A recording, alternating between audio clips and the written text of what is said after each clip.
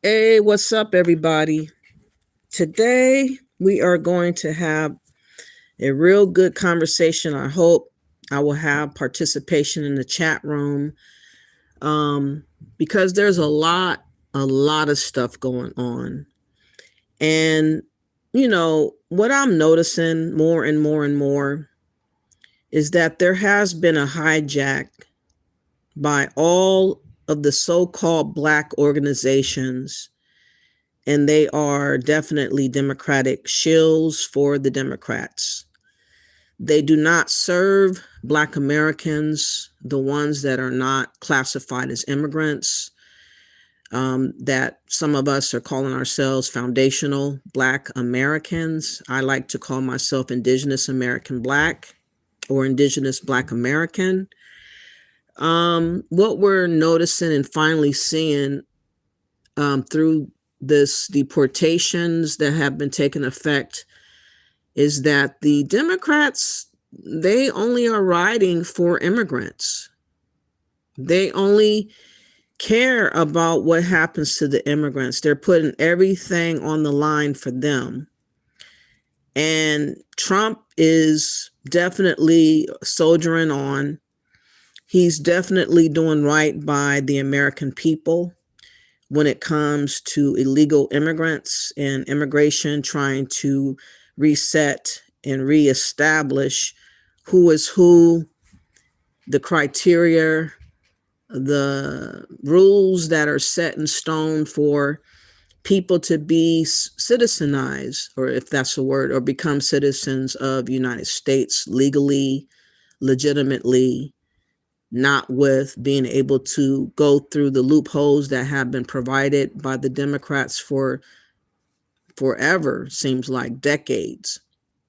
And Trump is the very first president that's ever called out the scheming and scamming of immigrants and also illegals that is definitely hindering and harming the nation as a whole. And these are my thoughts. This has nothing to do with me being mega. I'm not mega. This has nothing to do with me voting for Trump. I voted for him as an independent. These are my free thoughts. I find it very ironic that anytime a Black American such as myself speaks and has opinions about how I feel, that people are diminishing and dismissing, the origins of my views. They're pretending as if they have to be connected to racism or white supremacy. I have to be a part of the CIA or FBI. I have to be a traitor, a coon, someone that is a house Negro, etc.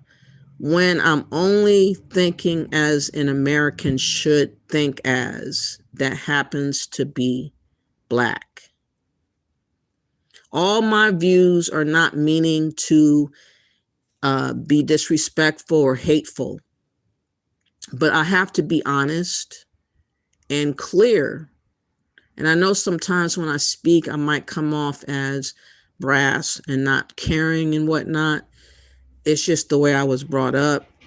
It is what it is. But I am very honest and truthful and transparent on how I see things.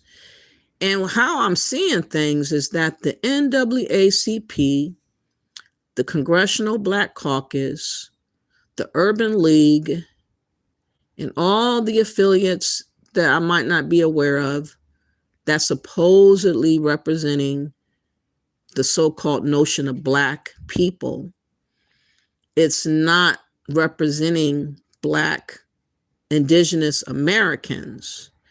They are using the word Black to pretend as if they are including us with all the other immigrants. But what they have done is just use our lineage, our history, our fights, and they tag that on to the immigrant and the illegal plight and pretty much bypassed us and left us out of the equation altogether. They have boxed us out of our civil rights, and they have pledged an allegiance to the Democrats, and they have basically used us and abused us, and I'm tired of that abuse. And I am wanting Trump to really look into possibly changing the NAACP, the Congressional Black Caucus, the Urban League, into true Indigenous Black American organizations, because that's what they were.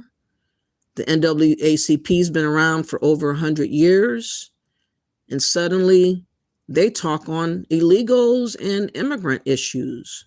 They don't talk about reparations for Black Americans. They don't talk about job loss issues that we may have. They don't talk about homelessness that is plaguing America all over the place. They don't talk about mental issues that are also plaguing the community, and other issues such as drugs and crime and other things like police brutality and things that we really want to get solutions for.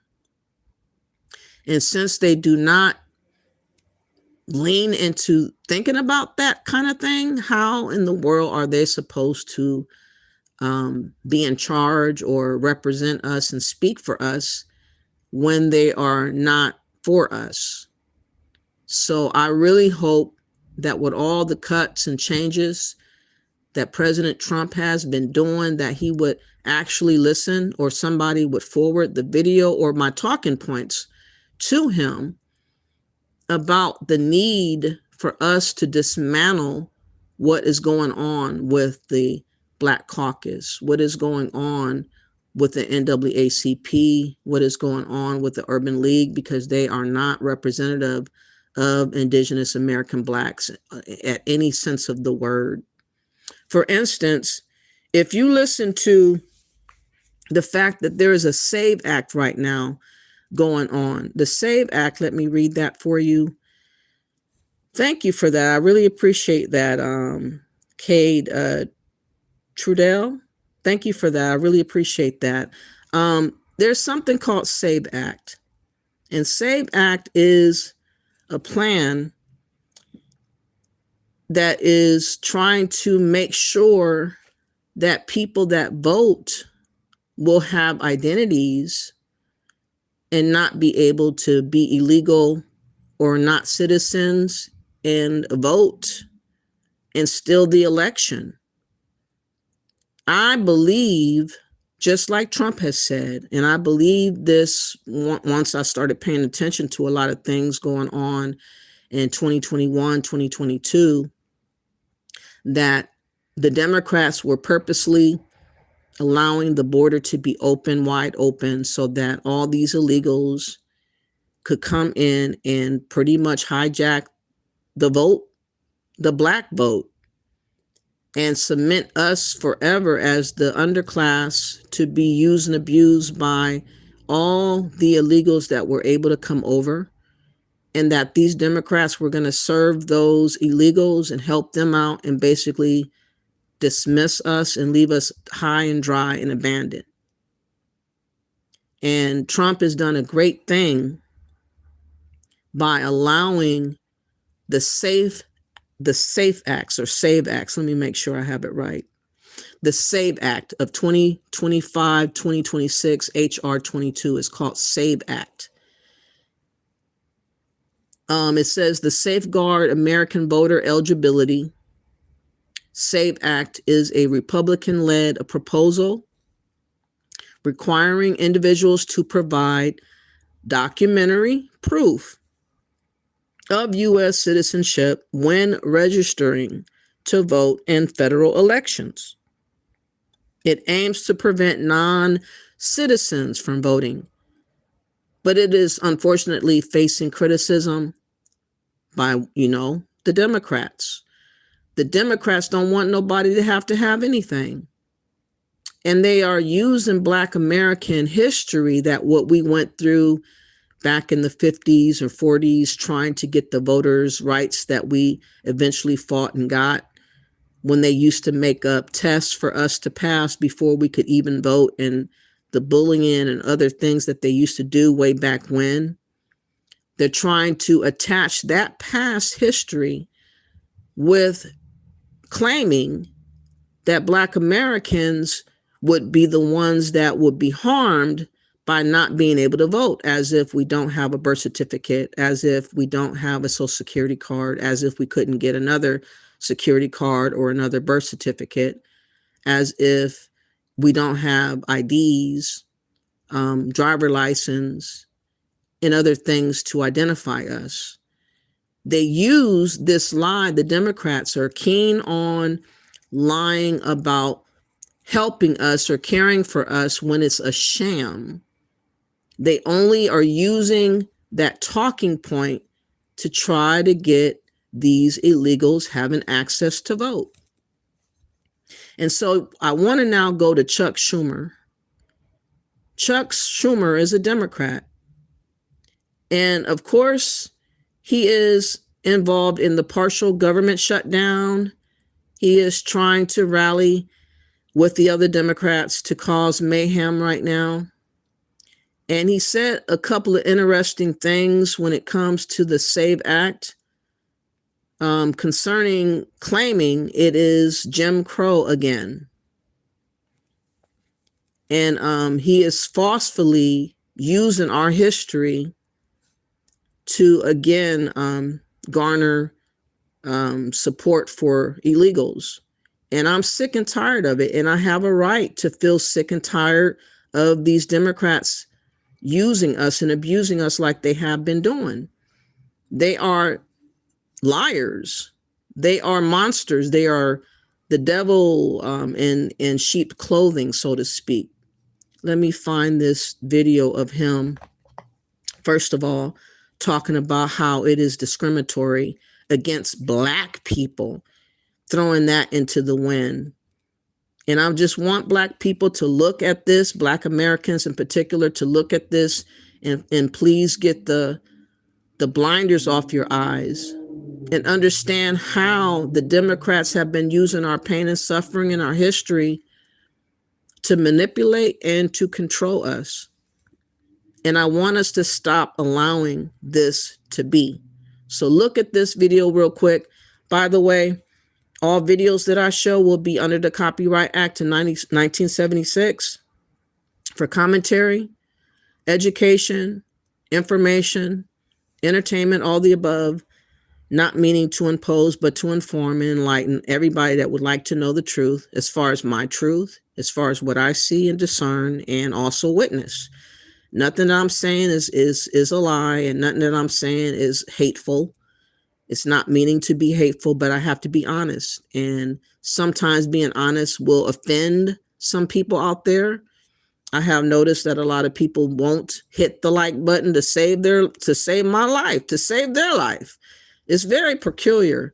I get more people to subscribe, but they don't like. I don't get that. What don't you like about my video when it's being honest? Let's go.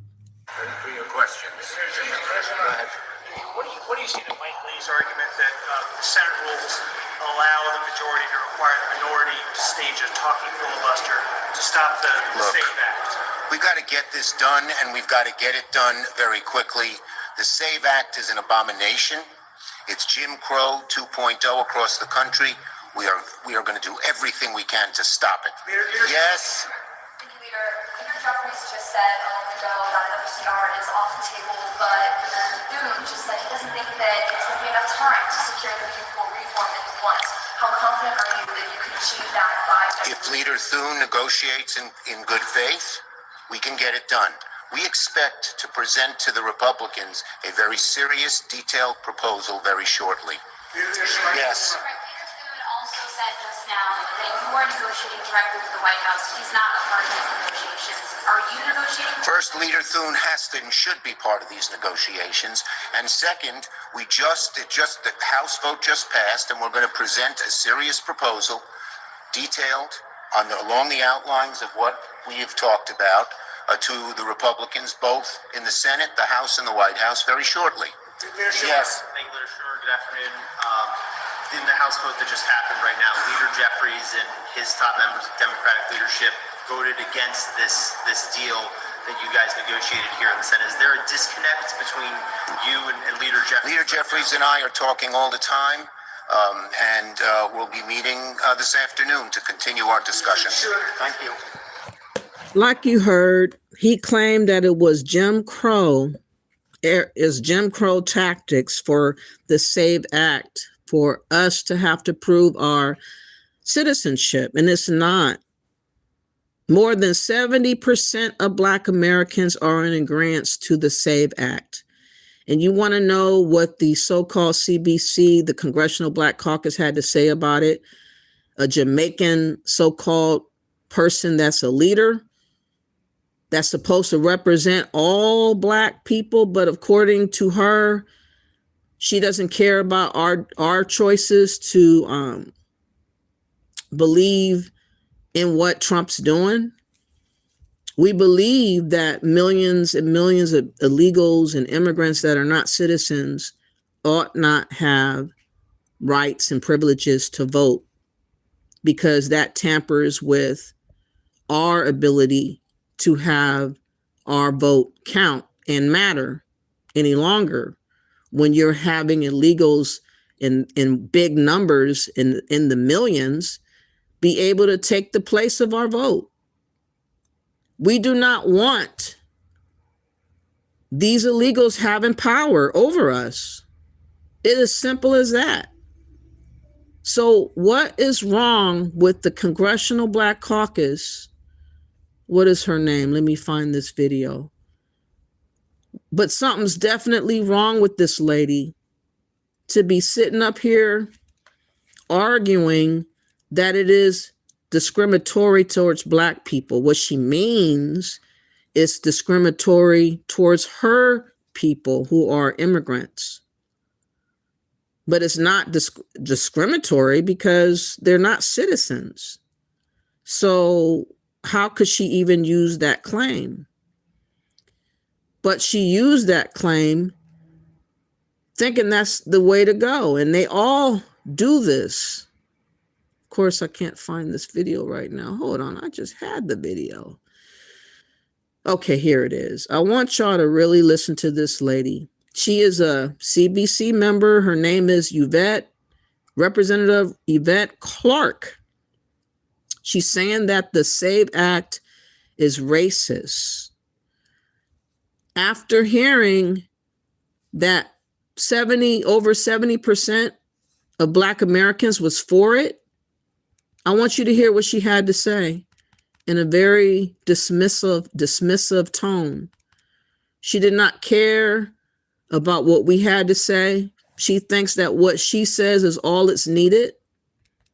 And her voice is what counts and what matters. And that is why I feel that the CBC, the Negro, the Urban League, and the NAACP should be defunded and revamped into a whole nother organization that only supports Americans that have nothing to do with trying to get over here, that have nothing to do with trying to be illegal here. If they are illegal, and if they are immigrants trying to get over here, they shouldn't have representation in those types of organizations. They have their own advocates. They have their own individual immigrant advocacy organizations. They don't need to be a part of our organization because they are they're posing differences within the organization itself. And one person loses out of it, and the people that are losing out of it are the Americans. And that is not fair, and I don't like it. Out of New York. Now, she is a Jamaican American. She's first generation. And Yvette Clarke, she was approached by a, young reporter. She works for Lindell TV, the right winger, Mike Lindell, the My Pillow guy. He has his own network. And so she works at this young lady works at Capitol Hill. So she pulled up on Yvette Clarke to ask her about the SAVE Act. Now, the SAVE Act is supposed to, if it goes into law, make sure you're an American citizen before you can vote in any elections. That's definitely on the federal level. Well, Yvette Clarke was questioned about the SAVE Act. Let's go ahead and check that out. You just stated that the SAVE Act is an attack on civil rights and is racist. Could you just explain that further? Because 76% of Black Americans support the SAVE Act, according to CNN. Is that correct? Yeah. Well, we find it racist because at the end of the day, it's targeting Black communities with a cost burden. We've been through this historically, right? Where we've been prohibited from voting because we didn't know how many bubbles were in a soap bar. And so this is just a new iteration of that, and we're very focused on defeating it. But if 76% of Black Americans support voter ID, I don't believe that 76%. CNN reported it? Well, that's possible. Polls? That's possible. Okay. But I do not agree with it. Now, this particular video. And she thinks because she don't agree with it, that only her belief matters.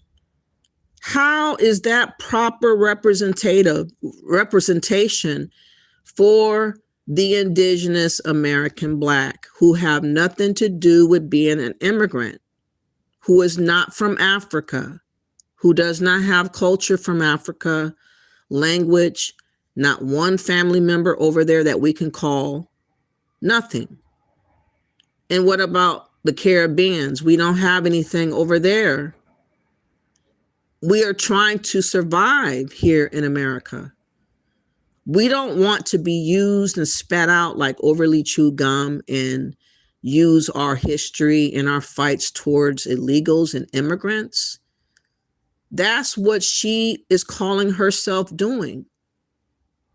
This representative of the Congressional Black Caucus is Jamaican descent, first generation. She cares about her kind. She cares about the people that are left behind in Jamaica. She wants to make a way for more of them to come over here. So she is only lying about so-called it affects Black people and it's racist when her folks weren't here for Jim Crow, but she utilizes Jim Crow talking points, racist talking points.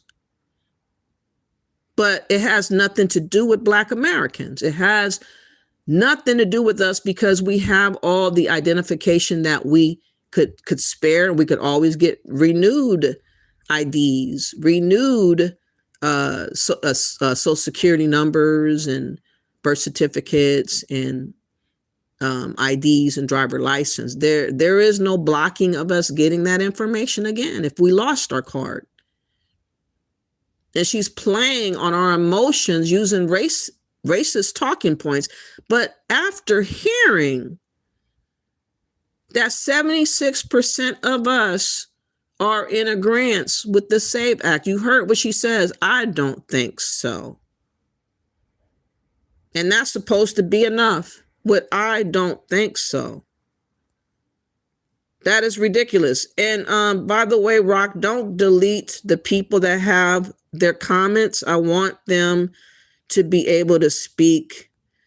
Yeah, you can get rid of the Placido Domingo guy, but the Pack Stat guy, I wanted to respond to. Some of the things I don't want to have people just saying what I believe. I want them to have their opinion. I want to answer their statement if it's legit, and he has a legit statement. So don't start doing that, The Rock. You have to be very careful only to get rid of people that are antagonistic and being disrespectful. If they're not being disrespectful, antagonistic, please do not delete their comments. Please don't do that. And speaking of Pack Stacks, I'll get back to what I was saying. You were saying, what about them? Let me go back up. Yeah, I needed to read all these comments. Okay, you said, what about the babies who were brought here at 1 year old whose parents died? Well, if they don't have any other relatives that they could link up with, then they would have to be a part of the ward of the state. Obviously, they probably would become a part of the foster care, and that's a whole nother situation. But I don't think the vast majority of kids that are in, the United States are having that issue. Most likely the parents are still with them, and only in rare instances you will have something like that happen. And in that case, I would imagine that they would become ward of the states if there was no other relative to find. If there's no other family member to take over the child, then what else could you do? You can't throw them away. You can't send them back to their land as a 1 year old because they can't take care of themselves. So obviously they will become a ward of the state and they would be a part of the system, and they probably would have to go that route. Now, as far as them becoming citizens, overall, if their parents were illegal, I don't know how that would go. Maybe the judge would find leniency on a case like that to go ahead and allow the 1 year old to have citizenship. But I think it would be taken up by the courts to decide. And I'm saying if I was somebody that was in power, I would look first to find other family members. And if it was not possible, then they would be a part of the system. Actually, I was a part of the children's service system at the age of 5. So this is why I'm thinking on that.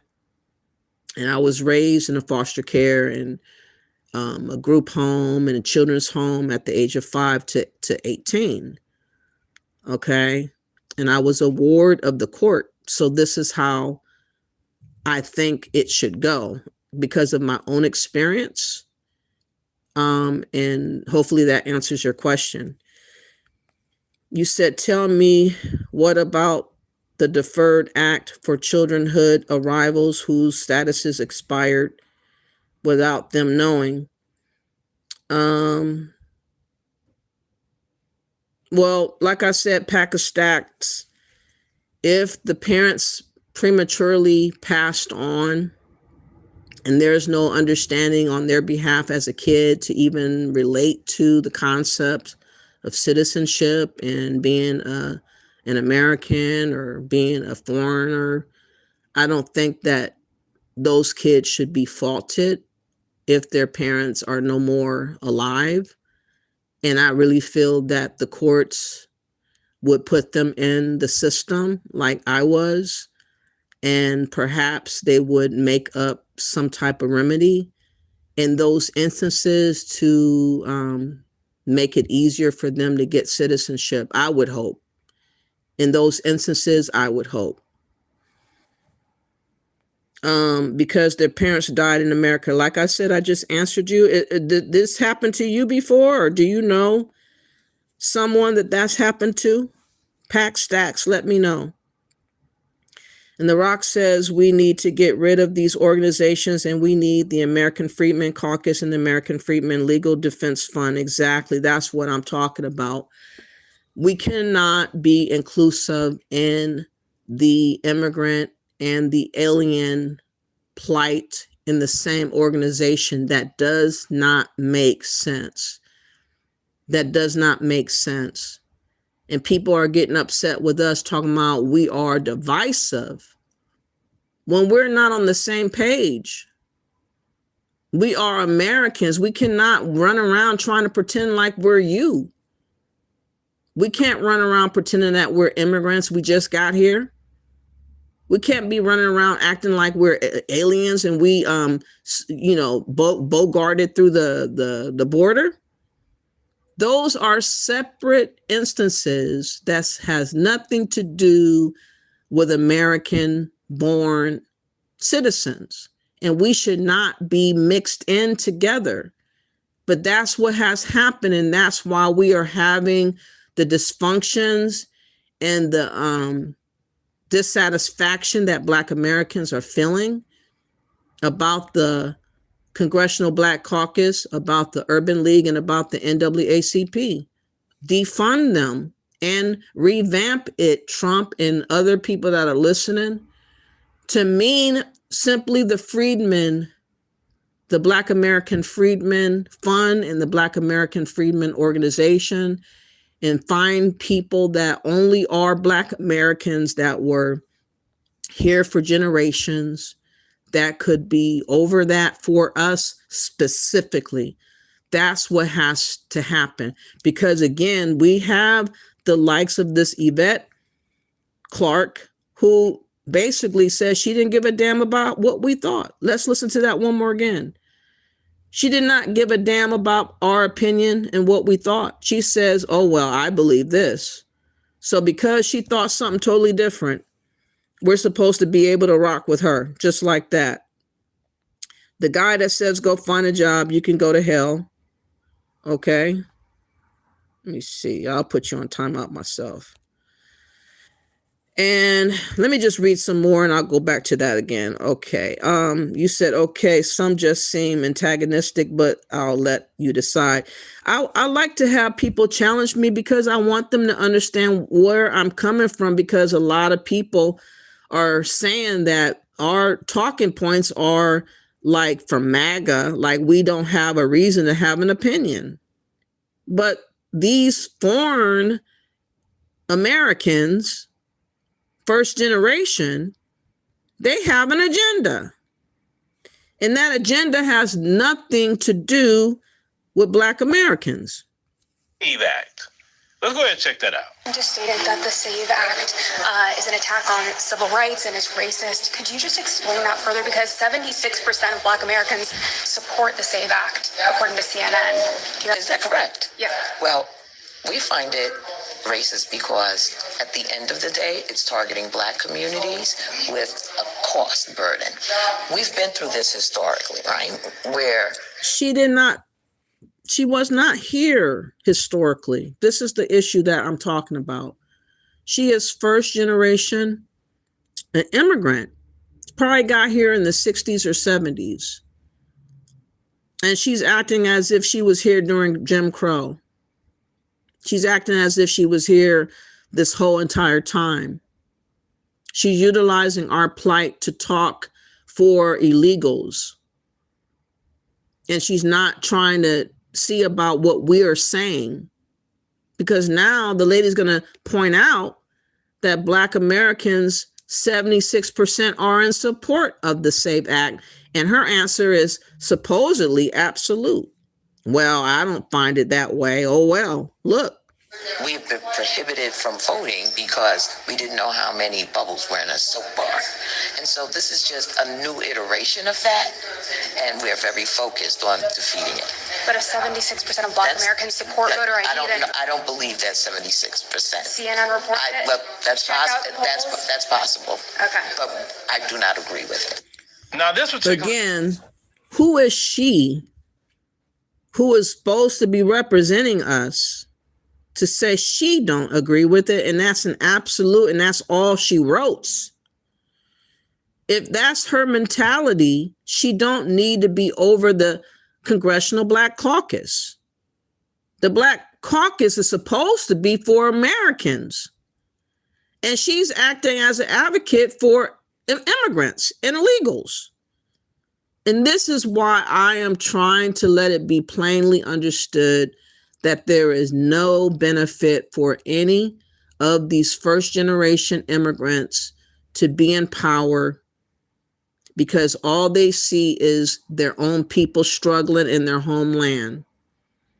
And they only care about making their situation better. They do not care about what is going on with Black Americans one iota.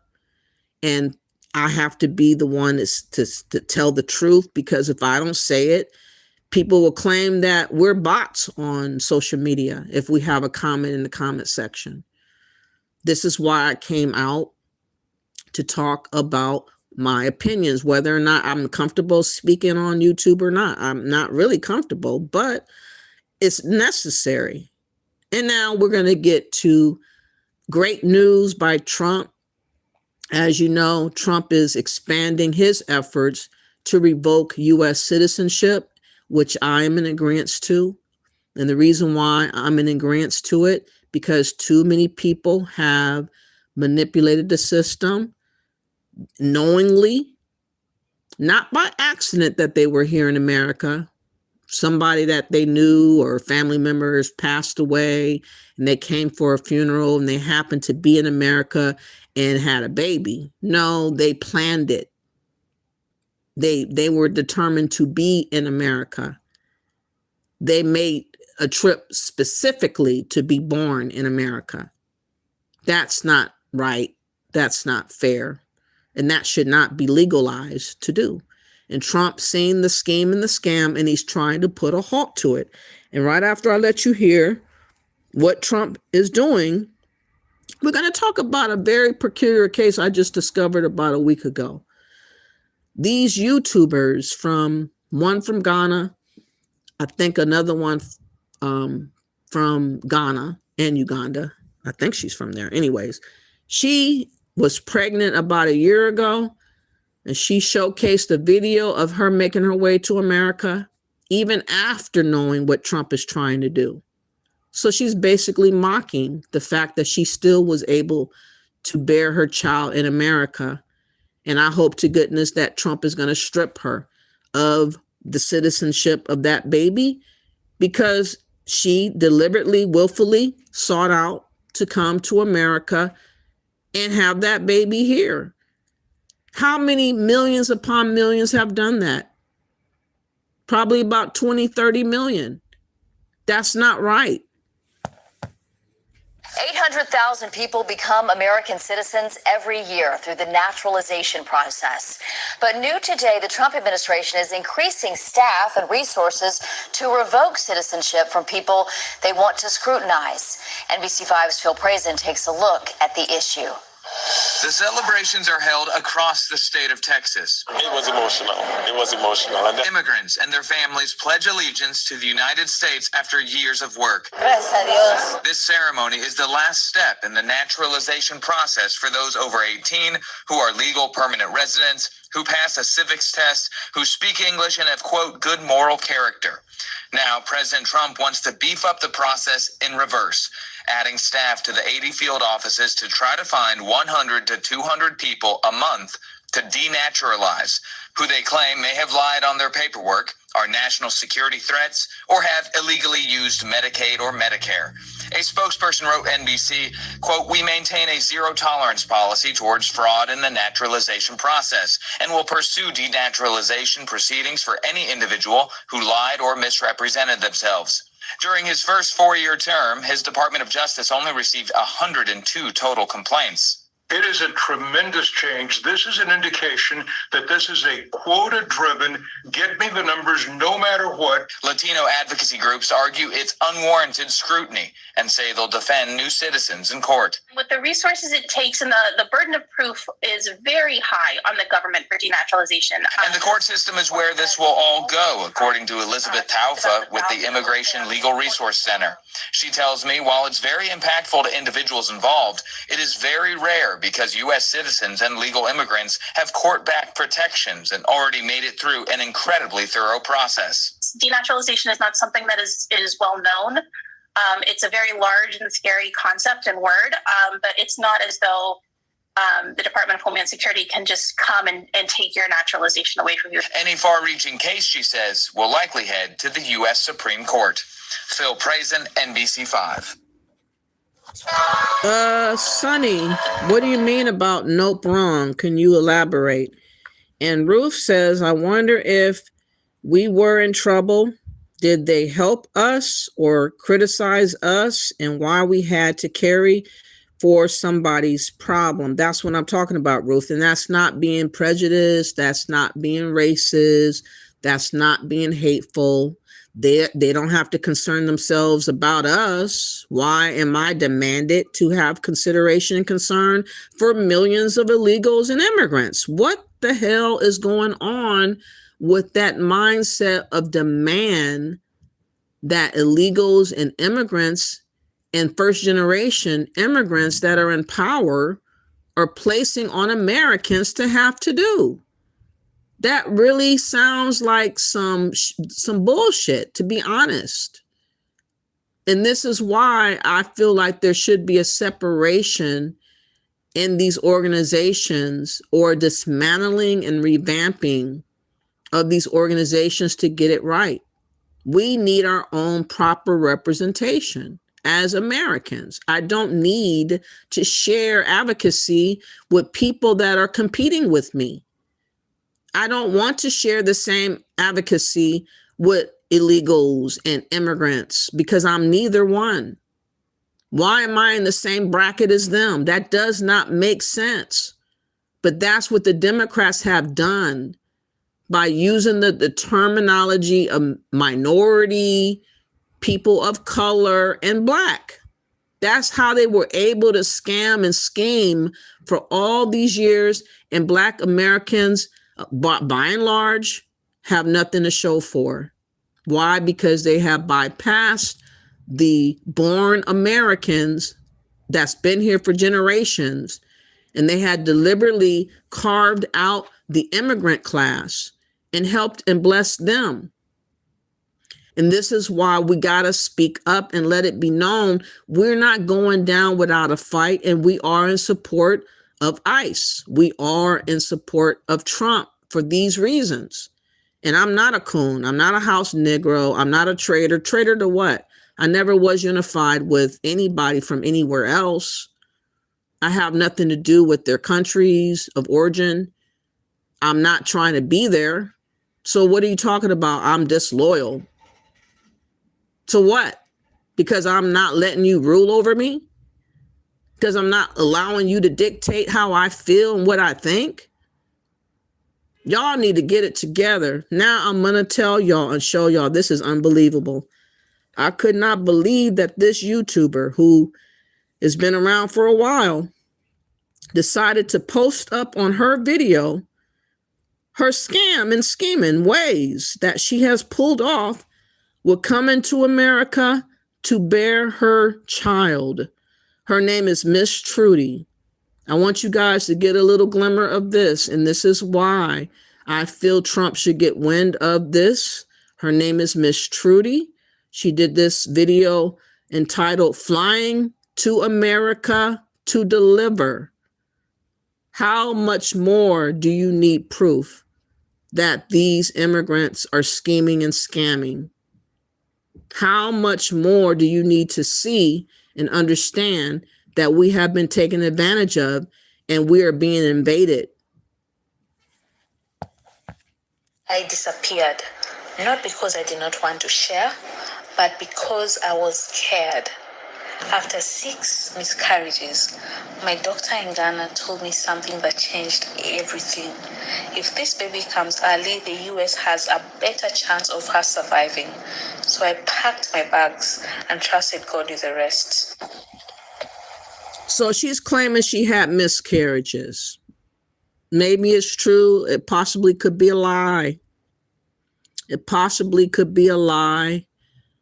But even still, many people in America have miscarriages. Women in general have miscarriages all the time. What makes her case more important than being legally here? What makes her case more important than honoring our citizenship and our clause in the Constitution that's designated for people that are from America? How can she be able to just bypass just because she thought a good plan to come to America? But this is what she did. Good morning from Atlanta. Yeah, guys. It's here. Maya has finally joined me. It's been a minute. I haven't been with him for like 3 months. Yeah, it's been so hard. Yeah, so finally you're here. Yeah. Are you happy to be with me? For the love of your life? Because imagine like canceling. So her husband is from Ghana, but I believe she's from Uganda. Why couldn't she go to the Uganda and have her baby there? Huh? There's 1 billion plus people in Africa. You telling me that they couldn't go to another place in Africa to bear her child? She just had to come to America. She had to make her child an American with the loophole that's being provided. And why? Is her child now going to be called a Black American like me? Oh, she's from Kenya. Okay.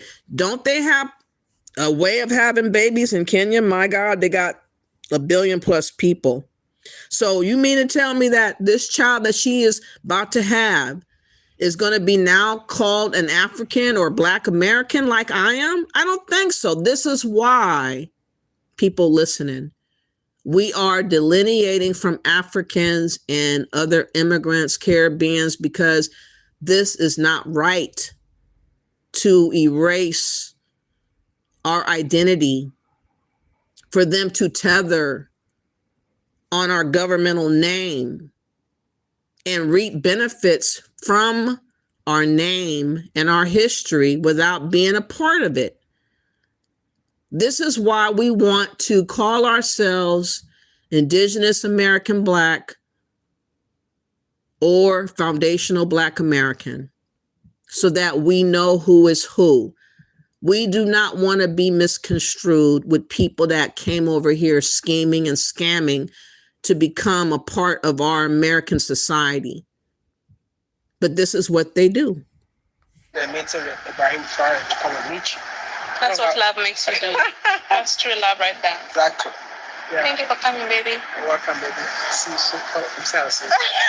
What do you mean you see me I'm soon? always traveling. Also, anytime you put my beard, the only thing that comes to my mind, I'll see you soon. No, I'm here to stay. Yeah, we have an appointment with the doctor. Yeah, and it's about 30 minutes away. Yeah. So we're waiting for Uber to come so we can head there. This is the first time Maya is going for an appointment with me. I think the Uber is here. In America, in not the US. okay. Yeah, in Ghana, when he was in Ghana, we were going together every day. So Uber is here, time to go. 8 months. Guys, this was Thank you, babe. my last 6 pregnancies. I used to feel, but then, I didn't miscarriage. Should I move for you? By the way, her husband, whose name is Wode Maya, he has a YouTube page channel with over 1 million subscribers, which means he has money. He could have went anywhere in Africa, any other place in Africa, maybe in the Middle East, maybe in Ethiopia. He could have paid for it. Maybe in, I don't know. He could have looked around. He could have did research. He could have found out how much money he had to pay out of pocket to support the best chances of delivery for his wife. He did not have to bring his tired ass to America and cheat the system. He did not have to come and scheme and be so emboldened and arrogant to display this on YouTube.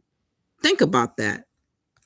Come on the other side. So this is the first time I'm doing, like actual filming. I have a studio. I do not. I do on location. Oh, you do a location? Praying to God to have mercy on me and just help me get to 9 months, because I also did not want to give birth to a premature baby. But God is good.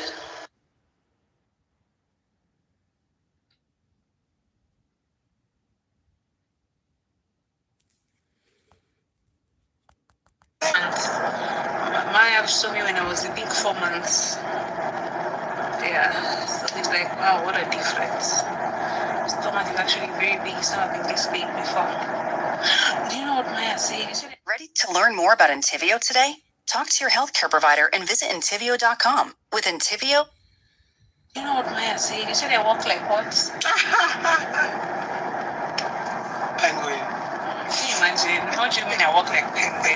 But he's not the first person who told me that. My friend told me apparently I waddle. It's called waddling.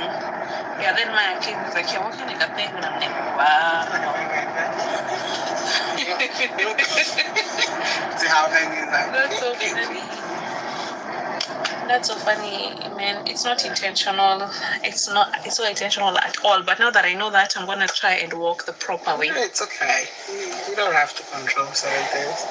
So I just want me to look like a penguin. I'm not saying you look like I'm going to fast forward a little bit until we get to where she's at in the doctor's appointment. Again, she is advertising her scamming and scheming the America system to have her baby on purpose in America when they have 54 damn countries in Africa, and her husband has money that he could have spent in Africa to bear his have his wife bear their child.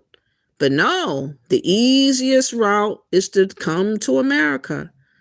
And this is why Trump is on the mission that he's on, because of these type of people are all over the place. They've been here for decades. They think they are entitled. They think they are old. They ain't sweat. They ain't cried. They ain't bled for this country. Why are they giving just over the most beautiful thing to have and acquire, which is your birthright? And they think it's no big thing to just scheme and scam and steal a birthright that's not yours to steal. But this is what these types of Africans and immigrants are on. To come and pick us up, we have to go to Target. I have to get some things. Although there are things which I would want to buy, but I won't buy. Like a bed, for example. a crib for my baby. If I get a crib, I'm gonna have to leave it in the US. How am I gonna transport it back to Africa? You know, and many other things. So I'm just gonna buy things that are portable. Do you get? So guys, after going through 6 miscarriages, it gets to a point where you feel so traumatized. So I'll talk to you At guys this soon. point, you know, we're just both so scared, crossing our fingers, hoping that everything goes well, but we just don't. So she's hoping that the story of talking about miscarriages is supposed to be enough to cover her. It's supposed to justify what she did. And again, her husband, I could see if her husband didn't have a lot of money, but he does. He's well known.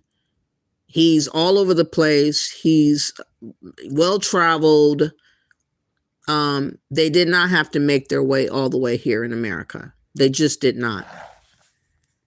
What the problem was, we found something that works. This is Clixen. It's a blood thinner. Basically helps to, you know, keep my blood thin. This is a medication that I started taking immediately. I knew I was pregnant. I was taking it during my 5th pregnancy.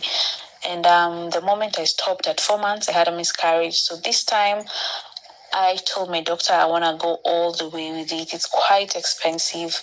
Goes for about $650 a month. I have to inject myself every day. But what do you do, guys? Desperate times call for desperate measures. And yep, this is me. I inject myself. She's married to Wodi Maya. Sheena, how are you doing? Thank you for being here. She is also a content creator with the name of Miss Trudy. This is off of her page that she uploaded. And I did read one of the comments where it said that this video is like a year old.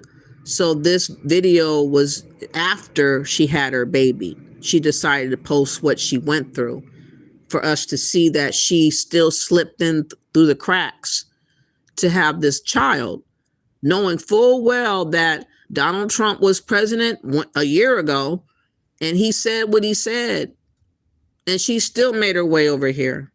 Yeah, she could have gone to Canada. No, she could have just stayed in Africa, for God's sake. You said her lips gives me stomach to vomit. Okay. Nancy says, no way. What's up, Neo? How are you? The Rock says, go to China or Saudi Arabia. They claim that Africa is modernized. They tell us all the time, we need to go. So if they're telling us we need to be there, what's wrong with them staying? That's the part I'm not getting. What's up, Edek? How are you? Thank you for being here. What's up, Golden Brown? You said, I bet you she came straight to the NYC hospital. I don't know. We'll find out. We'll find out. Mary says Medicaid pays for medical bills. You think? Wow. And Ruth says, who pay for the third medical? It's to just arrived. I don't know. You kind of confused me there. And Golden Brown says, when white people stop calling me black, then we all can be Americans. Yeah, you know, I have to say black because if I just say American, and if, you know, for instance, you describe me, how are you going to describe me without saying black? You can't just say, yeah, she's for blacks an American woman of a certain age, and she does this, she likes that, and whoop-de-whoop. And then they'll say, well, how does she look? You're not going to just say, well, you know, we don't talk about color. She's just an American. You will have to say what color I am. I wish, you know, I wish it didn't have to be that way, but I mean, to give a descriptive, you have to give a descriptive, and I am black, so it is what it is. And thank you for the correction. She's from Kenya. All right. You said you can look at these people and see she is lying. You said I used to work for IMM. You mean administration? Did you? What did you do? Yes, she's married to Wodi Maya. What's the name of her blog? It's called Miss Trudy, MISS, and then Trudy. You said you're black? Okay. It's every single day. It's so painful. I'm not used to it, but I have no option. I believe this is what helps to sustain the pregnancy. So I gotta do what I gotta do, guys. This is not the only medication I'm taking. While pregnant, I'm taking prednisone, Propicil, folic acid, Pregnacare. I am also taking baby aspirin, which are tablets but are also blood thinners. The thing is, my blood used to clot. Yeah, so to prevent the blood from clotting, I need to take blood thinners. Have you guys noticed the black spots on my face? They came out of nowhere when I got pregnant. I think they're called moles or something. I hope they're gonna... Anyways, let's go to the part where she had the baby. Now, I was hoping that it would tell me where she had the baby at. Hold on, let me read. It says 2 weeks ago in the comment section, this video was taken in the fall of 2025. And right now we're in January 2026. That means she has already given birth. Congratulations to the parents. Edit, wow, over 400 likes in less than a day. May our good and faithful God bless each one of you. Sending everyone virtual hug from New Jersey. Again, I don't have no hate for this woman. I'm just pointing out the fact that they all seem to think that America is the only recourse that they have when they have 54 countries. And if she had miscarriages issues, she could have researched to see where she could have went in Africa to take care of that over there. There is no reason in rhyme at this point with these people taking it upon themselves to do what they did. And people are going to be on the side of her having miscarriages. I'm on the side of you broke the law. Oops. I'm on the side that you hustled the system. And I want Trump to see this. I want people to please like and share the video. If you are a representative that knows Trump or any affiliates of Trump, please let him know about this video. Maybe he can use this video to also include in the Supreme Court case about how nonchalant, arrogant, entitled these Africans are, and immigrants are coming to America just to bear a child. We need to just tell the truth and shame the devil. It's not about hate. It's about them taking advantage of the system, period. So let's now look at, she's about to deliver a child in America. I don't know where yet. I hope that she will say where exactly. But from reading this video, it just states that she was struggling with infertility and miscarriages. So that is her rationale for why she felt like she has a right and entitlement to do what she's doing or did. They say God gives his toughest battles to his toughest soldiers. But God, where are you now when I need you? I know you say you have a plan for me, but I'm tired. Looking back now, I guess God must have thought I was stronger than I ever believed I was. Because 6 miscarriages?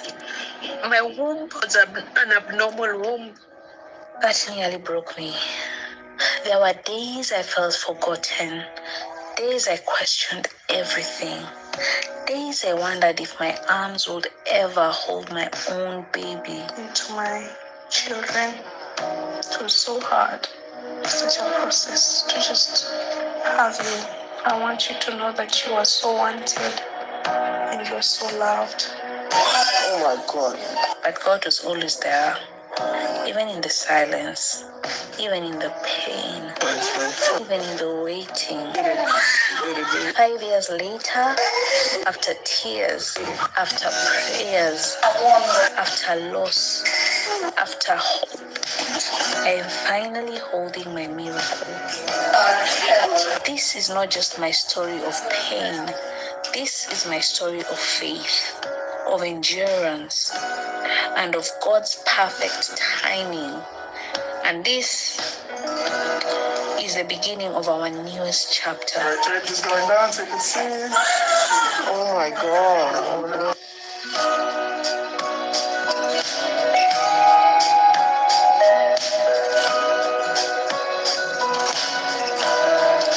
Hey guys.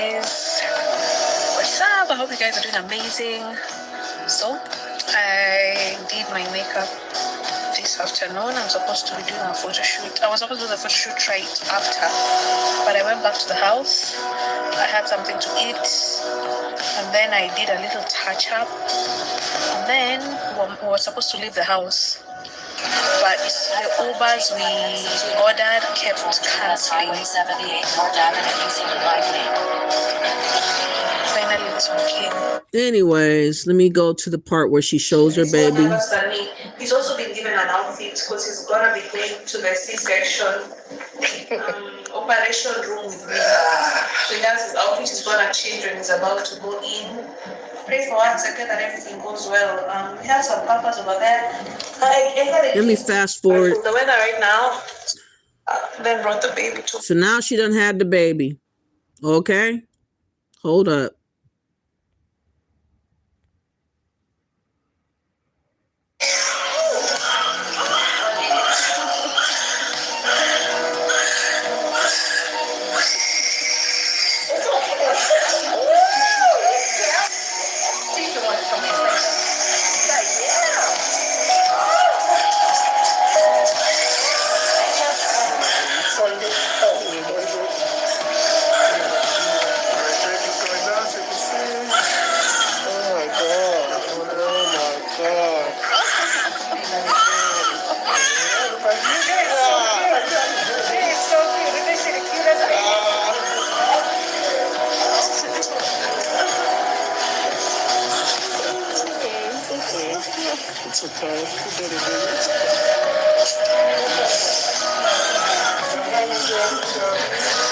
So this is her beautiful moment, scheming and scamming the system. Unfucking believable. So now that she had her baby in America, is she deserving of the birthright citizenship? In my opinion, she is not. In my opinion, Trump should go for people like this that have deliberately manipulated our system.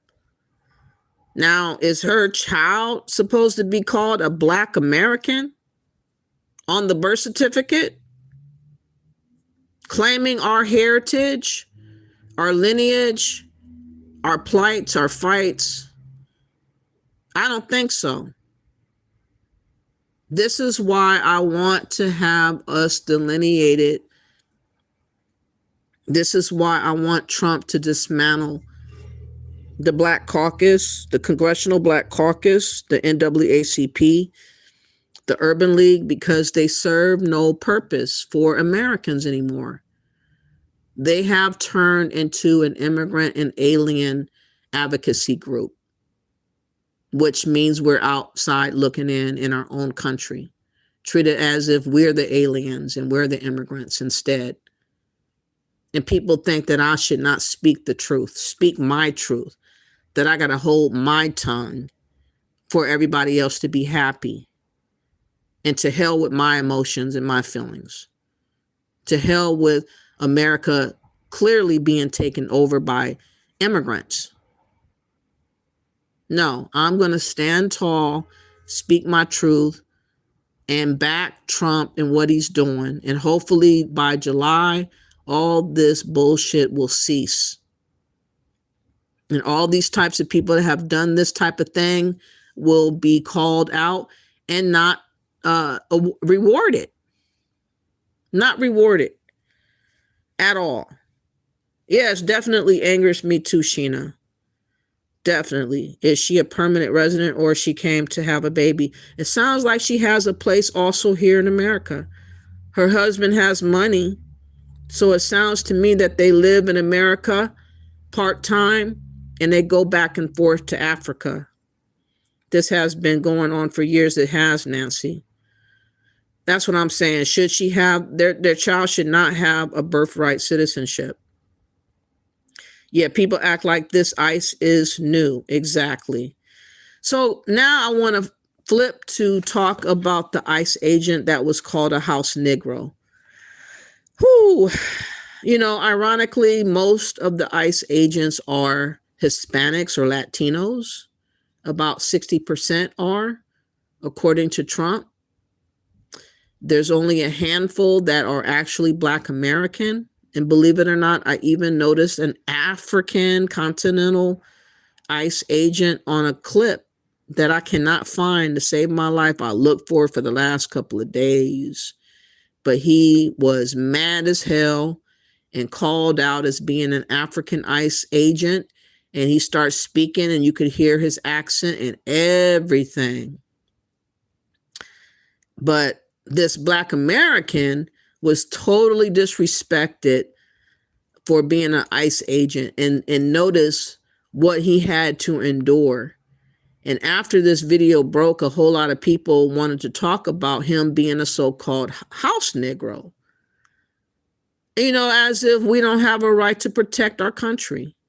As if we're not Americans. As if we're supposed to be loyal to the notion of being so-called Black. Like, no, you don't make up my loyalties. You don't get to dictate who I care about. I care about Americans first.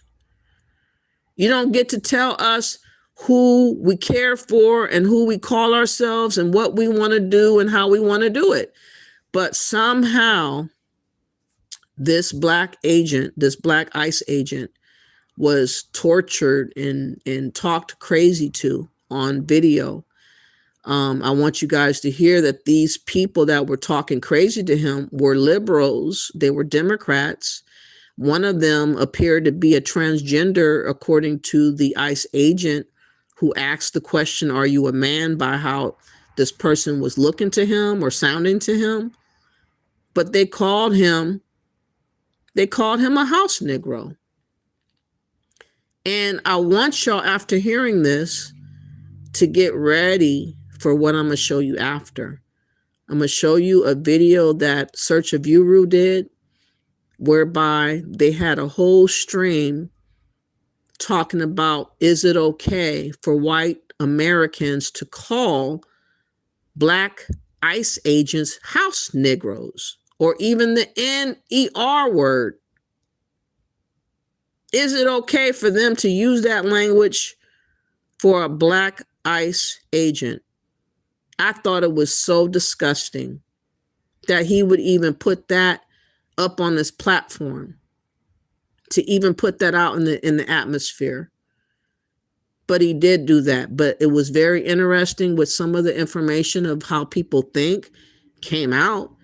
You had an African immigrant who is nationalized, I guess. He's originally from Liberia. He wants to have open borders. He wants everybody to become American. He doesn't want no rules and regulations in America. He's butthurt that Trump's in office. He thinks that these illegals have rights. He thinks that nobody should be able to ask anybody your status. I mean, ridiculous. And you had a couple other people with level heads that finally spoke my truth and how I think. I was shocked. Even Afrodamus, of all people, spoke up on the truth. And I want you guys to hear what was happening with that video. But first, let's look at this video. If you have not yet, please hit that like button. Please share and subscribe. Let's go. Yeah, you're free to film us. I'm giving you a warning. A warning for what, sir? A warning for what? A warning to quit following our vehicle. Because? Because we're conducting law enforcement operations. Yes, but we're allowed to film you doing those law enforcement operations. We still have a First Amendment, sir. We are not impeding your operations. We're going to kill you now. Now you are interfering with our operations. Do not continue to follow. We're pressed. We're pressed. We can follow you. We're pressed. We have a right to. Are you trying to get rid of the First Amendment? Why'd you stop whistling?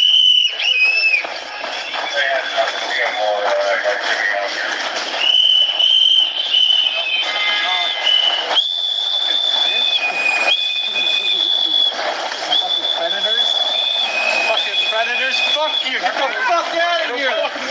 Fucking predator! Fuck you! What the fuck are you gonna do? Fuck you! I don't have a gun, bitch. Okay. Now here's the Black American, and watch what they say to him, y'all. Take it all in. That immigrants and white liberals, Democrats, are trying to dictate to Black Americans that we are house Negroes, we are traitors, we are coons. If we do not support illegals, if we do not support immigrants over us, think about how stupid that is. That's what the Democrats are on. And this is why they can no longer represent us. Families should be ripped apart by family energy. Like we should rip people apart from their families. Are you a man? Wow. Wow, is that a question? Hey, asshole. Hello.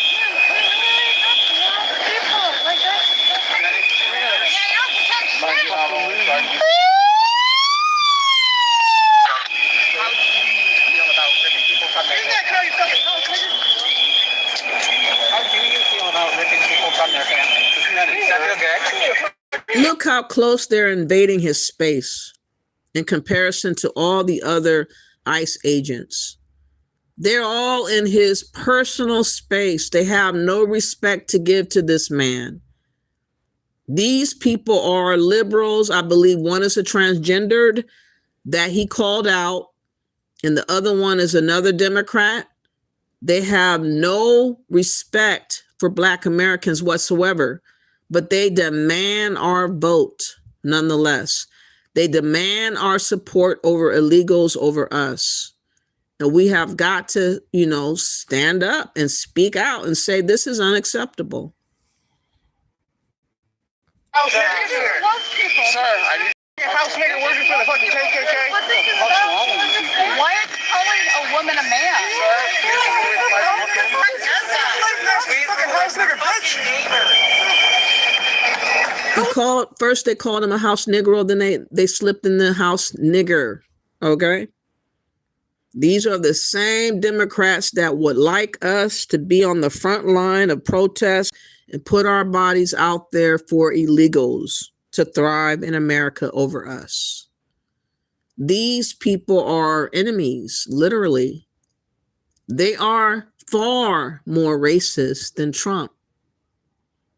They just kind of do policies, they do actionary things that are obviously racist. They demand everything from us and without giving us anything but catfish at a cookout. This is all that they desire to give us. But the guy was disrespected.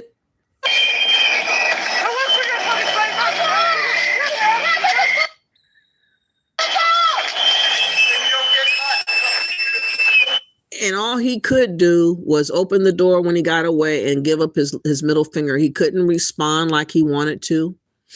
He didn't want to say too much to escalate the stuff any further. They were all in his personal space. They were antagonizing him and tempting him to do something.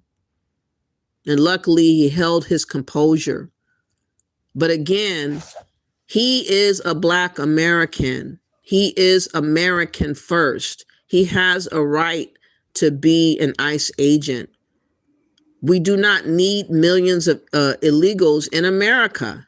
They are not benefiting Americans. In fact, let me give you an example about what I mean by that.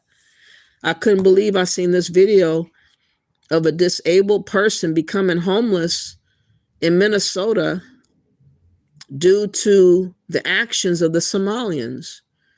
Due to all the frauding that has been happening in Minnesota, it actually affected a person that was living in an apartment complex. She ended up getting kicked out on her ear. She is I believe, a white American who is disabled. And this came out a couple of days ago. It came from KARE 11 Investigates. It's entitled Evicted Homeless Paying the Price for Minnesota's Fraud Crisis. For those who have forgot or don't care to know, Somalians have been accused allegedly of defrauding the government with fake daycare centers, fake autism organizations, fake schemes and scams galore that supposedly was around 8 billion, if not higher amounts of money. But because of all this defrauding, it has ricocheted and affected the American people there in Minnesota, and many other people are suffering behind all these scams because now Trump is pulling back on funding stuff. He has put a freeze on things. And now, unfortunately, it's affecting American people. Evicted, homeless, and living on the streets. Tonight, KARE 11 investigates the impact of Minnesota's fraud crisis on the innocent victims, betrayed by the very system that was supposed to give them care. Here's AJ Legault with the latest in his continuing investigation, Housing Hustle. Minnesota. Winter in our city is unforgiving. And I don't know where my boots are. Snow-packed streets and cold that punishes. My eyes. You wouldn't know it though. Yeah. To me, Janelle Hansen. She goes by the nickname Sky and is through no fault of her own homeless. I suppose I'm coming up on 6 months. It's now actually been 8 months. Sky allowed KARE 11 to document her journey. It's really annoying to live in your car. It is so annoying. Depending on the weather, I was so cold and so tired. we found her staying in tents. And I was cold while I was sleeping. It's not always easy to find a place inside to lay her head. If she can find an open bed, she stays in shelters. When she has the money, Hey, can I do late checkout? I almost got my stuff out. cheap hotels. I think I just got kicked out of the hotels for being too autistic. Sky's autism and the care she was supposed to be getting brought Minnesota's social services fraud crisis straight to her door. We're here for the eviction. It's June 2025. Sky lives in a very nice apartment in Minnetonka when sheriff's deputies arrive, I'm scared. armed What? with an eviction order for Jane or John Doe. We go by the latest court order that says we have to evict you from the premises. Sky lived here as part of a Medicaid program called Integrated Community Supports, or ICS. It's designed to help adults with disabilities live independently in their own apartment with one-to-one daily assistance. Doesn't matter, at least it turns out I have the right to live here. Sky. Where are her advocates? Where are the American advocates in the way of her being evicted with an obvious disability? Why is she allowed to be kicked out on her ear? But the Democrats are fighting tooth and nail for illegals over Americans. This is unbelievable, but this is why more Americans, in particular Black Americans, going to have to stand up and speak out and let it be known that we're not having this. We're not in support of having evictions of Americans over the protections of illegals. That's not hate. That's just common sense. Subleased the apartment from her caregivers, a company called American Home Healthcare LLC, which in turn held the master lease with the apartment complex. Sky said she'd paid her rent to American Home, so didn't understand what was happening. I'm not Jane or John Doe. That's what's confusing. Sky ordered to pack up what she could carry Grab what you've just packed because you need to exit the apartment now. and get out. We need to go. Come on. Okay. We need to go. Let's go. Sorry. Go. Okay, sorry. Out to the hallway. And like that, a vulnerable young woman put on the street. Buy house. Buy house. How could this have happened? Our investigation finds it's tied to the allegations of Medicaid fraud now rocking our state. Hold on, my left side doesn't work very well. Kane Pence was one of Sky's neighbors in the same ICS program. He first contacted Care 11 in May 2025 after seeing our Recovery Inc. investigations expose fraud in Medicaid programs for those battling addiction and homelessness. I call the whole thing Handicap Inc. He said people with disabilities were being similarly exploited. It's a complete and total scam. Kane said American Home Healthcare was being paid a lot for doing very little. $276 a day. That's every single day. Every day. Kane's records show his Medicaid was charged, claiming he was getting service for nearly 8 hours. You talk about an utter and complete fraud. I couldn't get people to carry out the trash. Records show American Home billed on September 14th, 2024, when Kane has photographic evidence. You can look at the date. Here, it should be time-stamped. Proving he was on a retreat all weekend in Lake Elmo. They billed on August 25th and 26th, when photos prove he was in Iowa, out of state. But that's absolute proof. They billed the full amount. They just billed the full amount every single day. I wasn't even in the damn state. Nobody even checked on me. So they're claiming they're giving me service. If I was dead in Missouri, they wouldn't have even known. I don't know. For Sky, I'm autistic, so I don't really... it was the same story. I don't know. What Sky didn't know was American Home billed Medicaid $421 per day, claiming they always helped her for 12 hours. Most days was like 2 hours, maybe. 1 or 2 hours. Medicaid data shows since 2022, American Home was paid more than $2.2 million in public dollars. The Minnesota Department of Human Services didn't cut off funding until September 2025, the same day Kane went to the Capitol and publicly testified in a House fraud hearing. $276 a day in my case, and they don't do jack. They do nothing. The company is owned by this guy, Jama Muhammad. Did you guys hear the difference though? They're only giving them supposedly 200 and something a day versus billions and millions of dollars that were given and allotted to Somalians there in Minnesota. And they're giving them a hard time, and they're disabled, and they're kicking them out on their ear, but they're going to high hell and back again for illegals, for people that shouldn't even be here. But this is what I mean. We do not have proper representation as Americans, whether they're white or black.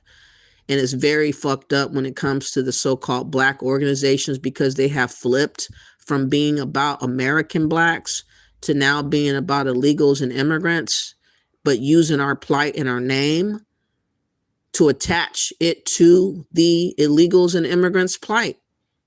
Very disrespectful. This is why Trump has to dismantle all these things and not harm the American people. I understand that, you know, there has been some defrauding going on with the Somalians, but I feel like the disabled people especially should not be harmed out of all of this. But this is how it's going, y'all. He never responded to Care 11's interview requests, so we went looking for him. This house is apparently the headquarters for American Home Healthcare. The house has an indoor basketball court and is located in a high-end Maple Grove subdivision. We left a message directly on the ring cam. We have some questions about allegations of fraud and kickbacks. Under federal and state law, kickbacks in Medicaid programs are illegal. This state bulletin specifically says an example of a potential kickback in ICS programs includes covering or paying a portion of a recipient's rent. Clients say that's exactly what American Home was doing. So they give you a rebate on the rent. Kane spelled out the alleged kickback in that legislative fraud hearing. And within 5 days, they make up for it by charging for all these services that they don't give. Court records show American Home got evicted from the apartment complex for not paying rent as they came under investigation, even though tenants were continuing to pay their share directly to American Home. Okay, let's go. That's how a confused Sky came to be escorted out of her home by sheriff's deputies as Jane Doe. And made it look like I didn't pay. On this day, Sky hanging out in the Hennepin County Law Library. My brain likes to have a hard time with it, but... She's trying to figure out We just do our best. how to get the eviction off her record in hopes she'll eventually find a new place to call home. They say that your home is in your heart. AJ, it's just heartbreaking. I mean, I know It's disgusting, but that just goes to prove to you that America has turned into anti-American, with the exception of Trump trying to flip it back to where it should be. And we as Americans need to understand what he is doing. Instead of listening to Democrats and stupid black folks that are claiming racism and all these things. Trump's not perfect. I'll give you all that. But he is not allowing the takeover to continue by the illegals and the immigrants. That is why I am in support of him and will continue. Now, the last video before I get to search review rule, I thought this was very interesting. There was a Milwaukee corner store owner who is facing $1.6 million in SNAP fraud charges. But y'all won't believe that this foreigner, who looks like a Middle Eastern, had the nerve to classify himself as an African American. This is why that term again has been hijacked. It's been used by all the illegals and immigrants galore. And this is why we seek to delineate officially so that we can maintain our identity and not be erased from history, and have our own organizations that actually represent us. That's all we want. We actually want our own organizations that represent Americans, not illegals, not immigrants. They have their own advocacy groups. They should not be intermingled with American advocacy because we're not on the right or the same page as one another. And people is trying to play us dumb, but y'all won't believe this story. Let me show y'all. Listen to this shit. This is going to be wild right here. The Franklin man accused of defrauding the food share program at a Milwaukee corner store that he owned. Yeah, the federal charges follow a years-long investigation. 12 News' Nick Bohr live at 27th and Atkinson tonight. Nick, that store was the one where investigators executed search warrants. Right, Derek. Neighbors here telling me that they saw agents pulling evidence out of here more than a year ago. That investigation now finally yielding charges. The store owner accused of defrauding a state program intended to feed hungry families. The Hotspot was a popular corner grocery and liquor store for decades in the Garden Homes neighborhood, owned by the same family for generations. I don't remember exact date, but early 2000. Okay, so about 20 years, over 20 years. Over 20 years. This man with an accent and the look of a Middle Eastern is actually calling himself an African American, y'all. Continue to listen. And is this your family's main source of income? Yes. But the owner, Neil Jabbar, began to run into trouble in recent years, including having his liquor license revoked at this 2023 License Committee meeting, the revocation a response to security issues. Well, the hotspot's closed now, all locked up. Neighbors telling me they didn't want to go on camera, but say they recall agents raiding the store a couple of summers ago, and that it has been closed since last summer at least. Now we're learning why. Federal prosecutors this month leveling 2 counts against Jabbar, claiming he was defrauding the SNAP Food Share Benefits Program, which is taxpayer funded, out of some $1.6 million between 2022 and 2024. Prosecutors say he'd give people cash in exchange for the food benefits on their Quest EBT cards. The cash would be less than the amount of the cards, but he charged the state and federal government for the full amount. They say Jabbar used the money he made to pay off personal loans and credit cards, to fund his membership to a vacation club, and even spend it at retail stores like Target, Gucci, and Nordstrom. No one answered the door at Jabbar's Franklin home Tuesday, even though someone was pulling in as we arrived. Nick Moore back live with us tonight. Nick, what kind of prison time could he face? Well, according to the documents we've obtained, he's agreed to plead guilty in exchange for lowered sentencing recommendations to two federal counts. And on those cases, he could face a maximum sentence of more than 20 years, though. Nick Moore leading us off live in Milwaukee tonight. That wasn't the right video, so let me find a better video before I continue. That wasn't the right one. That's a short clip, but obviously, let me get to this. Hold on. Please hit the like button. Please share and subscribe to the channel. Stop being haters. If you are an American, especially if you are American, you should be supporting me. I'm for you. Whether you are white, black, Mexican, Asian, whatever, if you are illegally an American, if you are born as an American without scheming and scamming the system, I am on your side. I want what's best for America as a whole. I want America to thrive and not be taken over and manipulated and screwed up by other people that have other intentions. I am not for the Democrats' agenda. I understand that Black people have been manipulated for about 60 years and been brainwashed and brain dead. I have woken up since 2021 to the realization of what is really going on. I have this video or channel to expose what I have learned and what I'm finding out to help my community as well as the whole America community as a whole, for us to get on the right wavelength of thought. I want us to unify collectively as Americans for the right purposes of saving America. I am not on the side of illegals whatsoever. They have their own country that they can go act a fool in to have changes with the government and whatever is going on over there. I don't think that they should take everything over here to fight because, again, this is not their country.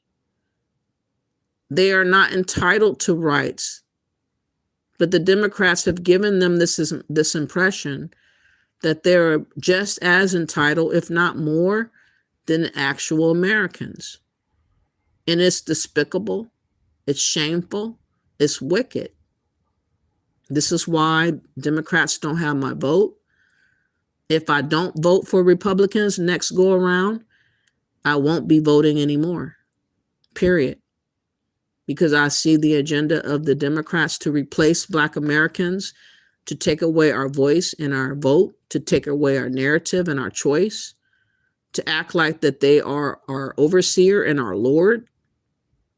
And I hope that Donald Trump will make a way to dismantle the Congressional Black Caucus, the NAACP, the Urban League, and force them to become American advocacy only organizations or do not be in operations, period.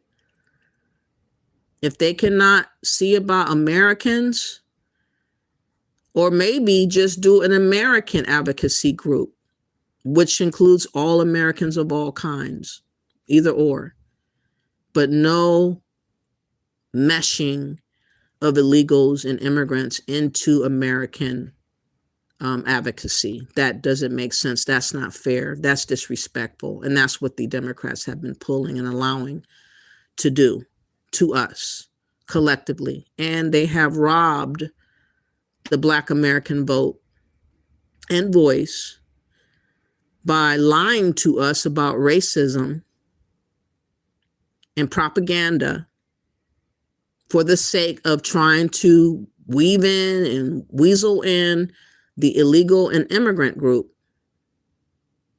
And I see it for what it is. It's all fraudulent. It's all dishonest.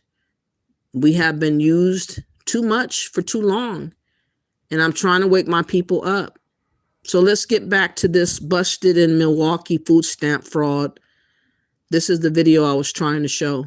Unmasked right before the public eye, and that means that a lot of these investigations were either started or actually evidence was collected or the prosecution was developed during the prior presidential administration. And the reason I want to point this out, the reason I want to highlight that is because there is a push from the left-wing media as more and more welfare fraud is being uncovered to say that this is somehow a partisan issue. This is just the evil bad orange man targeting ethnic minorities that he doesn't like. But if you guys will recall, the biggest COVID-related fraud, the Feeding Our Future fraud, which was being run by Somalis in the state of Minnesota, was uncovered by the Biden administration.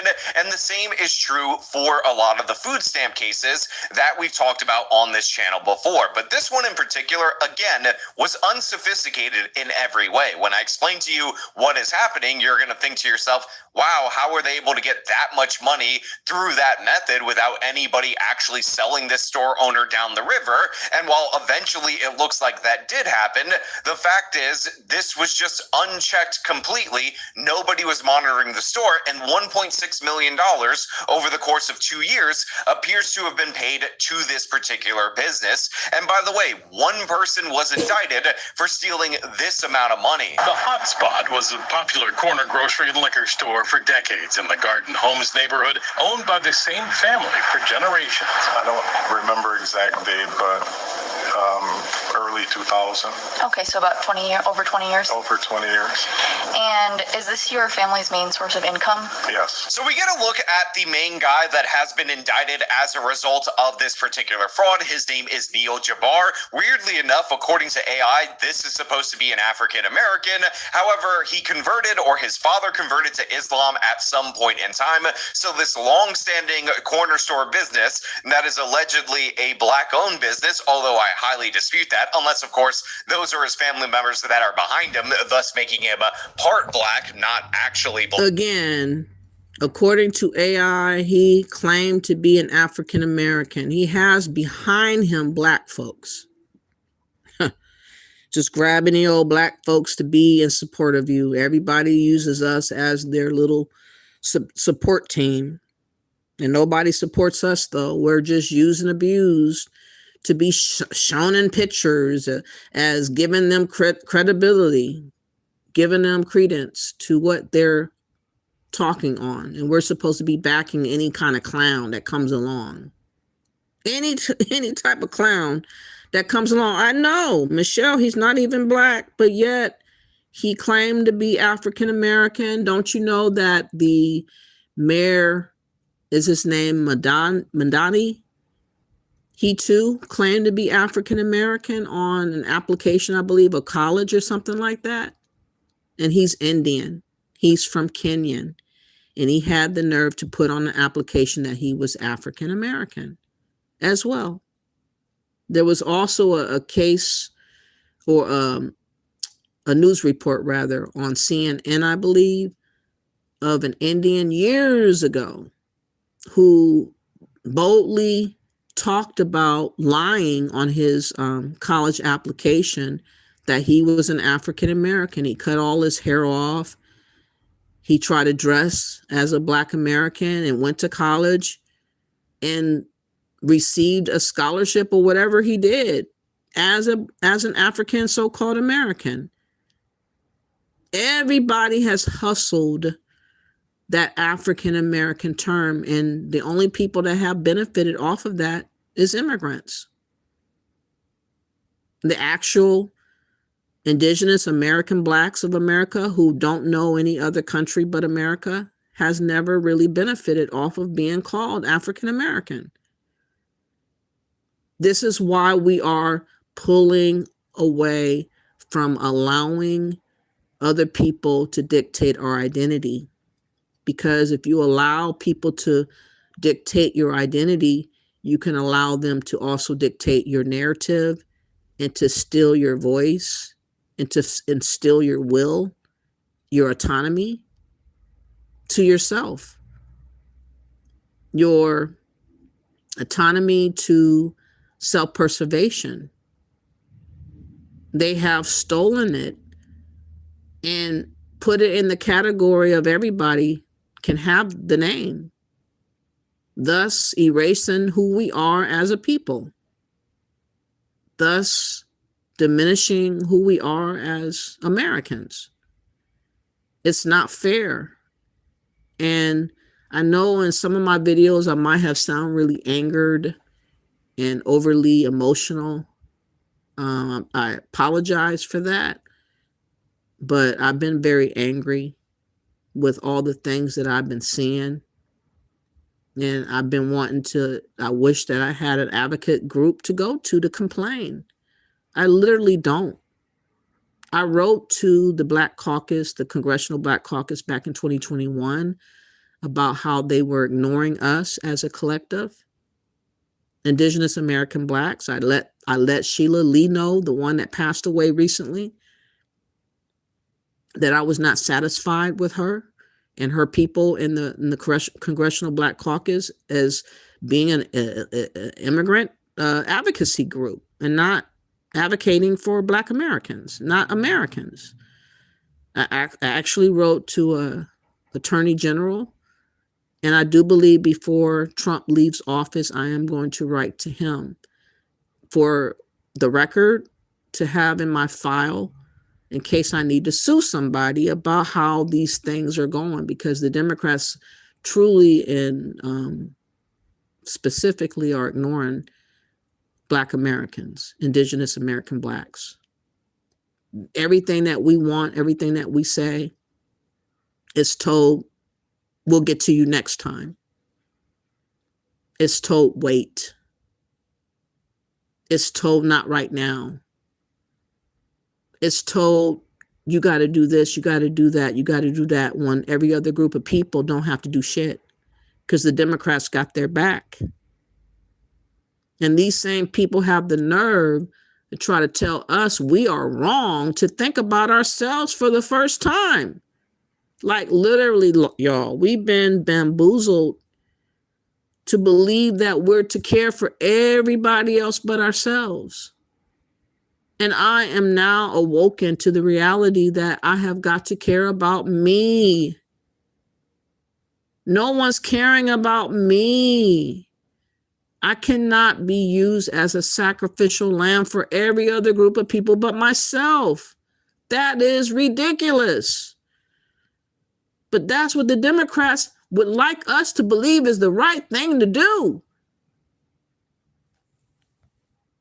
Black, like, or fully black. The guy looks very Middle Eastern and he has a Middle Eastern sounding name. I don't know what the hell is going on right here, but yeah, this guy ended up having some trouble a couple of years back where he ran into an issue with his liquor license, and maybe possibly the loss of revenue in that particular sector of his store was the driving force behind him running this food stamp scheme. But the owner, Neil Jabbar, began to run into trouble in recent years, including having his liquor license revoked at this 2023 License Committee meeting, the revocation a response to security issues. The hotspot's closed now, all locked up. Neighbors telling me they didn't want to go on camera, but say they recall agents raiding the store a couple of summers ago, and that it has been closed since last summer at least. Now, to be clear, I am speculating about maybe the pressures from the liquor. So let me read a little bit of the article and then we're going to move on to Search of Uru. I want you guys to hear the arguments that people talked on about Black Americans being a part of the ICE agency to deport and apprehend illegals. The argument is because of the video that I showed earlier, where you heard liberals calling the Black American ICE agent a house Negro, and then in turn house with it hard ER, N-E-R, you know what I mean? And they wanted to be having an argument whether or not it was justified or not. We are continuously attacked for being Americans if we do not denounce us being our American self and take on the plight of illegals and immigrants. all the immigrants and illegals are collective as the Voltron. They formed a Voltron against us. They're all on YouTube bashing us, ridiculing us, saying we're a hate group, we're xenophobic, we're everything but a child of God, for standing up on our own 2 feet and speaking our truth as to what we are not liking what the Democrats and other agencies that represent us are doing, which is using us and our history and our ancestors and our plight towards every other group of people but us. That's insane. But again, this goes to read from Milwaukee Journal Sentinel.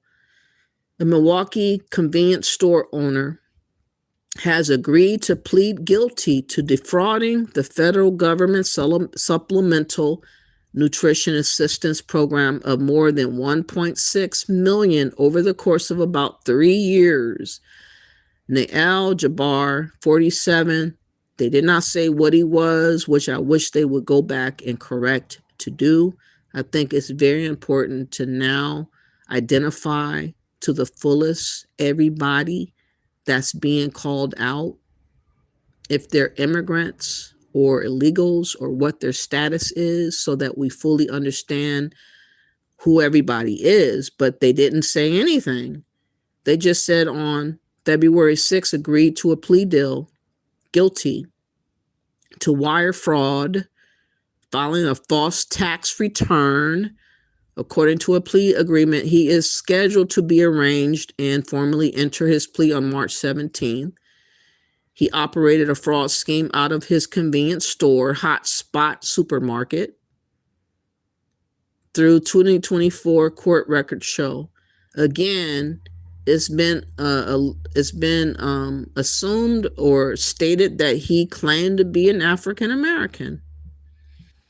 Also, it continues to read that federal prosecutors said Jabari exchanged SNAP benefits for cash at a discounted rate and recouped the difference, pulling in more than $1,610,000 he was not entitled to. He then transferred the money from Hotspot's business bank accounts into his own personal accounts, court records show.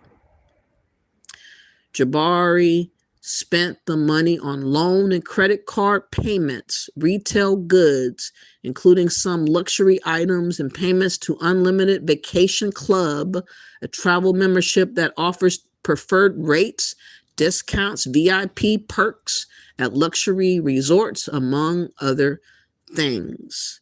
He also filed false tax returns in 2020, 2021, 2022, which resulted in a loss to the IRS of more than $87,000. According to the plea agreement, Jabari could face more than 20 years in prison and more than $250,000 in fines. The federal charges are not the first time Jabari and Hotspot faced trouble with the law. The Milwaukee Common Council in 2023 temporarily suspended Hotspot liquor license following reports of a shootout, drug deals, and several other incidences at the store. Again, when are we going to understand that the jig is up? We all know now that too many people have hustled African American and have hustled the black word, and Trump needs to do away with allowing immigrants and illegals to come and utilize our name. That should be an executive order to disable and bar these individuals from claiming us, using us, and it's not benefiting us. And they're not advocating for us. They're scheming and scamming. Like I said, everybody's in on the scam. We were the last to know. Literally, We were the last to know, and now we know the truth. So now we're going to get to the last portion of this video, which is going to be very interesting. I saved the best for last. Search of Uru, for those that don't know, is a Black American who is a Pan-African. Pan-Africans got a sickness about themselves where they degrade and bash Black Americans every chance they get about us not bowing down to Africans. For some strange reason, they believe that we should be putting Africans on a pedestal. We should be worshiping their dirty draws. We should be wanting to claim to be African. We should be trying to go back to Africa. We should be trying to build businesses and rub elbows with them, anything to be accepted by them and all that type of jazz. And I'm not on that. I am content with being an indigenous American, Black American, most of all. I am not concerned about no other country because I'm not there and I'm not going. But he has these strange lives where he'll ask some fucked up question about disrespecting Black Americans every chance he gets. In this video that he did yesterday, he asked the question, should white people be allowed to call Black ICE agents the N-word, nigger? Okay. He literally said this. Before I play the video, let me see what you guys have been saying in the chat room. I don't want to ignore y'all. I'm sorry that it took me a while. I just wanted to get it out, what I had to say first. Let me see. I'm going to go back up. Again, Sheena says, this angers me. Exactly. Sheena also says, is she a permanent resident or she came to have a baby? I think they have residency in America by the way she was acting. I don't have I'm not confirmed yet about that. It just seems like she does. I think that they go back and forth. You know how some people have a house in America and they have a house in Africa. I think that that's what they're doing now. You said this has been going on for years. Yes, it has. There is a group, all they have to do is land 1 foot on America. They are automatic citizens, and that's ridiculous, Nancy, rather. I don't think that that is right to do, and Trump doesn't think it's right to do either, and I think he's right. Sheena says that's Pan-Africans for you. Exactly. Pan-Africans are our enemy. They are literally our enemy. Y'all mark my words on what I'm saying. Everything that we try to do is not looked upon as being good. If we want to be sovereign among ourselves here in America, that's divisive for the Pan-Africans because they want to have ownership and authority over us. Africans want to have authority over us. And immigrants think that we should be bowing down to the word Black and just accept anything and all things that happen that immigrants are doing, scheming and scamming. And I just don't agree with none of it.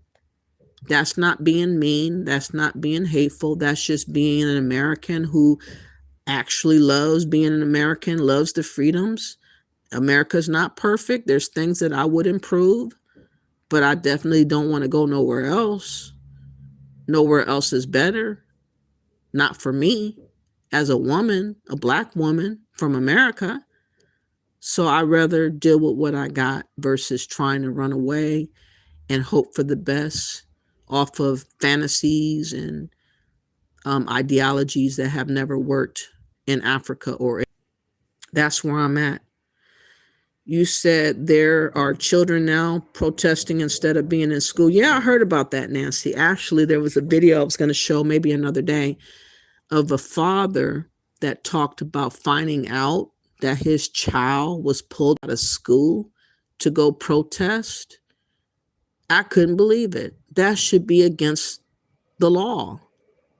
How are you going to force children to go protest when something could happen to them. As you know, people are getting sprayed down with pepper spray and being hemmed up and put in cuffs and put in jail sometimes, or roughed up. Would you want to see your child that came from high school or middle school protesting and have that happen to them because they're outside, because the school made them go?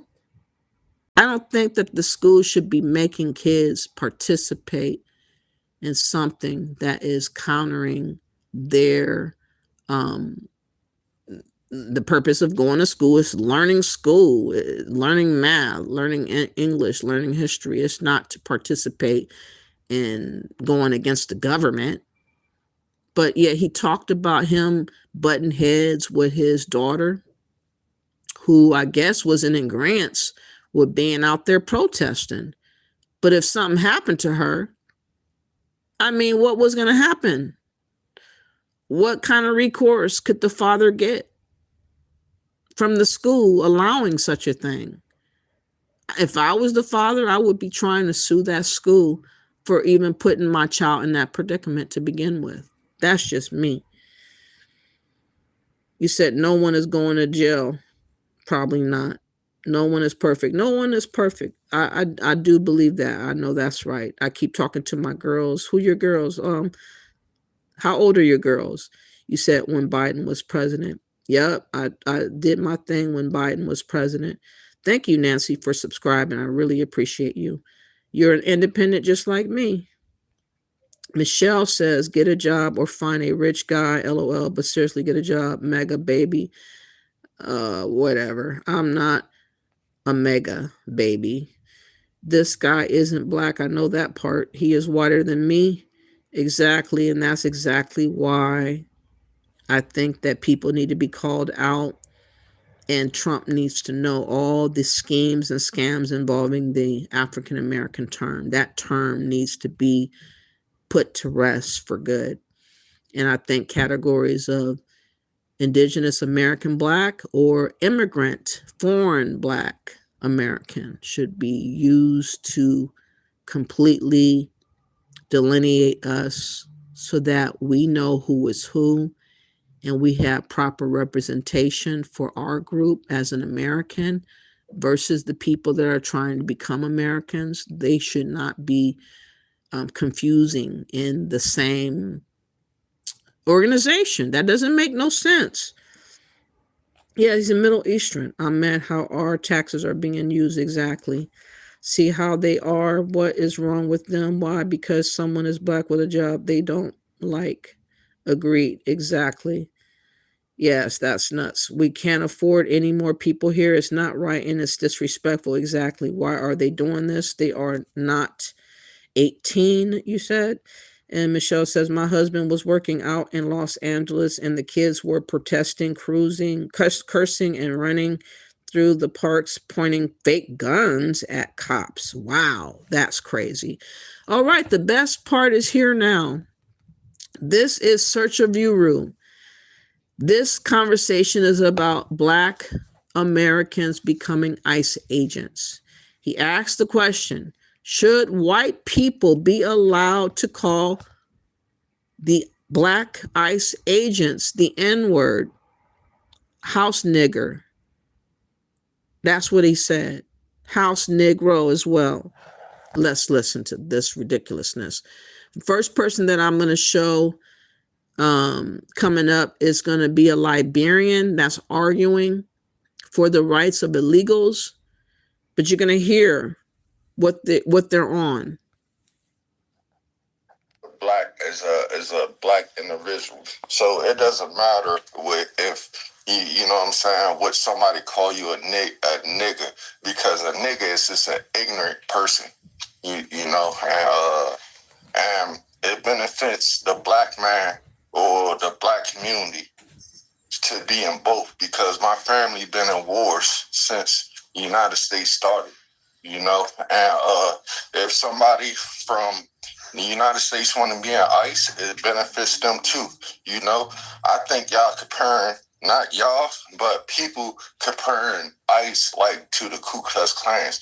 Yes, it's fucked up, but it's not compared to like the Ku Klux Klans. I don't think something I didn't see.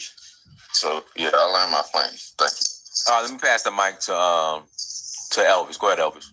With pages and pages of profile names and passwords, Gary had 200 plus profiles.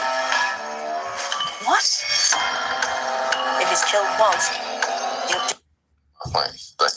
Let me pass the mic to Elvis. Go ahead, Elvis. All right. Thank you, Dinas, and hello to the panel in the chat. Look, there's nothing inherently wrong with immigration enforcement. Nothing wrong with it. And Black people could work for ICE. They can enforce the laws of this country. That's fine. The thing that people are criticizing is the method in which ICE is going about enforcing immigration. And many people liken it to the Gestapo, not because they're putting people in ovens and killing people rampantly, but the tactics that they're using is something similar to what the Gestapo's used. They ask you for your papers. They want to identify who you are. Those were, for example, communist linked. Those who were of different sexuality or race, they were targeted. So under Obama, like most people make that statistical claim that Obama deported more people. Of course he did. There's a way you can do things effectively without causing a ruckus. This is almost a form of terrorism in the sense that you're trying to terrorize people and inflict fear on legal citizens because the tactics that you use is going to put fear in them. In Minneapolis, here where I live, not in the city proper, but outside of the city, we've had businesses go out of business because people stop patronizing them because everybody's afraid. Most people are legal citizens, or legal residences, and they can't. Hold on. When you say legal, what do you like? What do you? No, like somebody who has a green card, right? Okay. People who have green cards, people who have work permits. People who have legal documentation, but because ICE is going to stop you and ask for your information, which is itself is not something that we've been seeing in this country. With Obama, for example, many people never talked about ICE. They barely even saw ICE in the streets like that. But Obama was more effective because he went through the court system. They targeted people who were illegal.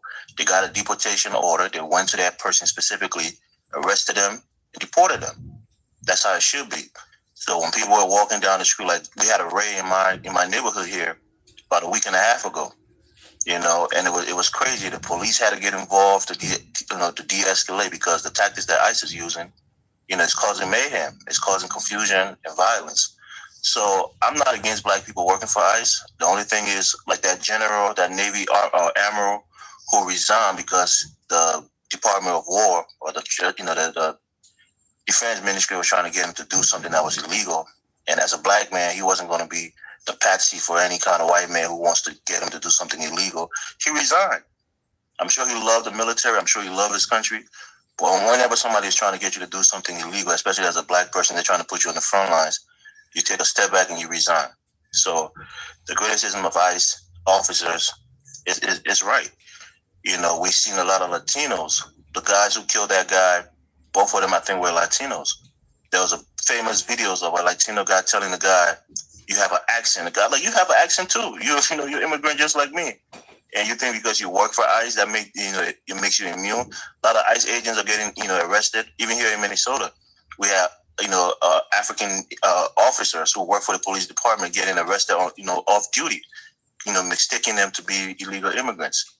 So that's why we're criticizing ICE, not because we don't want Black people serving there, but because the tactic they're using is illegal and it's meant to intimidate people. Dinas, I gotta respond to these, bro, because these are low IQ arguments set for an audience that they believe all kind of use. Hold on, Dinas. The reason why Trump is being the reason why these liberals are out on the street against ICE is simply because Trump has a 24/7 media attack saying that ICE is the Gestapo, ICE is the secret police, ICE is Nazis. You have to understand, because Trump had an assassination attempt.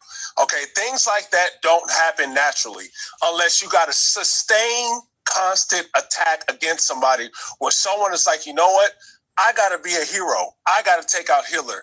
It is the exact same thing with ICE. So that silly comparison with Obama and Trump doesn't work because there was no constant, sustained media attack against Obama. It was all praise. It was all love because Obama was their guy.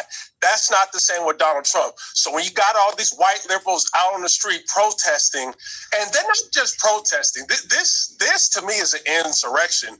They're blocking ICE, boxing them in.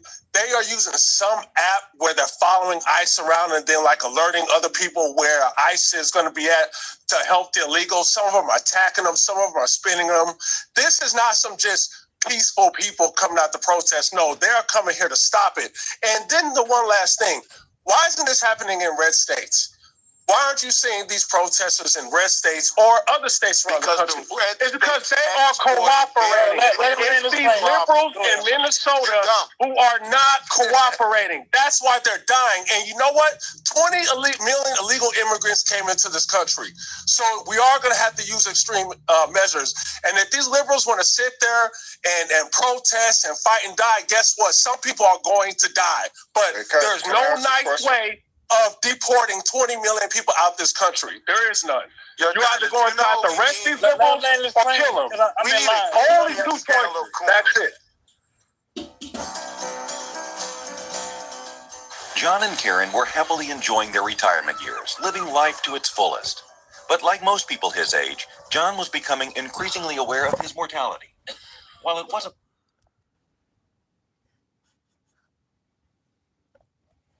That's it.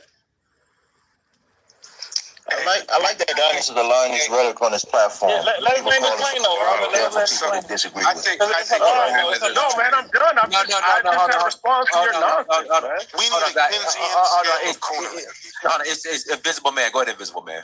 The answer to your question is no. Absolutely no. I don't even think black people should use the term. And here's the real deal. Anytime somebody has no comeback, has no legitimate argument to counter somebody else's argument, they throw house nigger around. They're weak.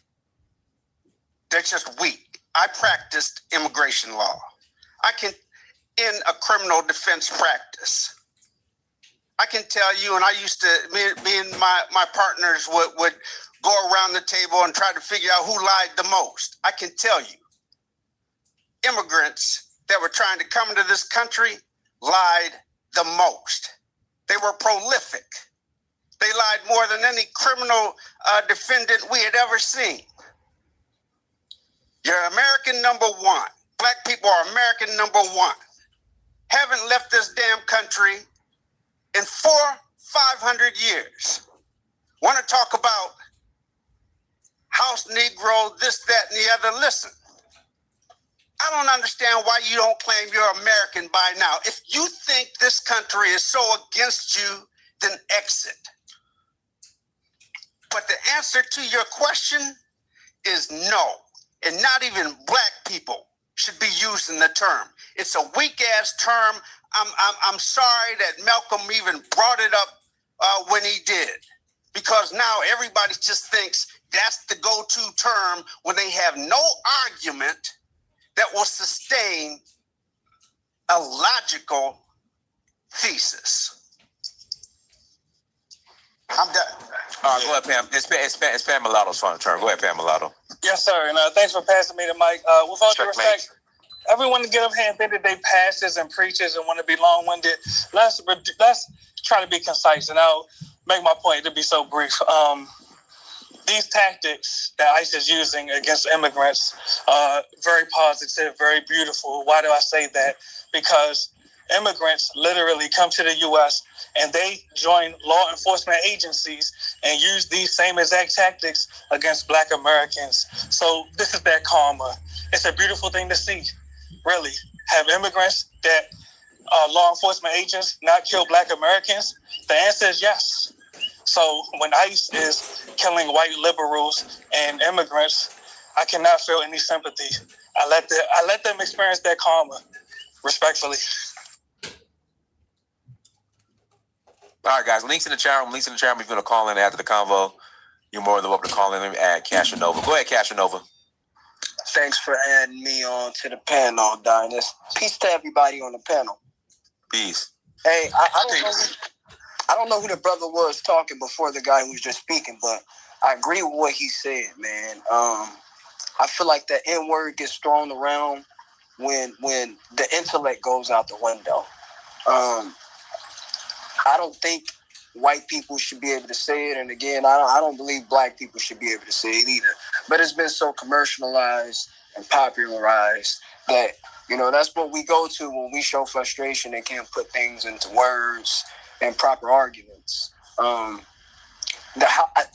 got a real problem with people using the house Negro term, you know, like, or whatever that is. Like, they make it seem like it's something derogatory to be a house Negro, as if it's better to be a field Negro. You know, like, I don't understand, because some of the most revolutionary people in Black African-American history have been house Negroes, because they so close to master, they know all his weaknesses, and they also know how wicked he really is. So they were often the ones that ran away. Nat Turner, house Negro. Denmark Vesey's, house Negro. These are powerful people that we talk about every day. We hold them up as status symbols. But here you are making it seem like a house Negro is something bad. We all Negroes, regardless of house or in the field. I mean, some of us are maroon. Some of us are runaways, you know? Like, so I don't hear that being thrown around. Well, why we don't call each other maroon? Like, we need to up the vernacular. We need to bring more words into our discussion to expand the conversation and expand our minds. The more words you use and the more structured you are with your words, the more your mind grows. And that's what I have to say.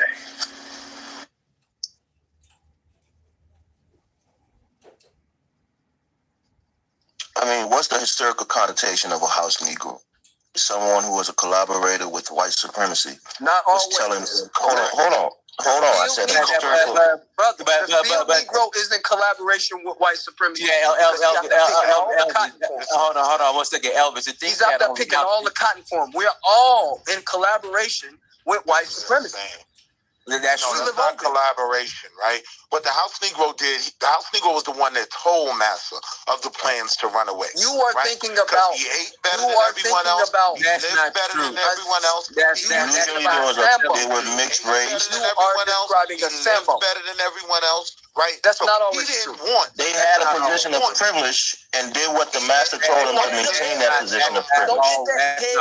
It's not always true, but it's the vast majority of it, and that's the connotation that comes with it. How are you going to argue that?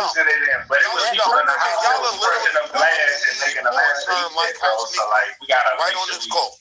Using the right connotation. Y'all are proving it. Hey, this proves that y'all know our history. This is why the black community is not serious. Hasn't been a Jewish person being called any derogatory name, every Jew would be jumping on his butt. But y'all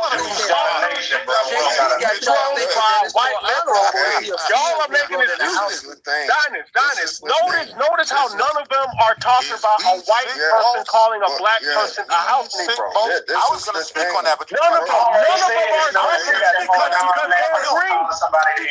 colonized by white liberal women. They agree. These are colonized Negroes. I was going to speak on that. Again, I let it play so that you guys could hear them flow with their bullshit, most of them. The first guy was from originally Liberia. He is a, I guess, what do you call it? Legalized citizen, and he is for illegals and immigrants to continue to take advantage of the system, and come in. Then you heard a Black American speak up and say that you shouldn't be calling, the Black American Negro, house Negro, whatever like that, because we are American and we are not for these illegals.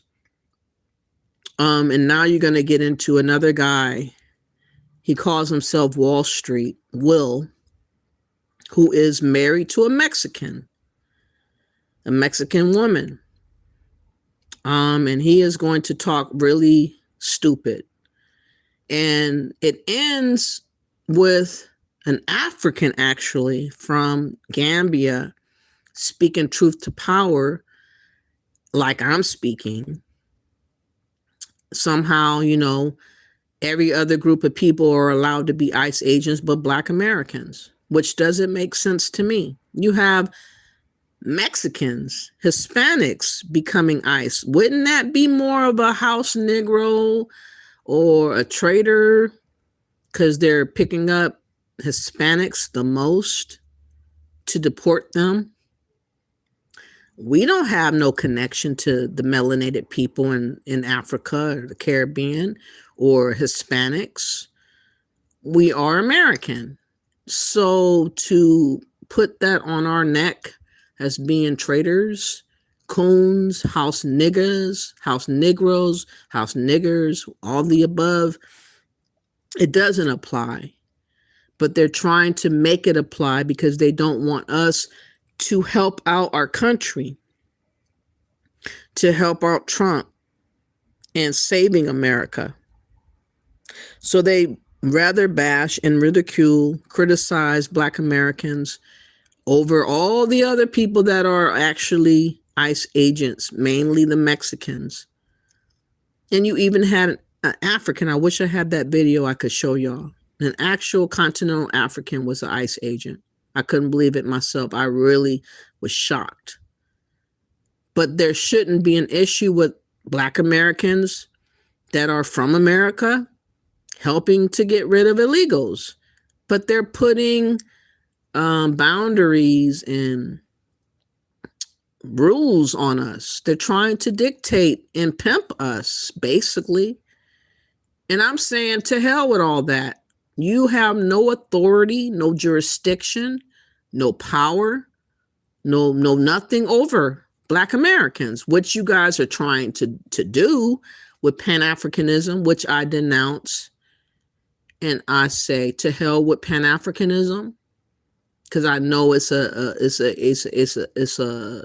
trap to try to have authority over us. To hell with y'all. If you, as an immigrant who are legally here as an American, cannot respect the sovereignty of us as being indigenous American Blacks of America, but somehow you want us to think about you having sovereignty and ownership of your identity as a newly made American in America, you better get the hell out of my face with that bullshit. Because you guys are basically saying, do as I say, not as I do, as I said before in my last video. That seems to be the continuous theme that many immigrants and illegals are trying to play on Black Americans. Do as I say, not as I do. No, I don't care about no other group of people. No, I don't have to claim any other group of people. I can just do whatever, however I want. But you, Black American, you gotta be straight and arrowed the way I say you need to be. Who gave y'all this sense of authority over us for real? This is why delineation is helping us to stop y'all from claiming authority over us, claiming our narrative, claiming our voice, claiming advocacy. And this is why, again, I'm going to reiterate, all the organizations that supposedly represent Black Americans who have been hijacked into representing illegals and immigrants over us should be dismantled, replaced with a real advocacy group for Americans. Period. They should be defunded and they should be shut down because they have been hijacked by the Democrats. And all these talking points that these immigrants have against Black Americans about what we doing, again, they really think that they are over us and they are our overseer and they're our lords. And we're going to have to stand tall and let them know you are a guest here. You're not really an American. You're American by the hair on your chinny chin chin, if you did it legally. But we, as the indigenous American Black or foundational Black American, is real Americans. We can't be deported, and we should not be taking orders from you or anyone else that is a guest or barely is an American here. Y'all got this all misconstrued somehow, that you guys should be ordering us around when it's the other way around. We've been leaving y'all alone. We've been out of the way. But now we need to get bold and start telling y'all what it's going to be versus what you thought. About white liberals and colonized Negroes, just like that Black Panther Party in Philly. We are dealing with the same Negroes that Malcolm X dealt with. These Negroes are colonized. Take away the need. Malcolm X said we needed a nation. We're colonized. You were the ones who were conquered. A lot of house Negroes on this panel right now. I'm starting to realize. Negroes fight for immigrants and Latinos and everything. And let white people call them N-word. It benefits Black Americans. Can I say something? Yes, so, Pam Mulatto, go ahead, brother. You know why I say it doesn't affect us, right? Because in a city like Philly, let me explain to you what happened with this immigrant funding. Most people will say, right, oh, these immigrants are getting funding that the Black community could be getting, right? But the money was there, right? And we weren't getting it before they started giving it to the immigrants. And you know what's going to happen when they pull all the funding and everything else back? They're going to step right back over that homeless Black veteran that they stepped over to give these immigrants money. So don't think, right? That if we pack them up, that's going to be access to resources for us. It is not. That's the only point I want to make. You're missing the point that there are cities that used to be majority Black American that are now majority immigrant. So it does benefit us, bro. Yeah. I mean, that's a silly little thing. So, because he doesn't care, bro, because he thinks there's a Black and Brown alliance, bro. Trump has already told you this, right? He's a race traitor. Fine. Trump has already told you this. If they stop bringing Black and Hispanic immigrants, they're going to bring more white immigrants. So your numbers are not going to increase. They're just going to bring more white immigrants to fill the Latinos and the Black immigrants that's leaving. So don't be fooled. The point is, hold on, there's a majority white country, idiot. Why the heck would they make themselves a minority? Like he can't leave. So how does it benefit you if your numbers stay the same and your percentage stay the same? Did you hear it? It benefits us to ban all immigration. Bro, I'd rather that white immigrants and more Black, beta male, liberal Negroes like you. Listen to this guy. He'd rather have more white immigrants than Black people. That's why we call you a house Negro, because you're a collaborator in a system to the white supremacists. That's what you are. I'm not unified with these Negroes who think it's okay to us. Right. That's because you're a collaborator in a 2D for the white man. You're the white man's tonto. This dude is literally calling Black Americans the white man's tonto, but his bitch ass had to come over here to America under the balls of the white man. He has his own goddamn country in Liberia. Why can't he go battle to change things over there? He thinks that he should come over here and tell us and dictate to us what's right and wrong. Listen to this stuff. And how you doing, Pinky? I did notice that video. I'm glad you said that. Before I continue, I'll play breaking news for those that don't know. Beginning March 1st, if you get a business loan, you must be a citizen of America. You cannot be an immigrant no longer. Praise God. Thank you, Trump. Thank you, Republicans. We do appreciate what you guys are doing. You guys got to just come where we are and talk to us. You know, dismantle those corrupt agencies that are not doing us no good and revamp it and talk to us and have a conversation with us so we can work out some stuff among us. But we are appreciating the news that you can only be a U.S. citizen to get business loans. Let's go. I am absolutely ecstatic to report that as of 1 March this year, next month, the Small Business Administration will no longer issue small business loans to foreign nationals, legal or otherwise. This is huge news. For years, American citizens have been plagued and burdened with toilet credit, which meant that American citizens were not able to realize the American dream because foreigners were coming in and stealing the American dream for themselves. See, they didn't have toilet credit because they got to come to the United States, get a new social security number that was, identity theft and all, but they would get a brand new start. They'd get a new credit, high credit scores.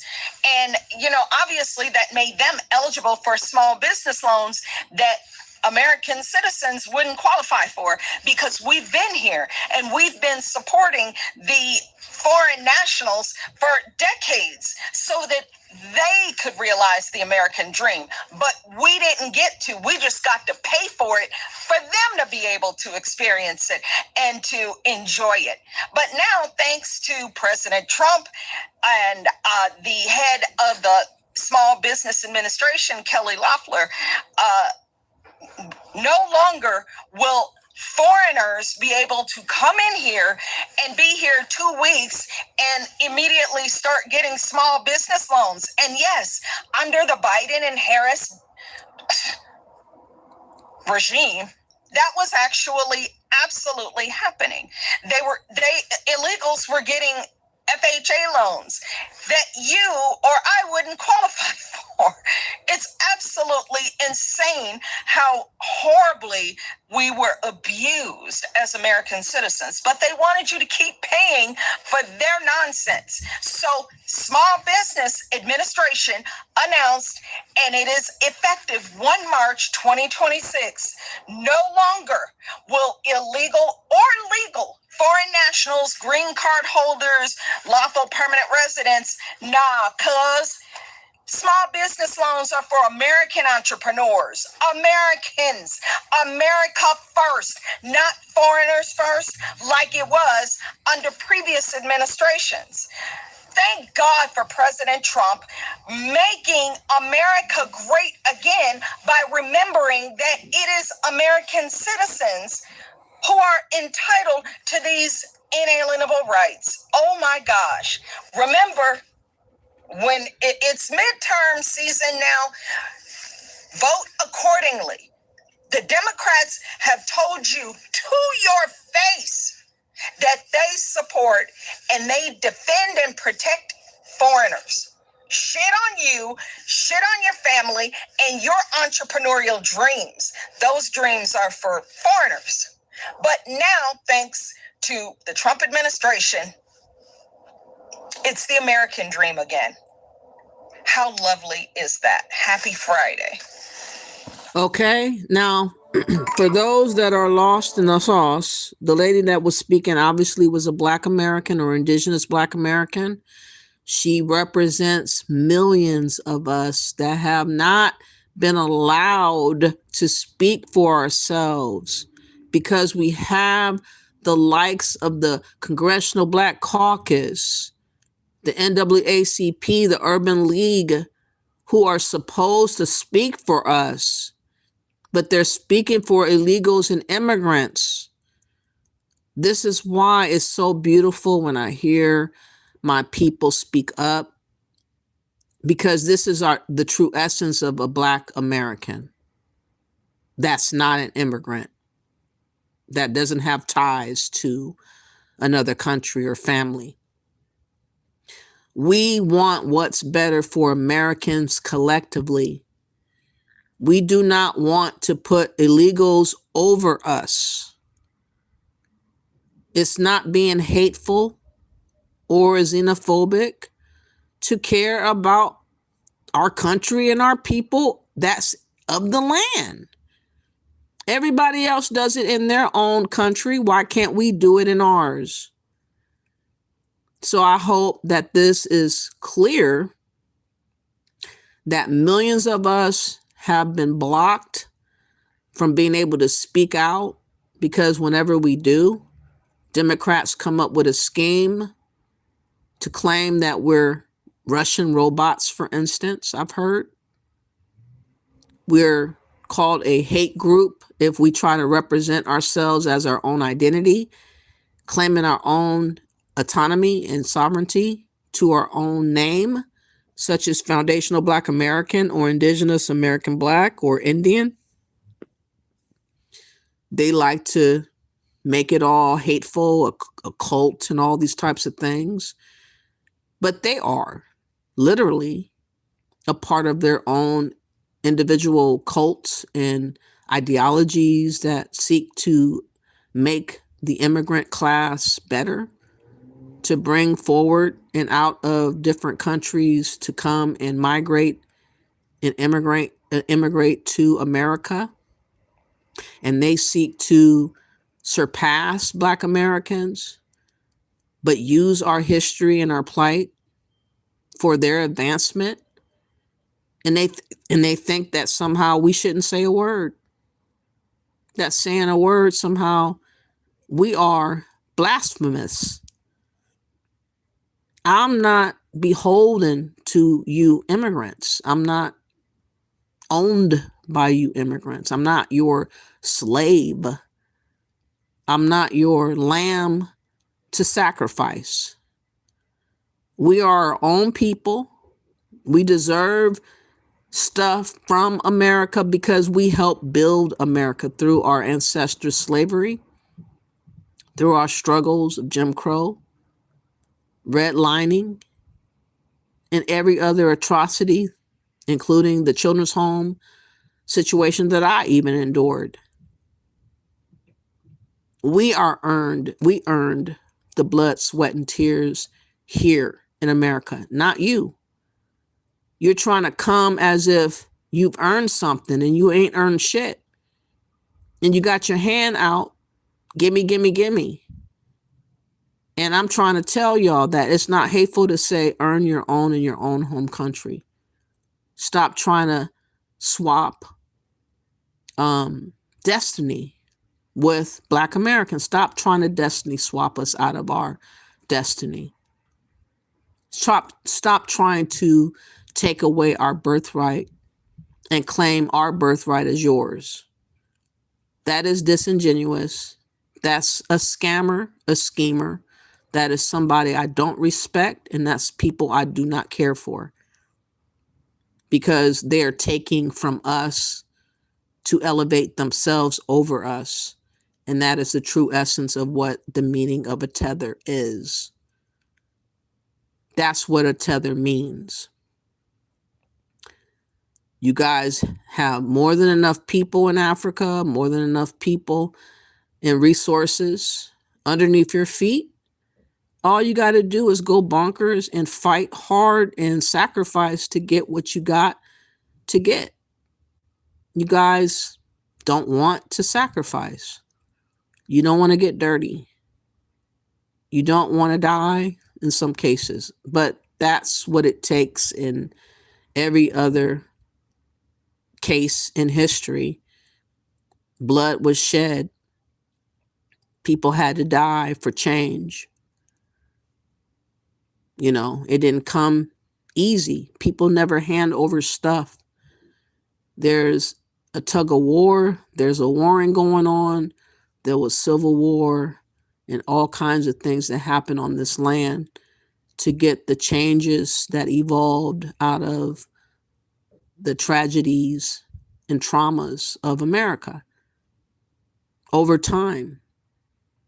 And y'all think y'all should just take a plane ride or a boat ride and land in America and get everything that we had to get through bloodshed And a lot of us are being barred and blocked from getting these benefits that we earned, and they're being forked over to you and y'all. And yes, the ones that are woke, like the real woke, not the fake liberal woke, but the real, spiritual woke, the realism woke, is understanding the hustle entirely now. And Trump has really helped amp up the realization of what is going on in the world. I think he's really amplifying this understanding a lot faster than we would have accepted it. And I think in a lot of ways, we kind of needed the kick in the butt to see stuff for real. And unfortunately, we got to stand tall and speak for our truth. And if it hurts your feelings, I can't help you, because I'm not advocating for you and me. I can't advocate for you and myself. I can only advocate for myself. It is what it is. So now let's get back to this, or let me see if I can read a couple of more comments. And you saw the African worker, Nancy? I cannot find that video. If you could find that video, tell me where it came from, and I will show y'all again. I can't find it for nothing. I went through all my videos and I can't find it. You said we have Black federal workers. I know a lot of them did get fired, which was really sad. I didn't like that. Let me go back up.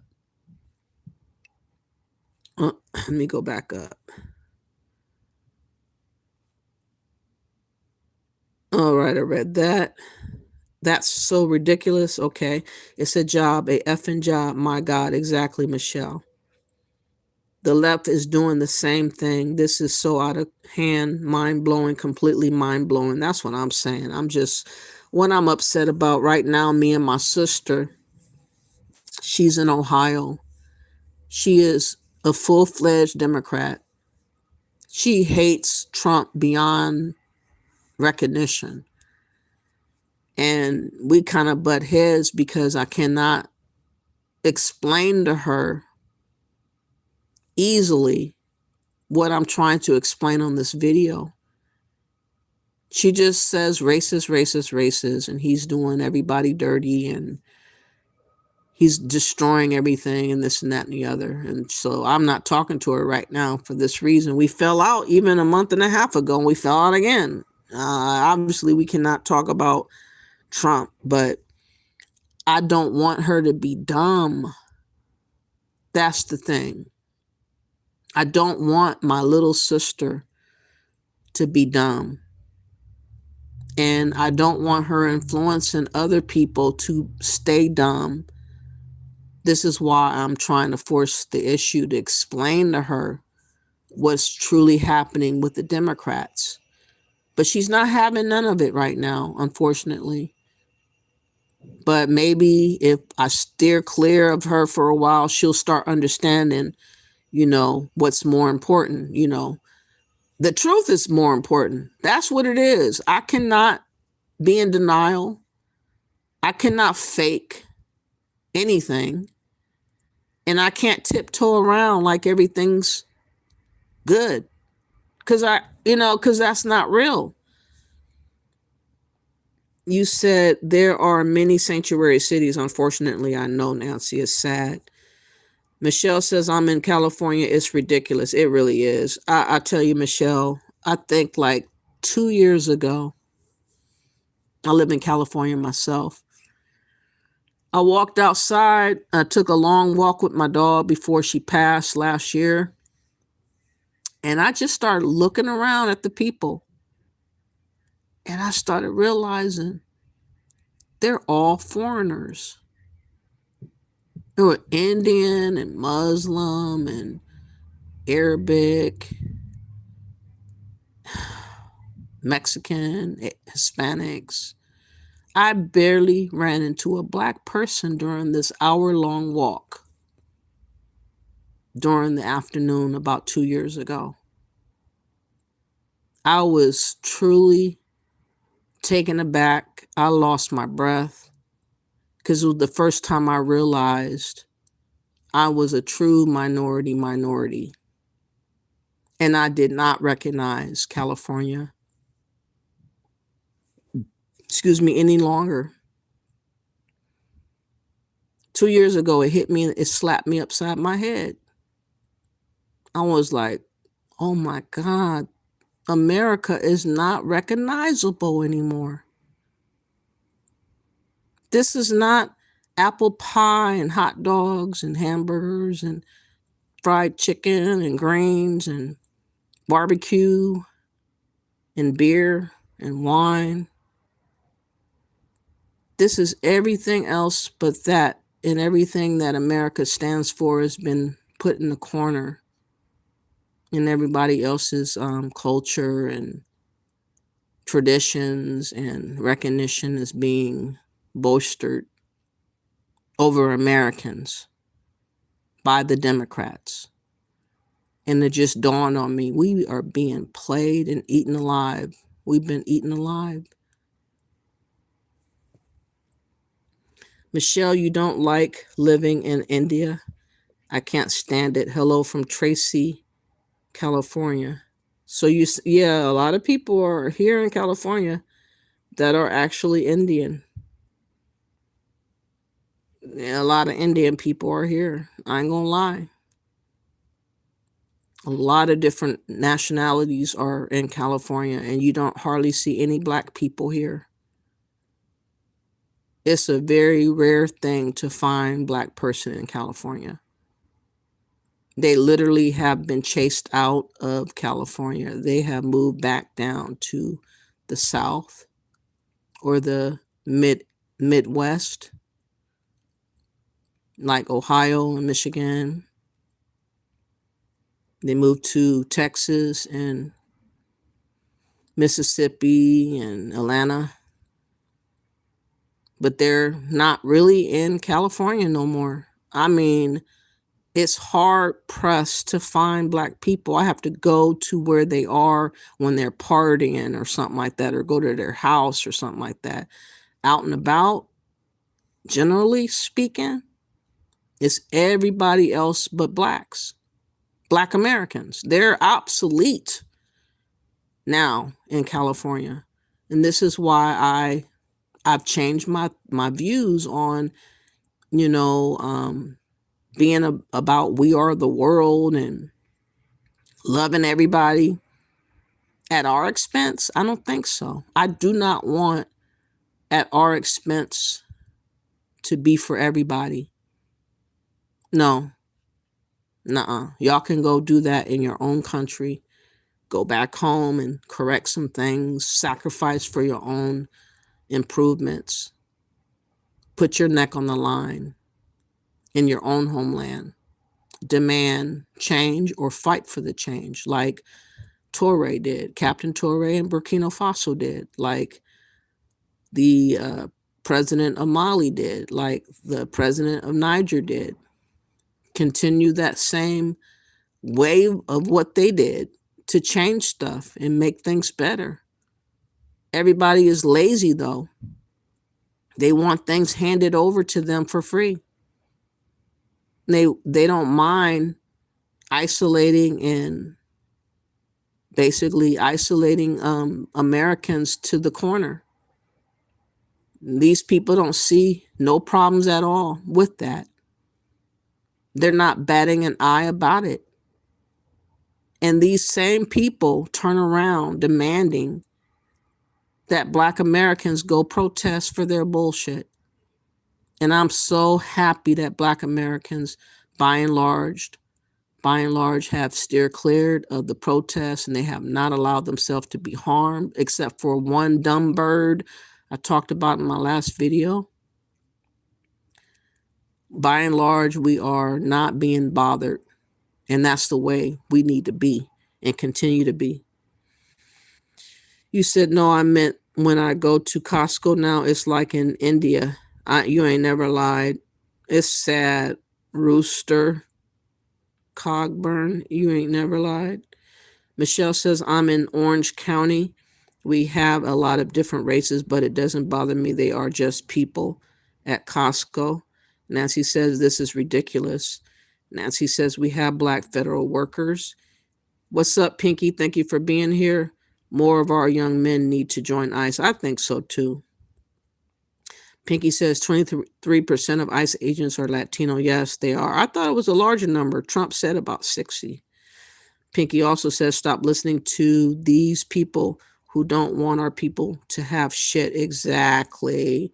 Yes, Nancy, I saw the African ICE worker. If you can remember the channel, I would love to play that again, but I can't find it. March 1st is on and cracking. I'm so happy that Trump is making it to where only Americans can get any type of business loan. Thank you, God. Thank you, Trump. Thank you, Trump. Finally, something right. Pinky says, our president said no more immigrants unless they have at least 5 million. Yeah, exactly. Absolutely. Michelle says, I live in Fountain Valley and not one black family. It's crazy. It's a lot of Asians and I'm white, so I feel out of place myself. That's what I'm saying, Michelle. We're being replaced. We're being replaced. Not just you, because I know that there is a replacement theory of the white people. I don't share the same. I know we're being replaced by the Democrats. It's not a joke. Good night. Thank you for being here, Nancy. I'll see you next time. Pinky says you're seeing what Trump seen years ago. That's why he's sending them home. Exactly. Michelle says, I'm not racist or against any race. I'm just saying what I see. Yeah, and people have a problem with us as Americans saying what we see. I can't believe that people are trying to say black Americans are racist. How can we be racist? We have no power. We have no say so. But before I go back to Search of Uru, I want to reiterate we're not alone in our thoughts. There are many other people that are coming out saying we want the illegals gone because there's been propaganda on social media claiming that if we as black Americans or Americans as a whole want illegals and immigrants out, that we're xenophobic or we're racist. And I'm none of the above. I'm just telling you how I see it, and what's right is right and what's wrong is wrong. There should never be a people that's from another country taking over the benefits of the country and not the Americans, period. You guys wouldn't do it over there? You can't do it over here anymore. Genuinely though, this whole illegal immigrant conversation is very interesting because I cannot believe that I live amongst people who actually think people shouldn't have to go through the proper processing in order to become a citizen, to have the right to live here. It doesn't matter how fast or how slow the system is or the process is. Why can't y'all follow rules? It's a rule. Do you know what I mean? What are we, you know what I'm saying? I don't understand why it's such a big fucking deal. Right. I don't understand why you guys are acting like this is a foreign concept. You can't go to any other country and do this. These people are crazy. You can't. So I don't understand how, genuinely, why is it a problem? Because it's breaking up families. Well, then you shouldn't have fucking came here to begin with. You know, Bingo. And then the same people who have a problem with this are the same people that hate this country and think this is the worst country ever. Why would you want people to live in a country that you hate? You guys make absolutely no sense, and it genuinely it's really scary to witness this mental illness. On one hand, you guys hate the country, you think it's so bad, you think it's terrible, you think it's the worst country ever, it's so racist, it's so this, it's so that, they take away opportunities, it's so unequal, all these women, we're all oppressed, black people are oppressed, POC's oppressed, everyone's fucking oppressed, everyone's so oppressed, but then, oh yeah, we want everyone to come in here, and everyone deserves to be in here. It makes absolutely no sense. And I'm convinced that people have never traveled outside of their state, even, because if they traveled to any other country, any other land, they would see that we absolutely are not oppressed in this country. Why does everyone deserve to be in a country that sucks? Huh? I really pray it doesn't get bad enough. But being a mom in America, I had to stop walking for this. I often think that if it gets to the point of knocking on doors, God, and like to even have these thoughts, it's like I'm literally separating from reality right now. If it comes down to me taking out myself and my kids versus us being taken and harmed by ICE, like, God help me, I did not want to do it. This crazy facial piercing woman right here, whatever it is, just said she would rather take out her kids and herself, unalive them all, rather than be arrested by ICE. And this woman is probably, I'm almost 100% sure this is an American citizen. She has nothing to worry about. She just wants attention. This is crazy. This is not the life I wanted, but that is a very dark thought that I've had. Death would be a easier out than for my children to be taken and harmed by these pedophiles. What? What is she talking about? Oh my goodness. Oh, she's probably watching too many people like this. Did you hear that? That woman called ICE pedophiles. That woman is an American and she's trying to pretend as if she's an illegal herself. These Democrat liberals are demented and retarded and slow, and they're sellouts, and they're the true coons and house Negroes that y'all need to be talking about. They have traded out America's Constitution. They have traded out the American people. They have made an awful lot of money off of illegals and being fraudulent.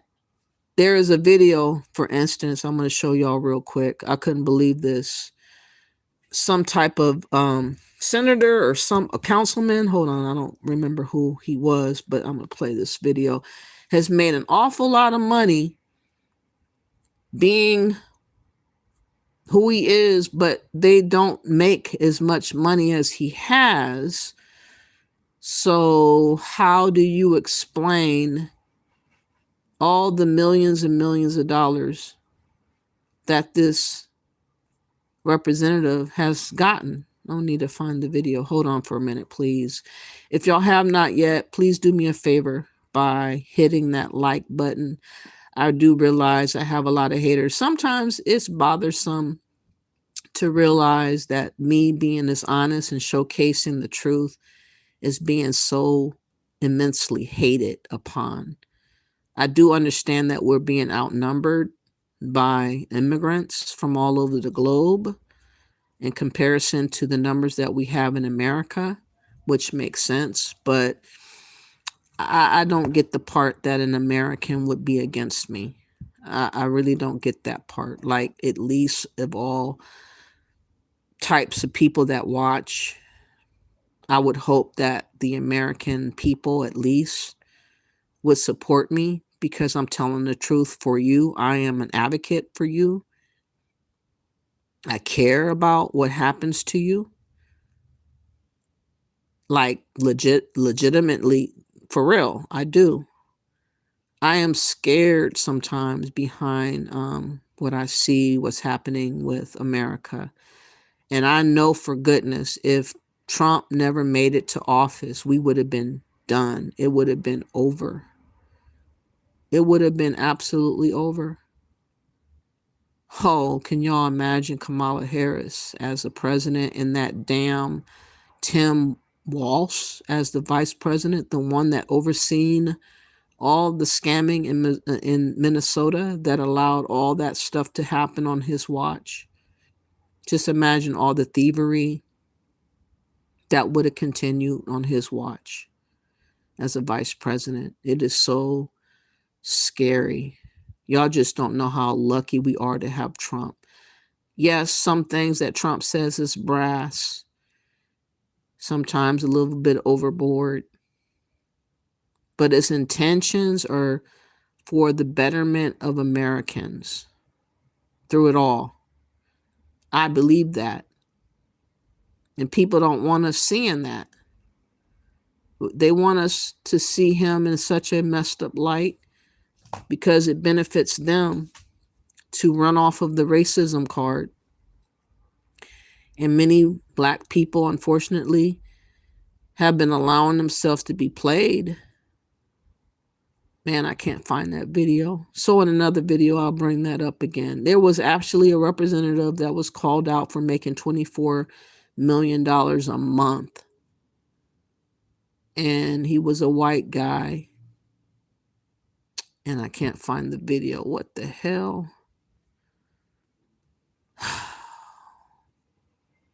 And I'm sure he was a Democrat. There's so many of these dishonorable, disloyal Democrats that are among us. It's ridiculous. It's really, really sad. But, you know, they don't think that their shit stinks. They think that whatever they do is justified. And talking this bullshit about we are the world and we should be caring about everybody else over Americans. That seems to be the thing in which every other immigrant group desires for us to be on. And if you're not on that, somehow there's something wrong with you. But I'm telling y'all that it's okay, white Americans in particular, because a lot of y'all get a bad rep for racism, even if you're not racist. I don't believe all of y'all are racist. And I think that you being white sometimes is uncomfortable standing up and saying something because everybody can just shout you down with racist. But you're going to have tougher skin and just getting people's, you know, not face, I shouldn't say that, but just speak out and just be clear that you are an American first and you're not racist. You're just telling the truth as any other American should, so that you get out of that bondage that they're trying to put you in for claiming to be an American first. I am claiming myself to be an American first. I'm not racist. I don't have no power to subjugate nobody. I don't hate nobody. I wish everybody well, but I just don't want it to be at our expense. That's all. I don't believe that at the expense of Americans, that everybody else gets a chance and an opportunity over us. I don't believe that. I cannot believe I can't find this video. That is unsurreal. I literally looked at the video. Did it delete it? Oh, man. Okay. So I'll just wait and hold on to that. I'll look for that video again. And let me see what you guys are saying in the chat room before I continue. I hope that you guys have learned something more about me in particular. Because it's hard sometimes being a YouTuber, not being appreciated for being honest. A lot of people cater to different ideologies and, you know, if I pretend to be a Pan-African and loving on everybody, it will get me a lot of money, but I'll be selling Americans out. And I'd rather just do YouTube for free and not be paid nothing and just tell the truth. That's all I am doing. Nothing more or nothing less. That's it. That's all.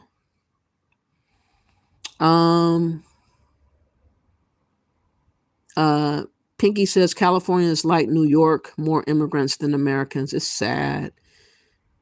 Pinky says I give 0 Fs what they call me. I'm home and they need to go home. I heard that. You ain't skipping a beat. Michelle says true, they need to go. It's out of our hand, mind blowing. Exactly. Pinky says oppressed in America and won't leave. Exactly. This is the part that's bothering me also. Pinky, you notice how they're trying to use discrimination claims and this and that and the other, but they don't want to leave. How are you going to claim discrimination as an immigrant or an illegal, but all you got to do is go back home and you don't want to leave? It doesn't seem like a genuine argument, because all you have to do is go the fuck back home and you won't have discrimination towards you. You know, you want to have discrimination because what you got going on back home is far, far worse. It's not discrimination because you want to stay here because you were getting a whole lot of opportunities and a whole lot of benefits with the Democrats. And now you realize the gig is up and you don't want that magic to stop, but it's over. Pinky says oppressed in America and won't leave. Exactly. I hope someone reports her to CPS. Pinky says that dingbat has no idea how the internet works. Her children are going to be taken from her. I know that's right. Michelle says, I know they American, what the F are they doing? I'm like, stop it. You look silly. Michelle also says truth will set you free, period. They need to stop telling lies. Exactly. Michelle also says we would have been dead if they won. I know, and black Americans wouldn't have been known for anymore. We would have been erased completely. They would have had our hands tied. They would have had harsher penalties and ways of getting us put in jail or fined or homeless. That's what they had on the plan for us, Michelle. They were intending to make us more homeless. They were intending to put us more in jail. And they were intending to find ways of finding us somehow. That's what the Democrats would have did if they won. That is the truth, y'all. Michelle says he didn't have to run again. He did it for us to protect Americans. Yeah, I believe that. I really, truly believe that. Let me see if I can find another video I wanted to show before I go. I've been on for 3 hours. Oh, let me play a little bit more while I look. Just to let y'all know you're not alone. Like Michael Jackson sang before, you are not alone. We are not alone. A lot of us are thinking better for ourselves, but we have people like this. Look at all those piercings on her face. Retarded and ridiculous she looks. She talking crazy. We're not on her level. Seen across this country, ICE is not law enforcement. They're also not immigration enforcement. They are literally Trump's personal paramilitary force turned against civilians, no different than many authoritarian regimes around. Unbelievable. They literally are law enforcement and are literally there to enforce border patrol and get illegal aliens out of the country. They've been around for over 20 years. Are you kidding me? ICE was around long before Trump. That's why Tom Homan has worked for so many different presidents enforcing immigration and policies. I mean, this is ridiculous. Around the world. Person for you. Ever since I came to America, I have always heard the Democrat Party described as the party of love, the party of tolerance, the party of kindness. Who told him that? I find it hard to find evidence that this has ever been the case. I have only been in America for 22 years. So for those of you who have lived here longer, tell me, when was the Democrat Party the party of love? Never. The party of kindness? Never. The party of acceptance? Never. When were they open to multiple points of view? When did they care in their policies to actually solve people's problems? Am I missing something here?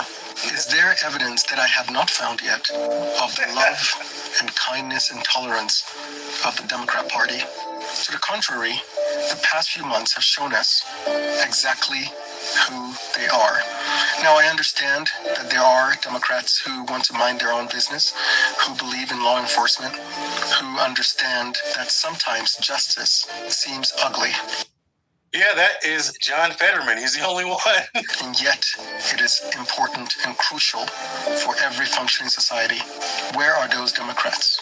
When are they going to stand up to those in their party who hide behind the cloak of tolerance while condescending to the poor, patronizing lawbreakers, denigrating half the country, and feigning moral superiority over every other group in America. The legal immigration conversation in the ICE situations, it's straight up propaganda. It's propaganda at its finest in the sense that it is a division tactic. They are making you outraged and so angry about something that is literally not fucking up for debate. Every single president of the United States, and I mean every single president, Republican and Democrat, have all been in favor of deporting illegal immigrants. Although we are a nation of immigrants, illegal immigrants, because you cannot have a standing nation with open borders, and that is just the fucking truth. Now, I'm not defending hostility, injustice, inhumane activity, or death by any means, because that's not what Jesus would have wanted. That's not what Jesus would have wanted at all. There needs to be some kind of middle ground. But anybody that is pro-America and actually gives a fuck about America and wants to see America thrive is not standing for illegal immigration.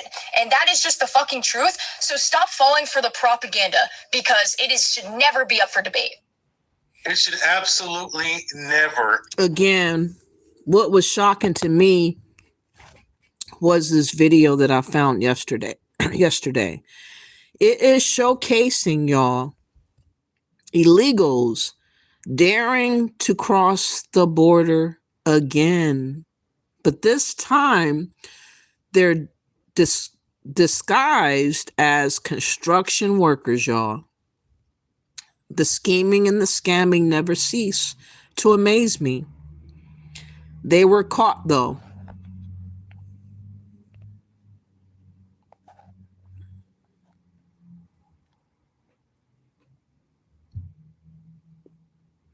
Guys, see them?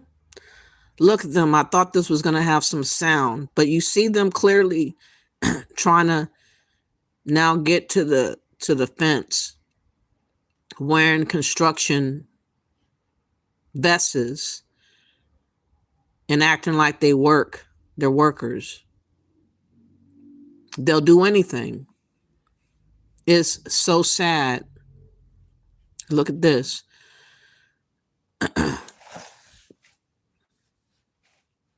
It says in November, oh well, you can clearly see somebody trying to get over the video. CBP posted this video on Facebook with the captions, should have picked the legal route. They're still coming.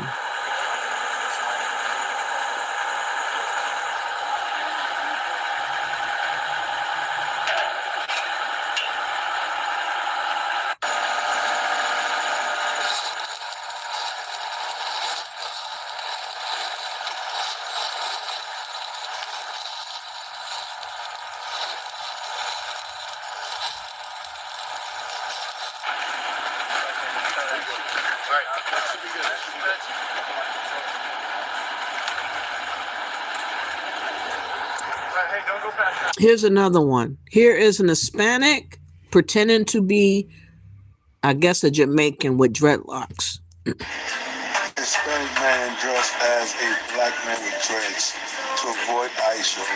Check this out. I'm at the skies for me. I'm a boy. I'm a the now fool. With the bang bang. Catch me outside with a bang bang. Check out my Hispanic man dressed as. Okay, they'll do anything and all things to scheme and scam the system to stay. And we're supposed to feel bad. We're supposed to root for them. Meanwhile, you have Chuck Schumer addressing, excuse me, my voice is dry, addressing partial government shutdown because they want to force Trump to have demands on him regarding ICE and everything else that they desire. So they chose to have a shutdown. And here is Chuck Schumer, a prime Democrat, a treacherous traitor, a lying, conniving snake who is on State of the Union talking about the partial shutdown. Leader Schumer, thanks for joining us. So let's talk about where negotiations stand right now. President Trump told reporters that he's talking with Democrats and that, quote, I know what they want, I know what they can live with, unquote. Are you willing to accept anything less than the White House agreeing to all 10 of your demands to rein in ICE and fire Secretary Noem, or is it all or nothing? Look, the bottom line is we have three basic objectives to rein in ICE and end the violence. First, no more of these roving patrols. You can't just go to someone's house, bash in their door without a warrant. You can't indiscriminately grab someone off the streets and arrest them. What we're proposing is that stop. We're also proposing that ICE agents can't go to certain special places, churches, schools, polling places. We're saying that they should end racial discrimination and not just pick someone up on the basis of what they look like. And we are proposing that the ICE be monitored carefully as well. The second area is accountability. They have to coordinate with local governments. They don't do that now. They just show up in an area that may be perfectly safe and fine. We need a code of use of force. Every police department across the country has one. But you look at the videos here and you see them just beating the daylights out of people. It's not America. And finally, and maybe most important, no secret police. No police department in America doesn't identify themselves. But these guys wear masks. They don't have cameras. We need masks off. We need cameras on. And we need every ICE officer to be identified. Jake, these are common sense proposals. Mm-hmm. They're supported by the American people. Why won't Republicans go for them? They don't give any good answers. Well, it's something that every police department does across the country, but ICE is rogue, out of control. Republicans say that there is a standard of force when it comes to ICE and CBP. And they also say, in terms of unmasking, that will expose the ICE agents and CBP agents and their families to doxing and threats to their safety. Yeah, just look at every police department across the country. They don't walk around in masks. They don't walk around unidentified. Every police department is identified. In New York City, you see the name right on the breastplate, and the police are fine with that. So that makes no sense what they're saying. And all we're asking is that they follow what police departments do across the country. ICE is rogue. The American people, when they have seen these videos, recoil. They say, this is not America. And why aren't Republicans agreeing with that? It makes no sense. Well, what if they're going after the cartels? I understand with the roving patrols and such that you're talking about, but if in specific targeted instances, if ICE agents are going after criminals, violent criminals, members of the cartels or whatever, and you'll acknowledge that some, maybe a minority, but some of the people being picked up are that, there certainly is an understandable concern about an ICE agent's safety in that instance, no? Every other police department in America is unmasked. ICE can do the same. This is a rogue force. They're almost trained, it looks like, to be nasty and mean and cruel and go way beyond what ordinary police departments do. So they need to be reined in. They need to stop the violence. And the question that Americans are asking is, why aren't Republicans going along with these common sense proposals? They're not crazy. They're not way out. The American people are not rocking. The ones that are loyal to America understand that ICE agents have a dangerous job. They don't want to be known so that their families be harassed or attempts on their life. Chuck Schumer knows this, and he's playing dumb.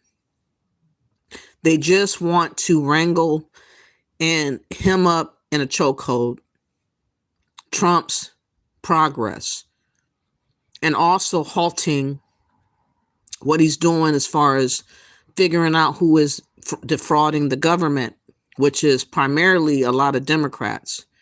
He don't want them in the way. That's why he wants them to stop doing whatever they're doing so that they can pretend like they never did nothing wrong while Biden was president. And Trump's not going to fall for that. We know better. We definitely know better. Let me see. I'm going to look for this other video. You know what? I'm going to take a little mini break and look for a couple of videos. I don't necessarily want to stop right now, but I want to find these videos that I was trying to find.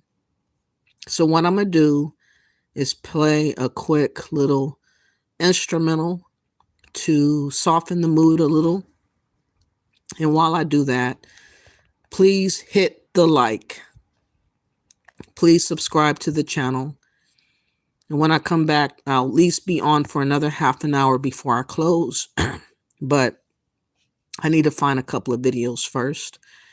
And I don't want y'all waiting on me when you could be enjoying a little bit of music.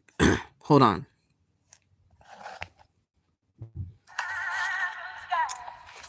Please go away.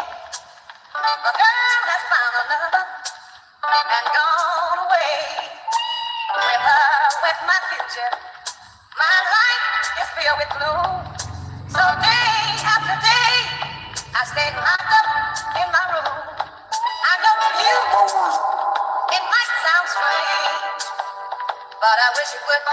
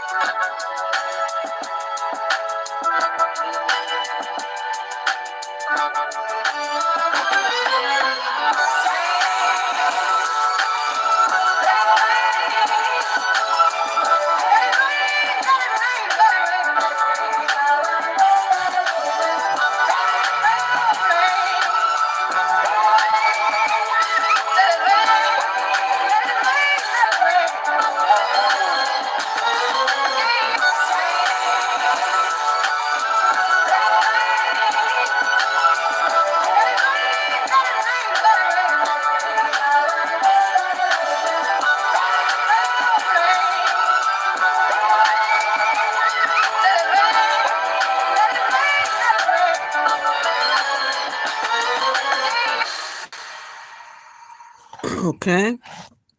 I needed that break. I want to show this video real quick. These are immigrants who are verbally assaulting us verbally. It was caught on camera. I just want you guys to hear the disdain that they have in particular for blacks, Black Americans who are immigrants, and how they hurl very disgusting language to us and bashing us and threatening us. I think that in a lot of ways we are under attack, and I feel like we should get ready and protect ourselves. We got to know that this is a really, really heated time where feelings are all over the place and people are not in control of their actions as much. I tried to get out, but they keep pulling me back in. Two chunky chalupa supremes disrespect the beautiful black man and woman of the universe. Let's check it out.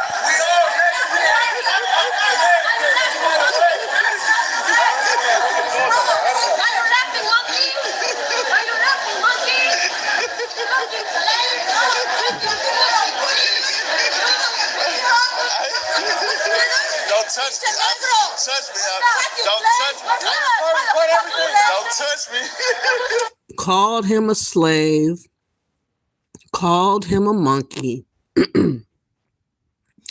These are illegals or immigrants trying to demand for us to like protest for these types. Listen to that again in case y'all missed it.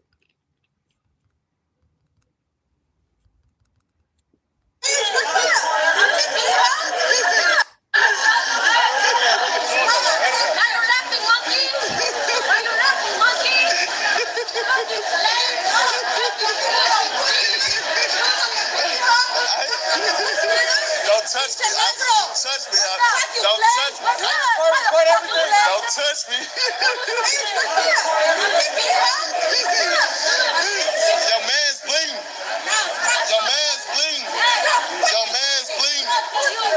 Your man's bleeding.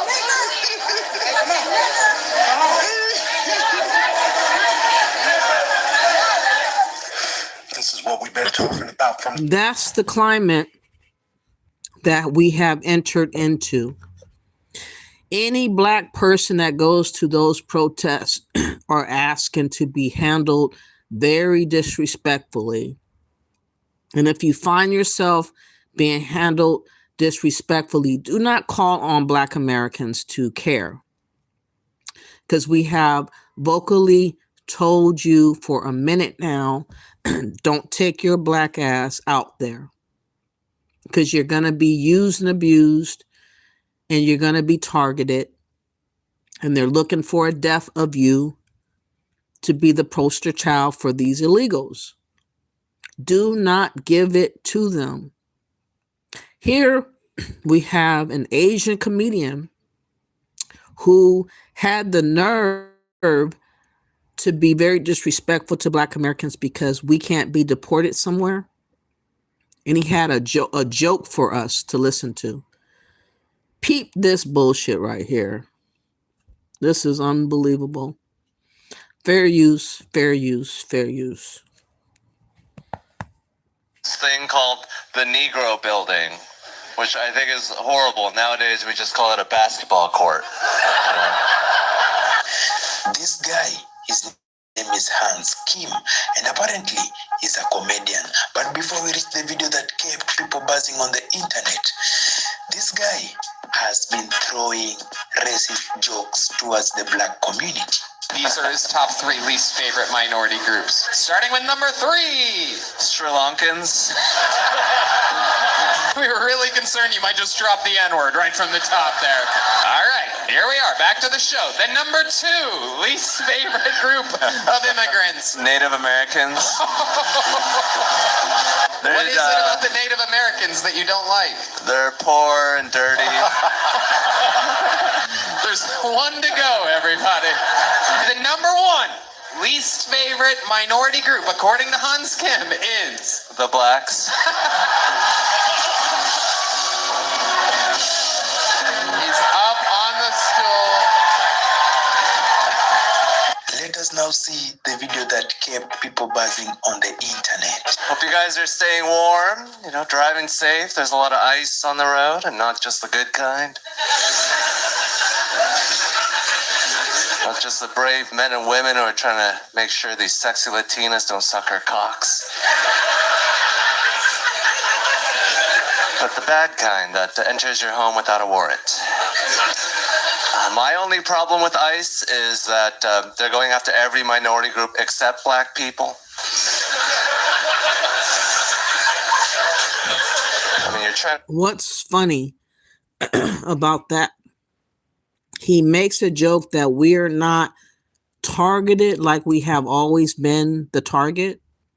Like there's never been a time before now where we have not been the first and only targeted people here in America.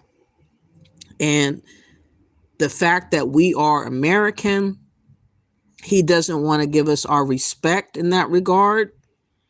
He's trying to liken us to immigrants, even though he knows he is one, but we are not.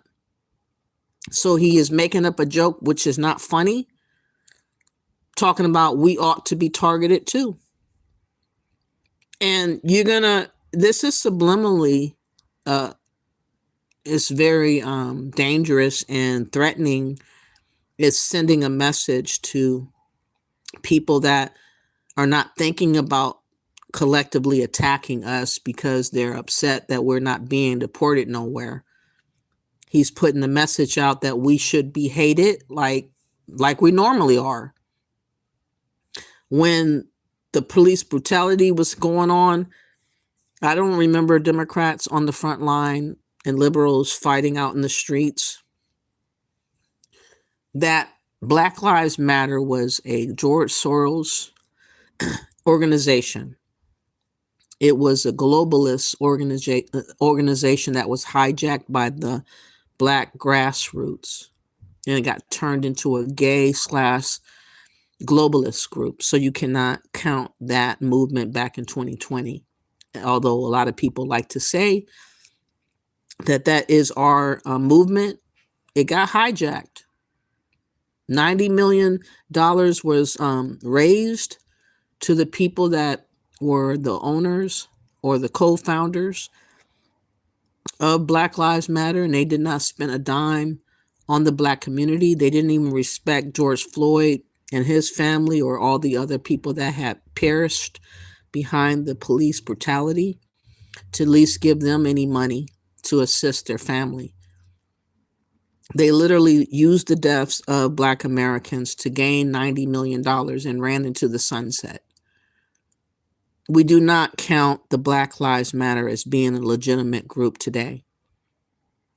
Millions of Black Americans do not want to be associated with Black Lives Matter no more.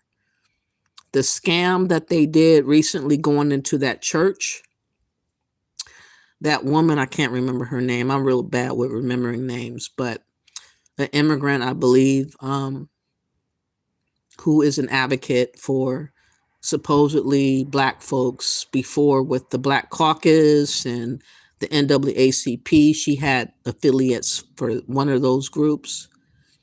And she also rubbed elbows with the Black Lives Matter. I don't think she was a co-founder or nothing, but she was well known as an advocate. And her, alongside of Don Lemon and other Democrats, flooded inside of a church and disrespected the church service by protesting in the midst of it.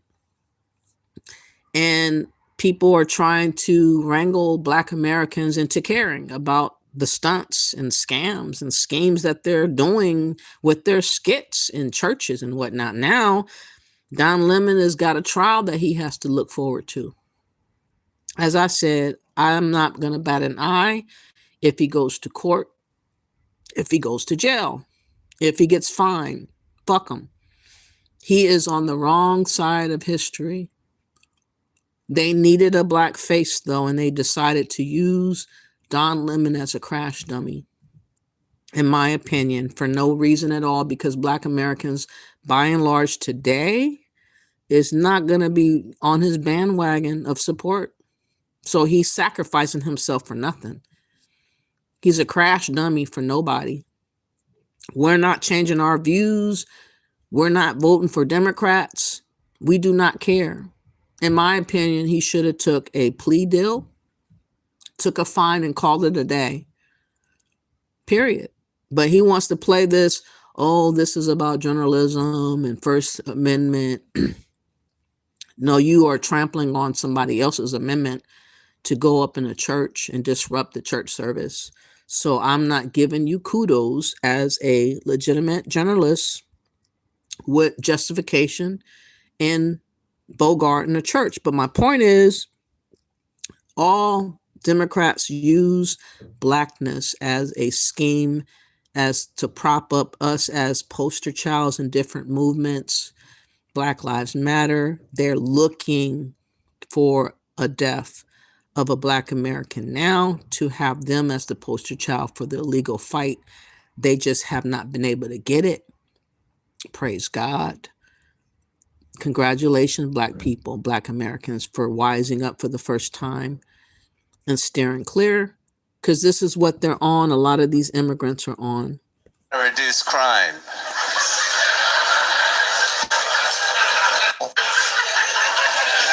But the bad kind that enters your home without a warrant.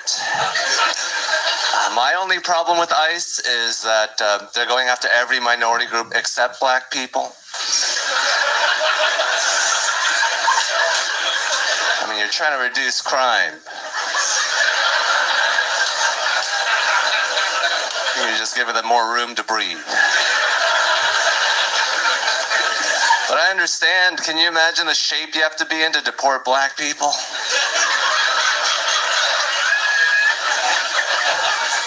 So as you can see, that was an ICE joke. As I say, immigrants don't have no love for Black Americans. They think we're disposable. They think that we're usable. They only see us as a potential slave or sacrificial lamb for them.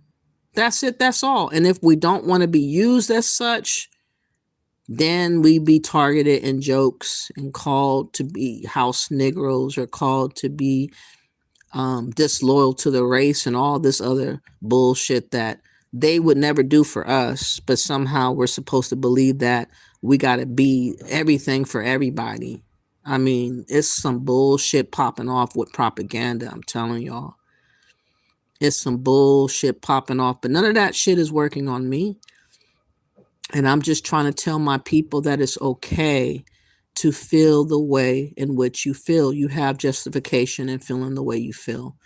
Don't let nobody steal your truth, steal your will, steal your autonomy of thought and of being. Because that's what the Democrats and a lot of immigrants, not all, but too many, including Pan-Africans, would love to erase our ability to have thought, to have our own minds, and accept abuse from any immigrant group. And they won't say a word about it. They got no words to tell us about protecting ourselves and steering clear out of danger, and it's okay to be the way you are. No, they're saying join in the festivities. They're saying, where are you at? They're saying, hurry up. They're saying, show up. You're on duty. You're on duty without pay or recognition or any benefits to be gained. But nonetheless, you're on duty. And it's pretty ridiculous that this is going on. Oh yeah, I just found the video I've been looking for. But before I get to that, let me just show y'all how easy it is apparently for Africans and other immigrants to pose as a Black American. Again, they want our identity. They want our destiny. They want our birthright. They want our voice and they want our vote. And I'm saying, please don't give it to none of them. They have not earned nothing. It is no benefit to put millions of other people over you. That's just really dumb for them to think that that's something that we should gravitate to. But that's what the Democrats and that's what the immigrants are demanding and trying to dictate that we accept. And I've been very angered about their thinking and expecting me to play nice. So what we're witnessing right here, fam, is a very rare moment in history. We're actually watching a teller showing us the process that they go through in order to try to blend in with foundational Black Americans. As you guys saw, he tried to fix the hairline. You know, it's still janky as hell with the hairpiece, of course. We need to do something about those teeth, of course. What is he gonna do? Oh, he adding the glue. This process is so strenuous and, wow, stressful. Why won't they just be happy with being themselves? I just don't understand. What is this he's putting on his head, though? Oh, the teeth. Well, I'll be damned. The damn teeth.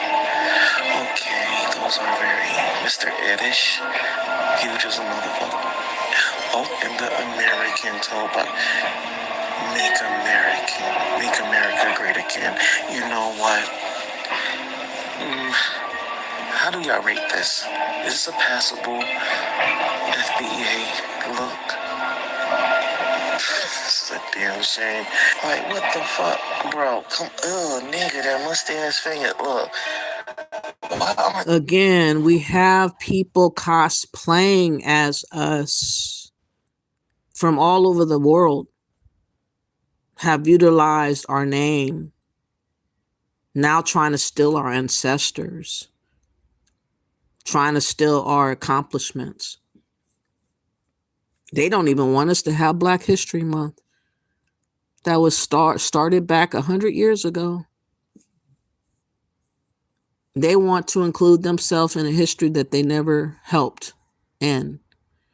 Instead of just getting their own Caribbean history, they're trying to ransack and bum rush into the Black History Month, which is this month, claiming that they have a right to our history. They have a right to say what we're to do and how to think. This is truly the movie called Us. But speaking of which, getting back to many, many people that are a part of scheming and scamming for the illegals, there recently was 5 Louisville residents facing federal charges for selling illegal driver licenses to immigrants. 2 immigrants 4 days ago, this broke, okay? So we have every reason in the world to be concerned about what the immigrants have been pulling and scheming and scamming, okay? Tonight, a major break in the driver's license fraud scandal first exposed by WDRB, a money-driven scheme to sell licenses illegally to immigrants in Louisville. Now 5 people are charged in the case. It hurts me that I'm talking about this. Every time we spoke with Melissa Moorman, she talked about vindication. I would just like to see some justice. She was fired after blowing the whistle on potential fraud at the NIA Center driver's licensing branch. I would like to clear my name. Mind you, she's the real American who whistle blew about this frauding going on in the licensing there in her country, in her, is it Louisville? She blow whistle and lost her job, like not rewarded and calling this out. She was fired for calling it out. Peep game, listen to this. So being an American and standing for being American first and being a gatekeeper over illegals that come or immigrants that are hustling and scheming the system is not being appreciated, because these Democrats are on the side of these illegals. And this is why this went on at first without any words spoken. Listen to it again. Tonight, a major break in the driver's license fraud scandal first exposed by WDRB, a money-driven scheme to sell licenses illegally to immigrants in Louisville. Now 5 people are charged in the case. It hurts me that I'm talking about this. Every time we spoke with Melissa Moorman, she talked about vindication. I would just like to see some justice. She was fired after blowing the whistle on potential fraud at the NIA Center driver's licensing branch. I would like to clear my name. Now a new release from federal prosecutors may do just that. 5 people are charged with fraud and money laundering in the scheme that Moorman brought public. Among those indicted, Ariel Matthews and Danita Wilson, the same people Moorman named in her wrongful termination lawsuit against the state. Prosecutors say the former clerks issued licenses without driver's tests and altered records in the state system to recognize licenses that didn't exist. Robert Correa, Lazaro Castelo Rojas, and Raul Tellez Ojeda are accused of coordinating the process. It's very interesting how the possible illegals were blotted out. Their pictures wasn't even allowed to be up. I believe the ones that are showing besides the third one are Americans, and they're able to showcase them. They don't have a problem with showcasing Black people as being criminals. I think the third person is an immigrant or first generation, but he's not a Black American, I don't believe. And the other two, I believe, are immigrants that are not even being showcased in this story. Very interesting, isn't it? Indicted Ariel Matthews and Danita Wilson, the same people Mormon named in her wrongful termination lawsuit against the state. Prosecutors say the former clerks issued licenses without driver's tests and altered records in the state system to recognize licenses that didn't exist. Robert Correa, Lazaro Castelo Rojas, and Raul Tellez Ojeda are accused of coordinating the process. They didn't work at the branch, but brought people in to jump the line, charging anywhere from $200 to $1,500 each. The state says it revoked about 2,000 licenses, meaning this scheme may have brought in hundreds of thousands of dollars. The indictment says Wilson and Matthews even paid colleagues to keep it quiet. Mormon said all along she wouldn't go along with it. Melissa Mormon's been made a scapegoat, and she was just merely following orders.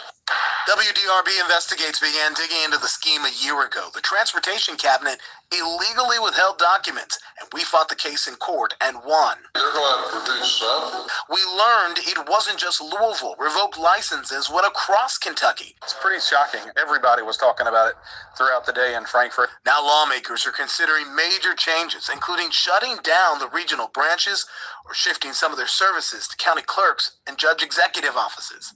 One important clarification. Undocumented workers would come into the office in groups. Prosecutors say the licenses went to non-citizens who had... They came in groups, y'all. Somebody had to be the overseer in allowing these fraudulent things to even be introduced. I wonder if they're going to give up the big head or the big wig in this scenario. Will they take the fall without calling out the Democrat or whoever else is behind the curtain that allowed this to go on with immigrants to come in groups to get illegal driver licenses? Come on, y'all. Legal status, not undocumented immigrants, as Mormon originally believed. Investigators say many didn't speak English, didn't know the rules, and thought they were paying extra fees for an expedited process. So far, none of the immigrants issued those licenses are being charged. And late this afternoon, the governor's office... None of them are being charged, but they received illegal licenses. See what we are understanding? It's like illegals and immigrants have some type of armor on them. They're like untouchable when it comes to the Democrats. But let us do a crime. Oh, we going to jail. Oh, we going to suffer the consequence. We're going to have separate families. We're going to become homeless, or whatever hell that befalls us is going to occur to the American. But to the illegal, it's like it's golden to be called an illegal. It's like you are given a pass. And the only person that's trying to change that from what was is Trump. That's real talk. Now, speaking of the Democrats, like I tell you, the only thing that they give us is bullshit. In certain places of America, you will find, in particular, California, they are allowing for the destruction of people by giving them like handed out drug kits.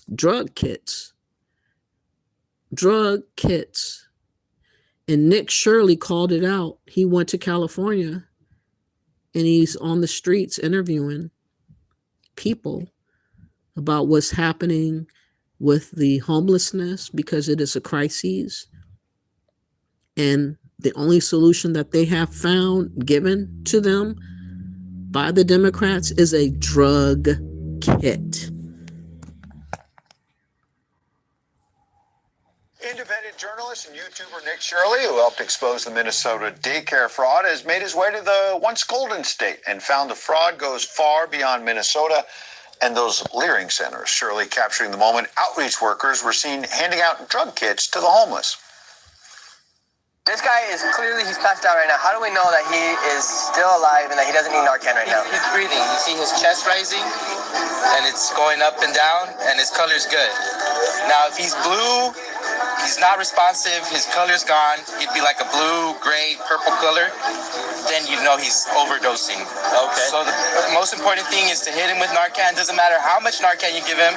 You know, if you got 3 in here, give him all 3. Because if you notice, like in your hand, you have the Narcan one, right? So they're giving you the drugs, the stuff to do the drugs, right? This, glass pipes, and then they're giving you the stuff to save your life, so you don't die. Handing out glass pipes, y'all. The Democrats have okayed in California to hand out glass pipes and other means of ways of doing drugs, needles and other things, to keep them hooked and deteriorating. No help, no hope, no nothing. That's all the Democrats have to give to Americans, is more destruction tools. But they want to offer the illegals and the migrants the American dream and skip over us and offering us destructive mechanisms. Everything but help, everything but a home, everything but an opportunity, an American dream as an American. This is what the Democrats have signed up on. And this is why I'm disgusted with them, and I can never support Democrats no more. I know the hustle, and I see the wickedness, and I understand how much hate they have for Americans. They hate our guts. And then they give it to you every day. Unbelievable. Crack pipe. You got the guy laying on the street. Joining me now live, the outstanding filmmaker, Dinesh D'Souza. He's got a new show streaming tonight. It's called Dinesh, quite simply. It's on YouTube, X, Rumble. We love Dinesh, so let's get out and support him. Welcome. Hey, it's a pleasure. Thanks for having me. I'm not sure what's crazier. This guy laying on the street, it's sad and tragic. And the taxpayer-funded fraud scheme that's going on, and overdoses are reversed. The cycle continues. More federal checks and state checks, I guess, are issued. Or the fact that the mainstream media, folks like 60 Minutes, they used to cover these kinds of stories, Dinesh. And now this guy on YouTube, I'm not meaning to dismiss him, but a young kid named Nick Shirley is lapping the mainstream media. Your thoughts? Yeah, on the media side, it's remarkable what you can do with just a little enterprise and a camera, and also knowing where to go and what questions to ask. It becomes quite clear that much of what we call traditional media or mainstream media is an agenda-driven propaganda enterprise. And what you see here, what I like about what Nick is doing, is he puts us up close so that we can actually watch what's happening. And what seems to be happening here is you've got these social workers, and they're like, hey, homeless man, please don't die on me, because that's going to be one less guy to service for the homeless industry. In other words, the industry exists for the benefit political class and for the Democratic Party and for the establishment of California. They have to keep these people alive, but sufficiently miserable and dependent that they're in constant need of government sustenance. So the whole keeping them enslaved to the drug to be able to still cope and vote for the Democrat. The least that they were willing to do was hand out drug kits, not housing, not a hotel, but a drug kit. And people think somehow we're not supposed to have an issue with this. We're supposed to forget all common sense and self-preservation and, logic, and just ride with the illegals because it's human to care for millions of other people. That's more important than our self-preservation as a country and as a people. The Democrats have chosen their side, and it's not you, American. It's not you. It's everybody else but you. Every little thing that you get from them will be connected to something that's going to destroy you bit by bit by bit. A handful of people have been blessed with housing, I will say, but I'm saying that the vast majority of what Democrats were looking to do and continue to do was support illegals and immigrants over Americans. I think it's a depressing enterprise. Yeah, I get what you're saying. It's amazing what you're saying. It's like they don't really want to help these people. They just want to keep them barely alive to keep more money coming in. It really is fraud. The president, meantime, digging in on more California fraud. A bombshell from Kelly Loeffler. She runs the Small Business Association administration and suspended over 111,000 borrowers in California who racked up nearly $9 billion in fraudulent COVID-era loans. When you hear that... Did you hear that? Trump administration suspended 111,620 California borrowers for allegedly committing billions in pandemic-era fraud. 111,620 alone in California, pandemic era fraud in the billions. This kind of stuff, it makes you think, how many billion of this vast federal budget and then a state budget in California is just outright fraud? I think one of the things that COVID did is it turned a lot of ordinary people into thieves. We keep hearing about how all these different groups are ripping off the government, these NGOs and so on. So people begin to think, well, I need to get in on this because after all, you've got this seemingly unlimited, limitless treasure that everyone can kind of benefit from. So it's very sad to see the way in which ultimately the poor taxpayer, the hardworking guy who's putting money into this till, is being ripped off right and left. Yeah, no wonder why even Mark Zuckerberg, as a liberal, doesn't want to give any more tax money to California. He's moving to Miami. He's getting smart with that. Dinesh, we'll check out the show. We appreciate it. We'll see you soon, I hope. Okay. Now, if that ain't waking you up, something is going on with you spiritually. Something is going on with you mentally. Something's going on. We as Americans have to stand up and recognize that this is a new time, and we got to be about our business and caring about the right things for us. We cannot play second fiddle to everybody else's agenda. It does not benefit us to do that. And it's not racist to be that way. It's not xenophobic to be that way. Every other country has sovereignty to choose how they do. There are various people, including Somalians right now, that are being barred or not wanted to be deported to Africa. Are they Islamophobic for wanting them not to come to their country because they know they're known fraudsters? They're choosing to protect their own sovereignty and their government from all the other added on scams that could come with the Somalians coming over there. Everybody is protective of their country. But people expect Americans not to be protective over ours. And it's really odd. It's really odd. But you know, before you think that that video was not enough to convince you, I got another one. And this other one will tell you the really real. This is an hospice. A hospice that has been believed to be a part of investigation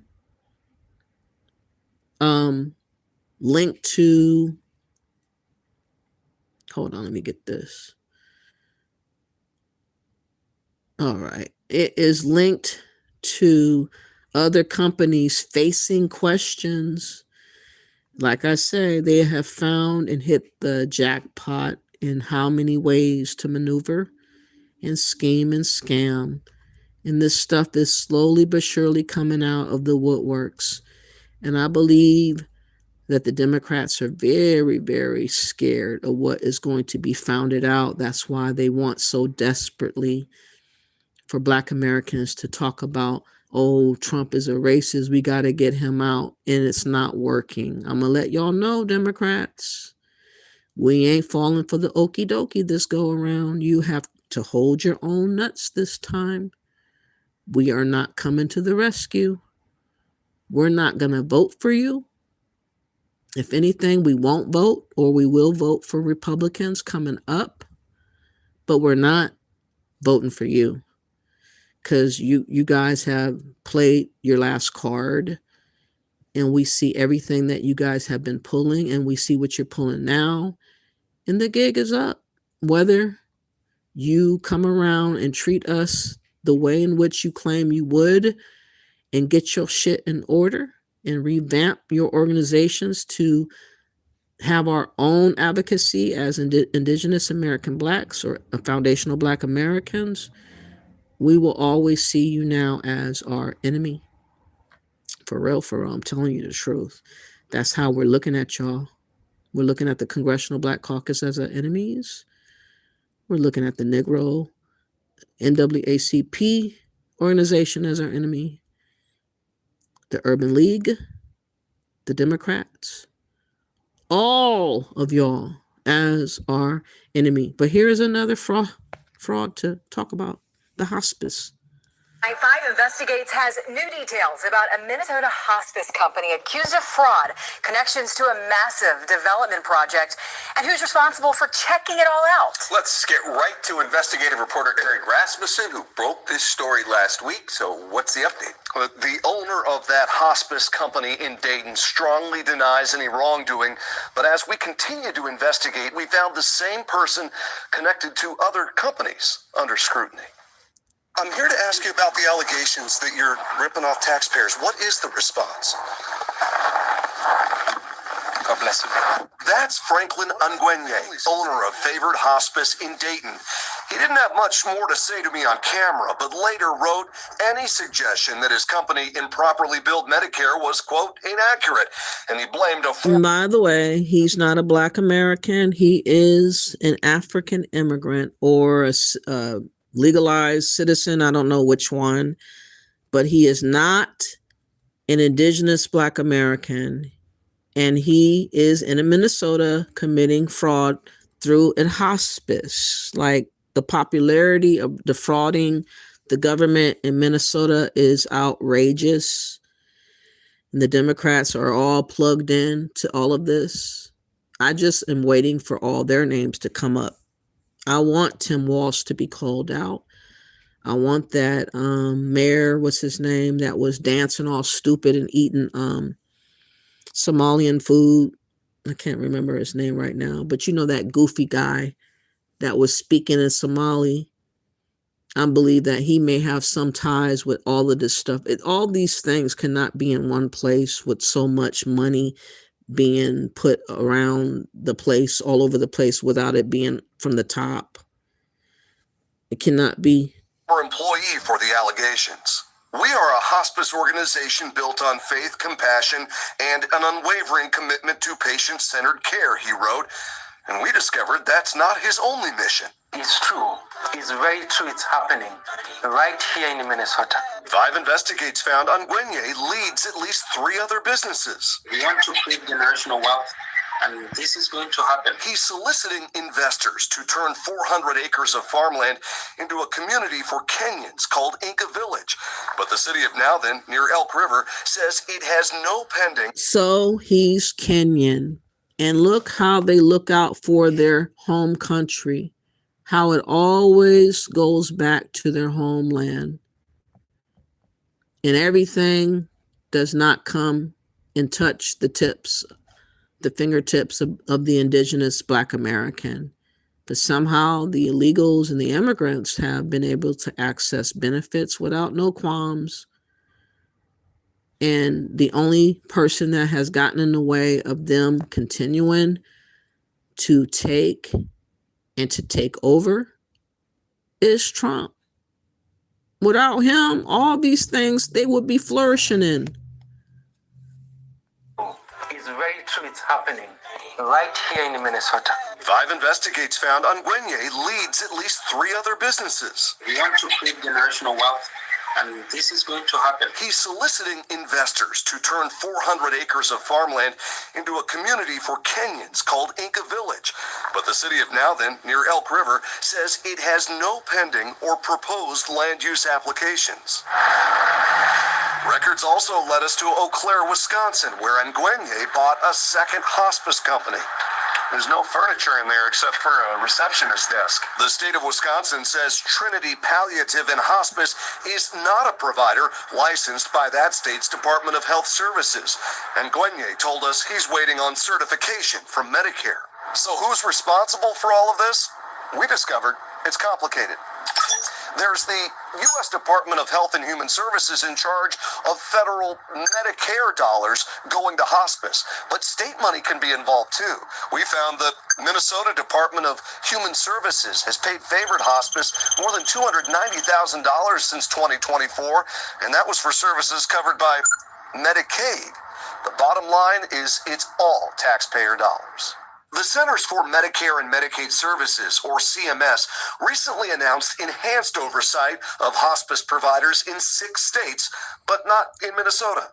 In this 4-block area in Los Angeles, there are 42 hospices. CMS Administrator Dr. Mehmet Oz shared this video online, personally checking out providers in California.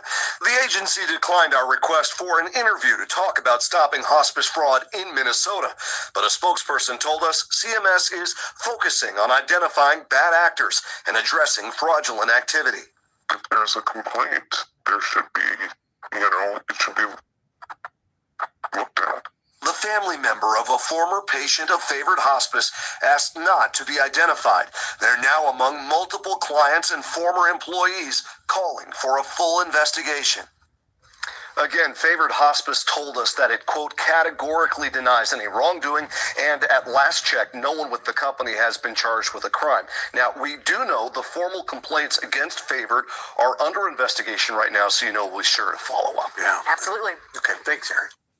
No one has been charged with a crime. I mean, Americans can't even go into Target and take a couple of things without being hemmed up or arrested or fined or jailed. Measly amounts of money. They take millions and billions of dollars, and they're having a hard time holding them accountable. Lastly, I couldn't believe this video. This is a bar manager who is in a conflict of conversation about not showing Bad Bunny at the halftime show. He showed the game. He has a lot of TV showing the game, but at halftime he flipped it over to TPSUA. Or what is it? Lord, I always get it confused. Let me look it up. Is it TPUSA? Yes, TPUSA, Turning Point. That's right, Turning Point USA.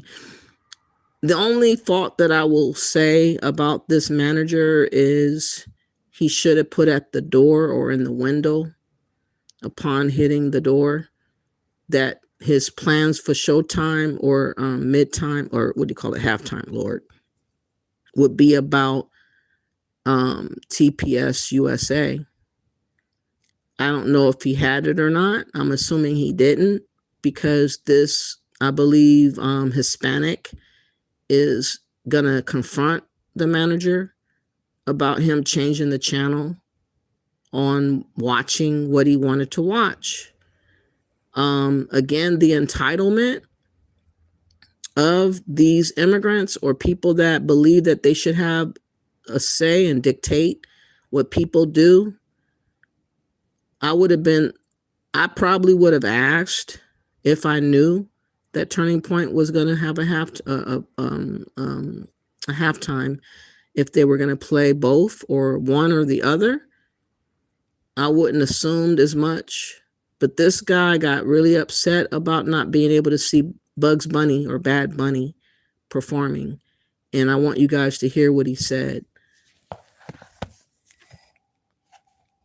Who's the manager?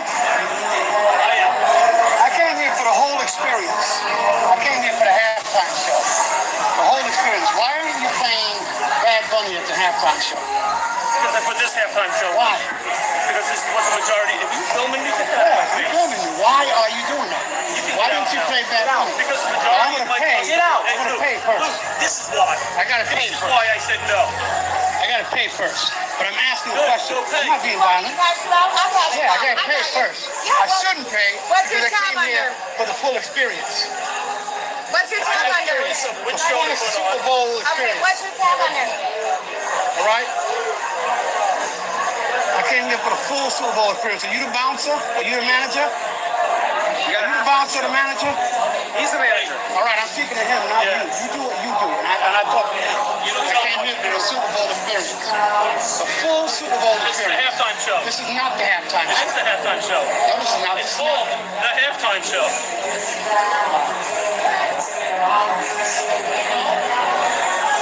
We're at the zoo, and the zoo refuses to play Bad Bunny for some reason during the halftime show. They want to play somebody else. All right? I'm going to put this on my social media. There you go, baby. Good. All right? There you go. There's your tab. You have a good night. Thank you. You might get customers. You might lose a lot of customers because you might look like a racist. All right? You might look like a racist. So do you. Why? You're a racist. Why? You're complaining about the show. This show right here is not All right, the show. can you do me a favor? I have a bunch of other things that we have to I came do. here for the Super Bowl experience. This is not part of the Super Bowl. So don't come back. This was not promoted. So don't come back. I'm not going to come back. Excellent. I'm not We'll going to win come back. that. Okay. Yeah. Have a nice day. And that's how you deal with customers. You're not going to say, well, maybe I could do this for you in the future because you didn't get your full experience. No.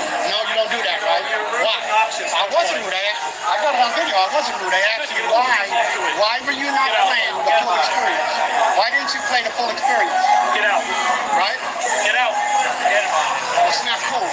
Okay. That's.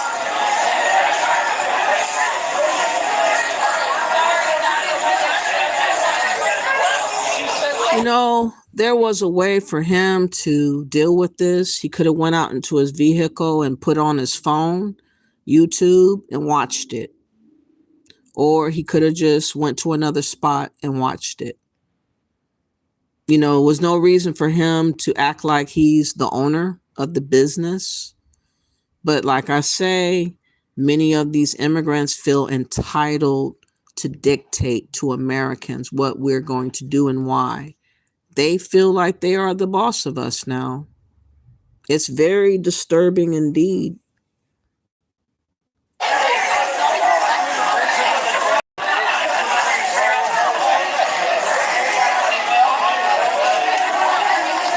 Recorded it. All right, the Super Bowl promotes Bad Bunny for the halftime. I came here for that experience, and I didn't get that experience. They played some other thing, Turning Point USA. That's not NFL. That's not the Super Bowl. They should have played the full experience. They didn't do that. And then you can see how rude they were when I asked them about it. So now I'm going to put this on my social medias. I'm going to put this on my TikTok. I'm going to put it everywhere. I'm going to have my friends put it on their social media, and we're gonna have them come after this place, the zoo. I'm not coming back to here. See what I'm saying?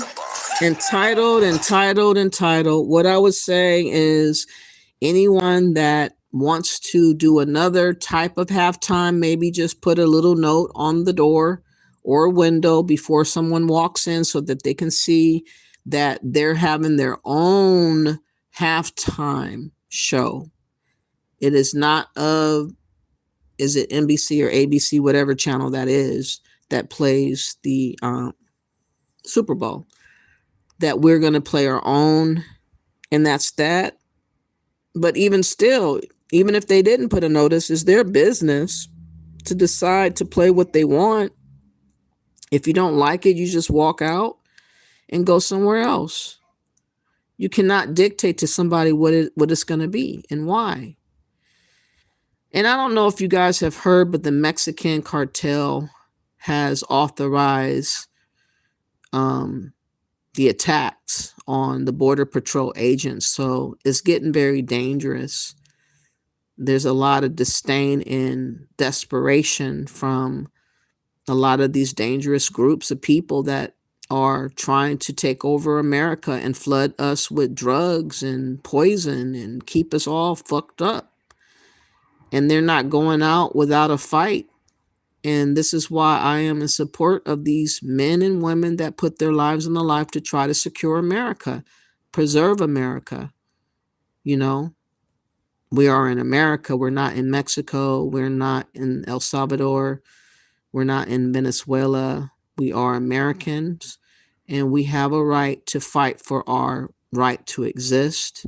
We have a right to not become globalized by the likes of George Soros and other globalists and Pan-Africans and all these other idiots that are trying to run around dictating to everybody what they desire for us to be on when they're not even us. That's the crazy part. They are doing what this African guy did. I'm going to play it one more time. Tethering on to Americans, wearing the costume of an American, pretending to be the American, but they're not American, nor do they believe America should exist the way that it exists. They wish for America to become socialized in socialism and Marxism to benefit every country around the world. What I think they ought to do, honestly, is just maybe write Trump and say, we give up our ownership and sovereignty. We desire for you to lead and control and get right what's going on in our country. Just come out and say it. Don't pretend like you want sovereignty and you want Africa to stand on its own and you want Pan-Africanism and you want unity in Africa when you're acting the way you're acting as a tether, and acting surprised that Black Americans and other Americans are not having it no more. And we're sick and tired of y'all tethering to us, leeching off of us. Look at this video. So what we're witnessing right here, fam, is a very rare moment in history. We're actually watching a tether showing us the process that they go through in order to try to blend in with foundational Black Americans. As you guys saw, he tried to fix the hairline. You know, it's still janky as hell with the hairpiece, of course. We need to do something about those teeth, of course. What is he going to do? Oh, he added the glue. This process is so strenuous and, wow, stressful. Why won't he just be happy with being themselves? I just don't understand. What is this he's putting in his head, though? Oh, the teeth. Well, I'll be damned. The damn teeth. Okay, those are very Mr. Edish. Huge as a motherfucker. Oh, and the American toe, but make American Make America great again. You know what? How do y'all rate this? Is this a passable FBA look? This is a damn shame. Like, what the fuck? Bro, come nigga, that must have Okay. Of course, Cryptic, who must be an immigrant or an alien, would like to lie and claim no one is replacing us. Millions of illegals, about 20 million are here, and you're not thinking that's a way of replacing us? That's not a way of the Democrats to use them and try to fraudulently get them to vote? Your dumbass still is in denial about the truth? Oh well. The last video of this show I went over, I was in the zone. But the Mexican cartel, like I said, is authorizing attacks on the border patrol. I pray that the border patrol people and ICE agents stay safe. I pray that they are given wisdom and discernment when dealing out there among a lot of idiots and a whole lot of desperate people and people that are clinging to the delusions of the Democrats. I pray that people more or less accept being self-deported. Take that $3,000 money that the CP, what is it called? Look up Homeland Security. They have a CP something app where you can put your information in and you'll get $3,000 and a flight to go back home. I think that's fair. Okay.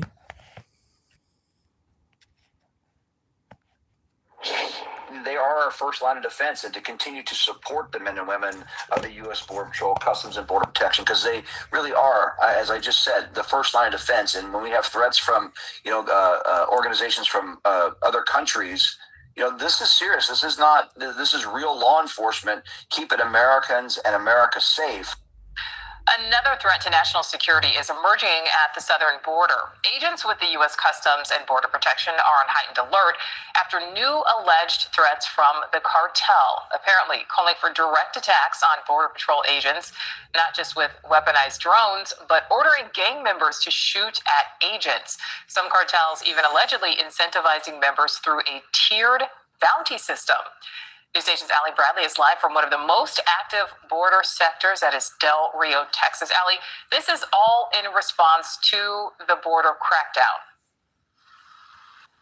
Yeah, I mean, the border right now is essentially secure, so this is kind of out of desperation, right, Nicole? And so we obtained this officer safety alert exclusively here at News Nation that shows that one of Mexico's most violent cartels is ordering these direct attacks on law enforcement down here at the border. So the FBI right now is saying that the Cartel de Jalisco New Generation, known as CJNG, has instructed its members to fire across the U.S.-Mexico border at Customs and Border Protection personnel, specifically in the San Diego area. Now, this alert adds that CJNG is actually urging attacks outside of its own territory.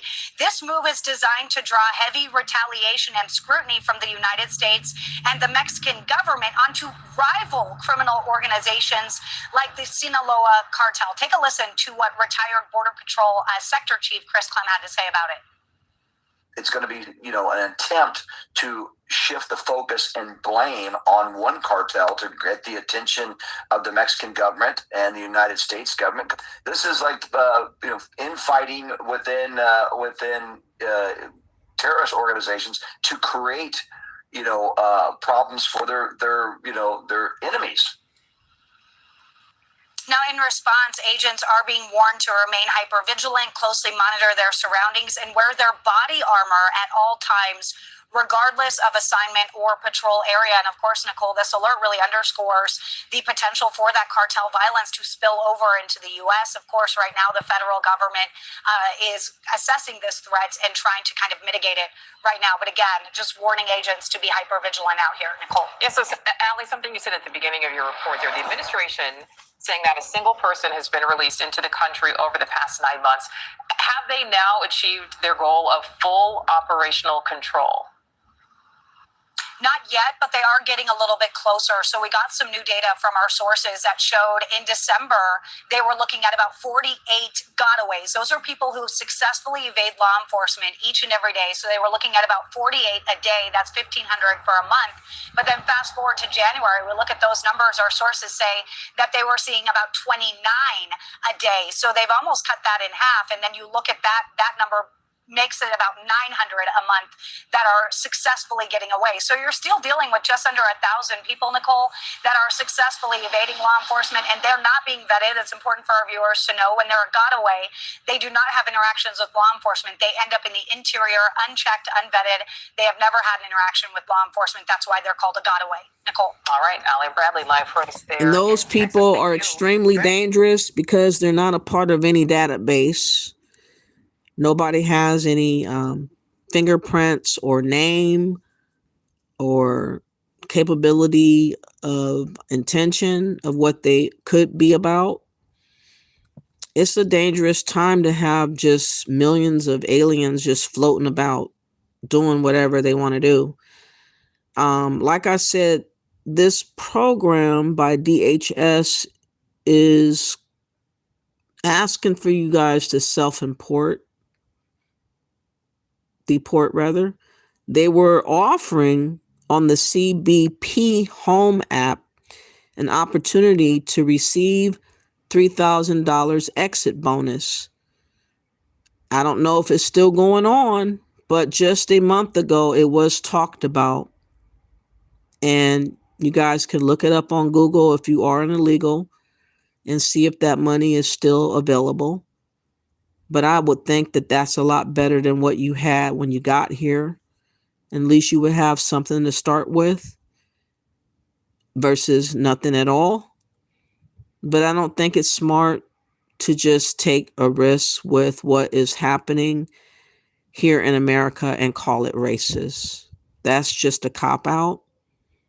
You don't have to be here. You have a home.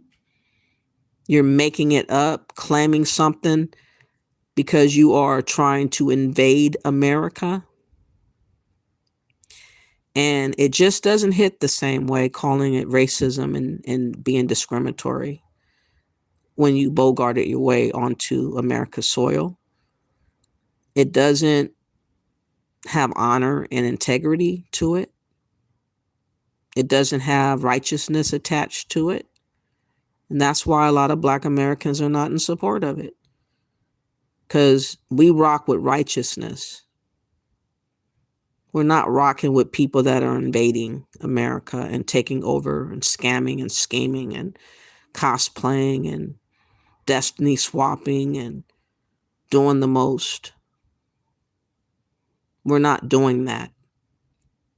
And if Democrats can't respect our voice and our narrative, then they don't need to represent us. And if the Urban League and the NAACP and the CP, or is it Congressional Black Caucus, is now hijacked to be Democratic only with their Democratic agenda, they are not representing American Black people no more.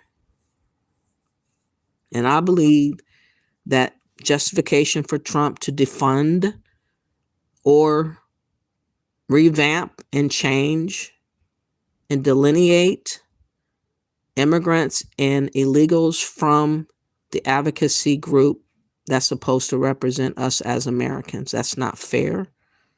That shouldn't even be legal. And I'm just letting it be known that I know the truth and now y'all know.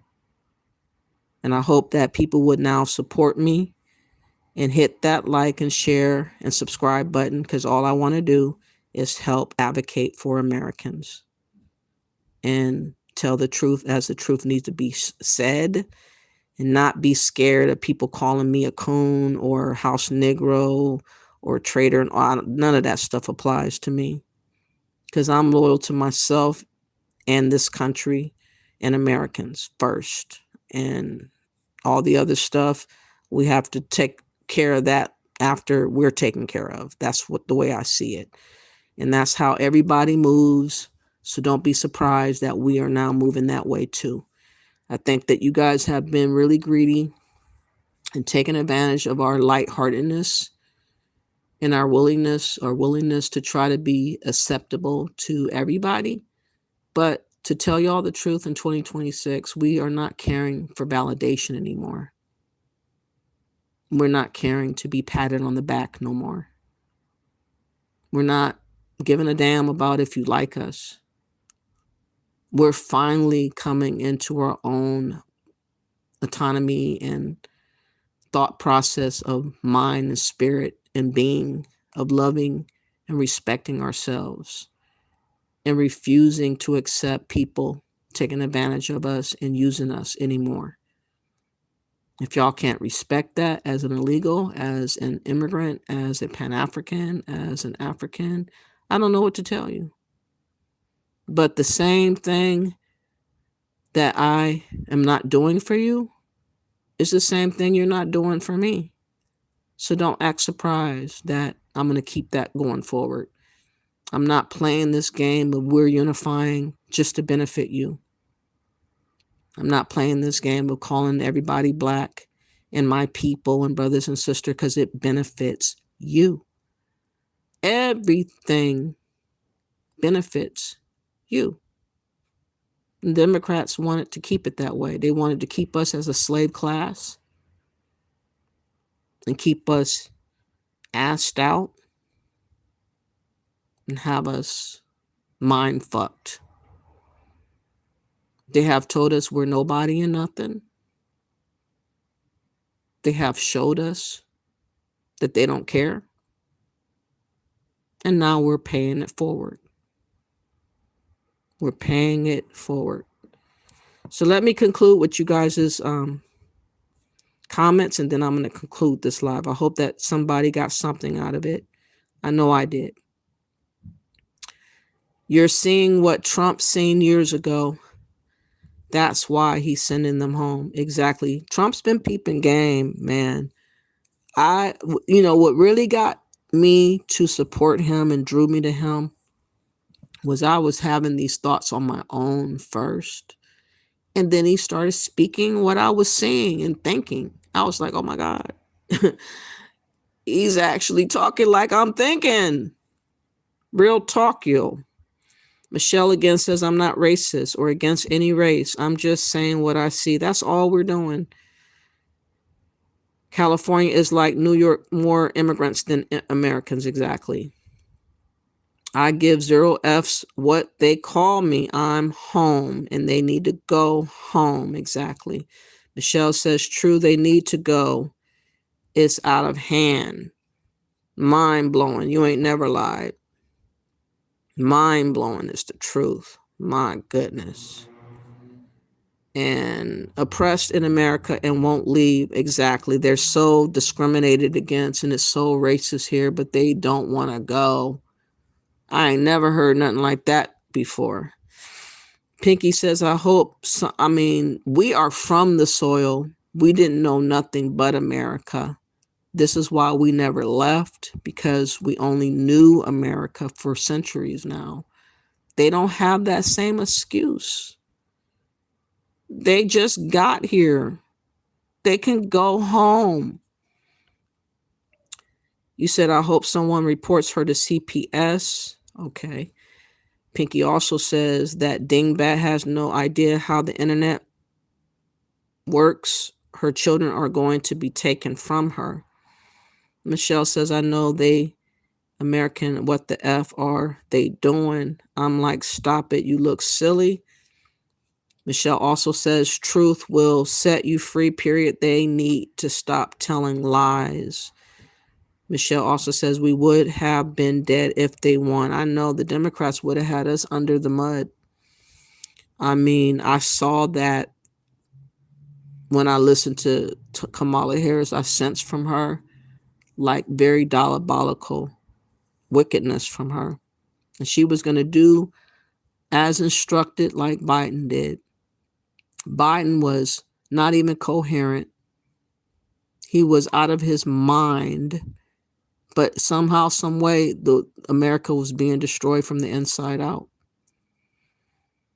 You said, I'm telling you, put them in their own island. Exactly. And what I'll say, again, it seems to me that a lot of immigrants don't really want to have sovereignty anymore. They really want America to be over them and control them and build them. They don't want to do the sacrifice. So what I would suggest is maybe y'all have a revolution in your own countries demanding that the government forfeits its government to America. But don't pretend like that's not what you want. Right now, Iran, citizens or immigrants in America had a big protest wanting to dismantle Iran's power and sovereignty or government. They are longing for Trump to dismantle Iran's government. And I think many, many more believe that same way. The president that was snatched up by Trump in Venezuela, I believe, the people celebrated. And I have heard people in Africa saying that they want it done to their country too. It just seems like the people are willing to tap out and give up their sovereignty. But instead of them telling that fact, they're lying to Black Americans about fake unity and Pan-Africanism. And we're sick of y'all lying to us. Just go tap out. Do something about your government.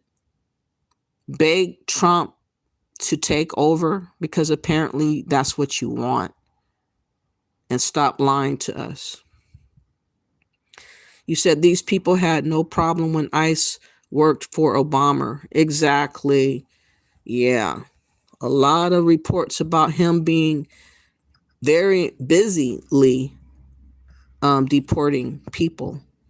Michelle says these people had plenty of time to become citizens, but the line was too long. Standing in a welfare line is okay.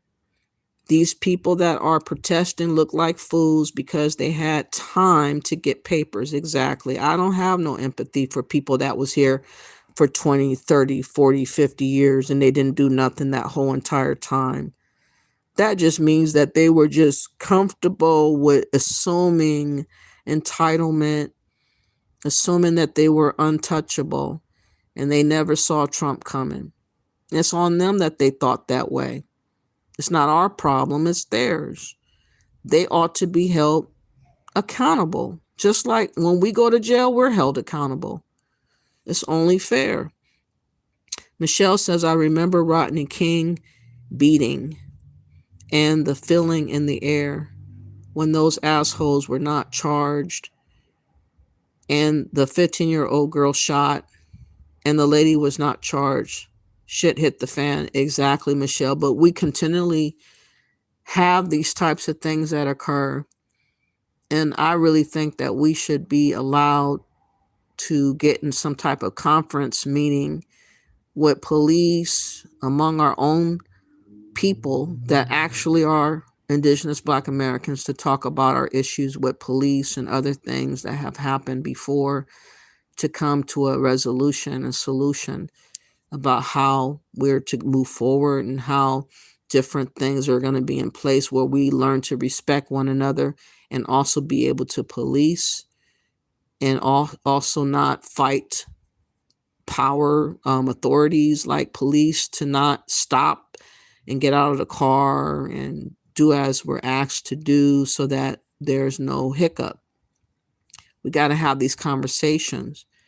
The Democrats are not having these conversations. They're not taking it serious enough. We got deaths all over the place and beatings all over the place, shootings all over the place. But so long as it is Indigenous Black Americans, they could care less.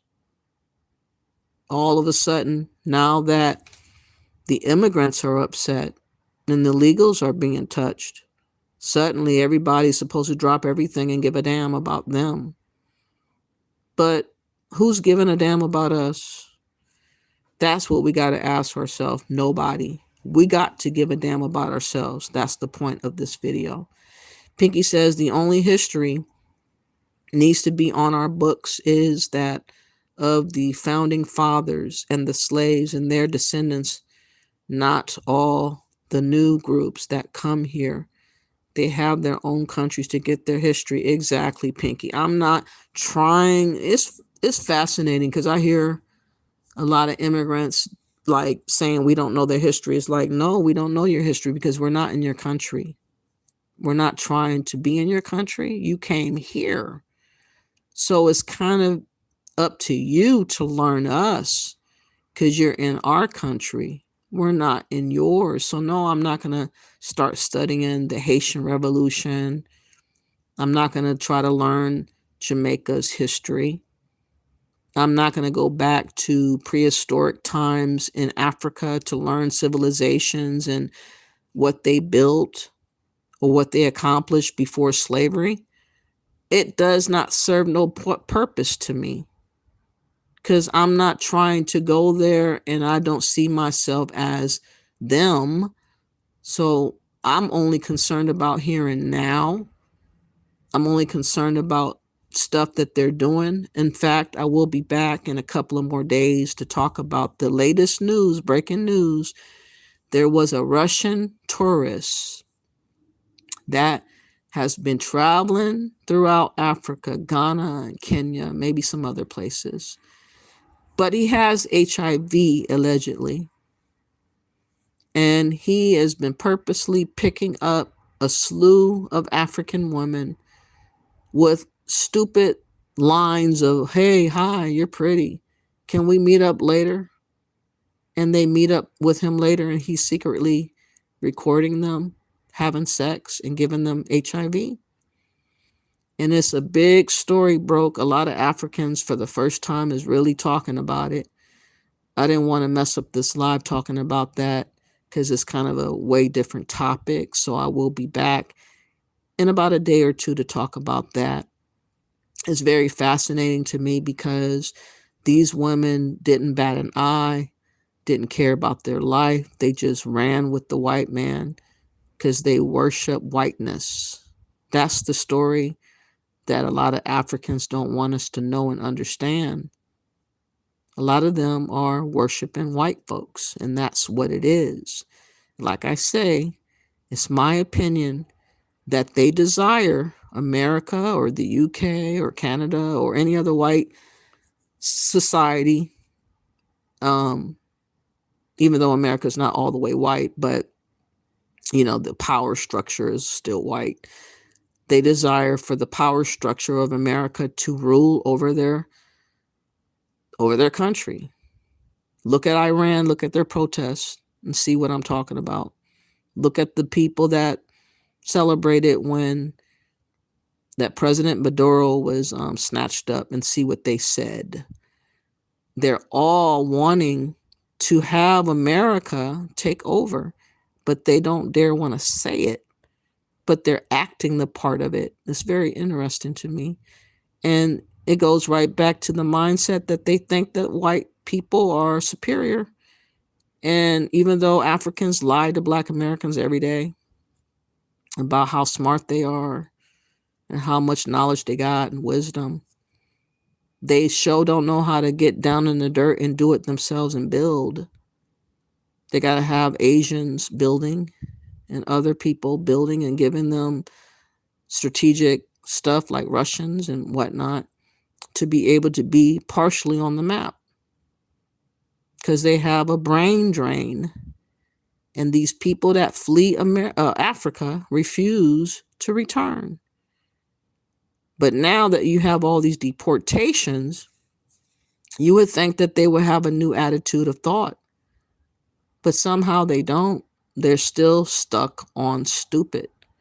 They still are stuck on fake Pan-Africanism. And they're still lying about unity.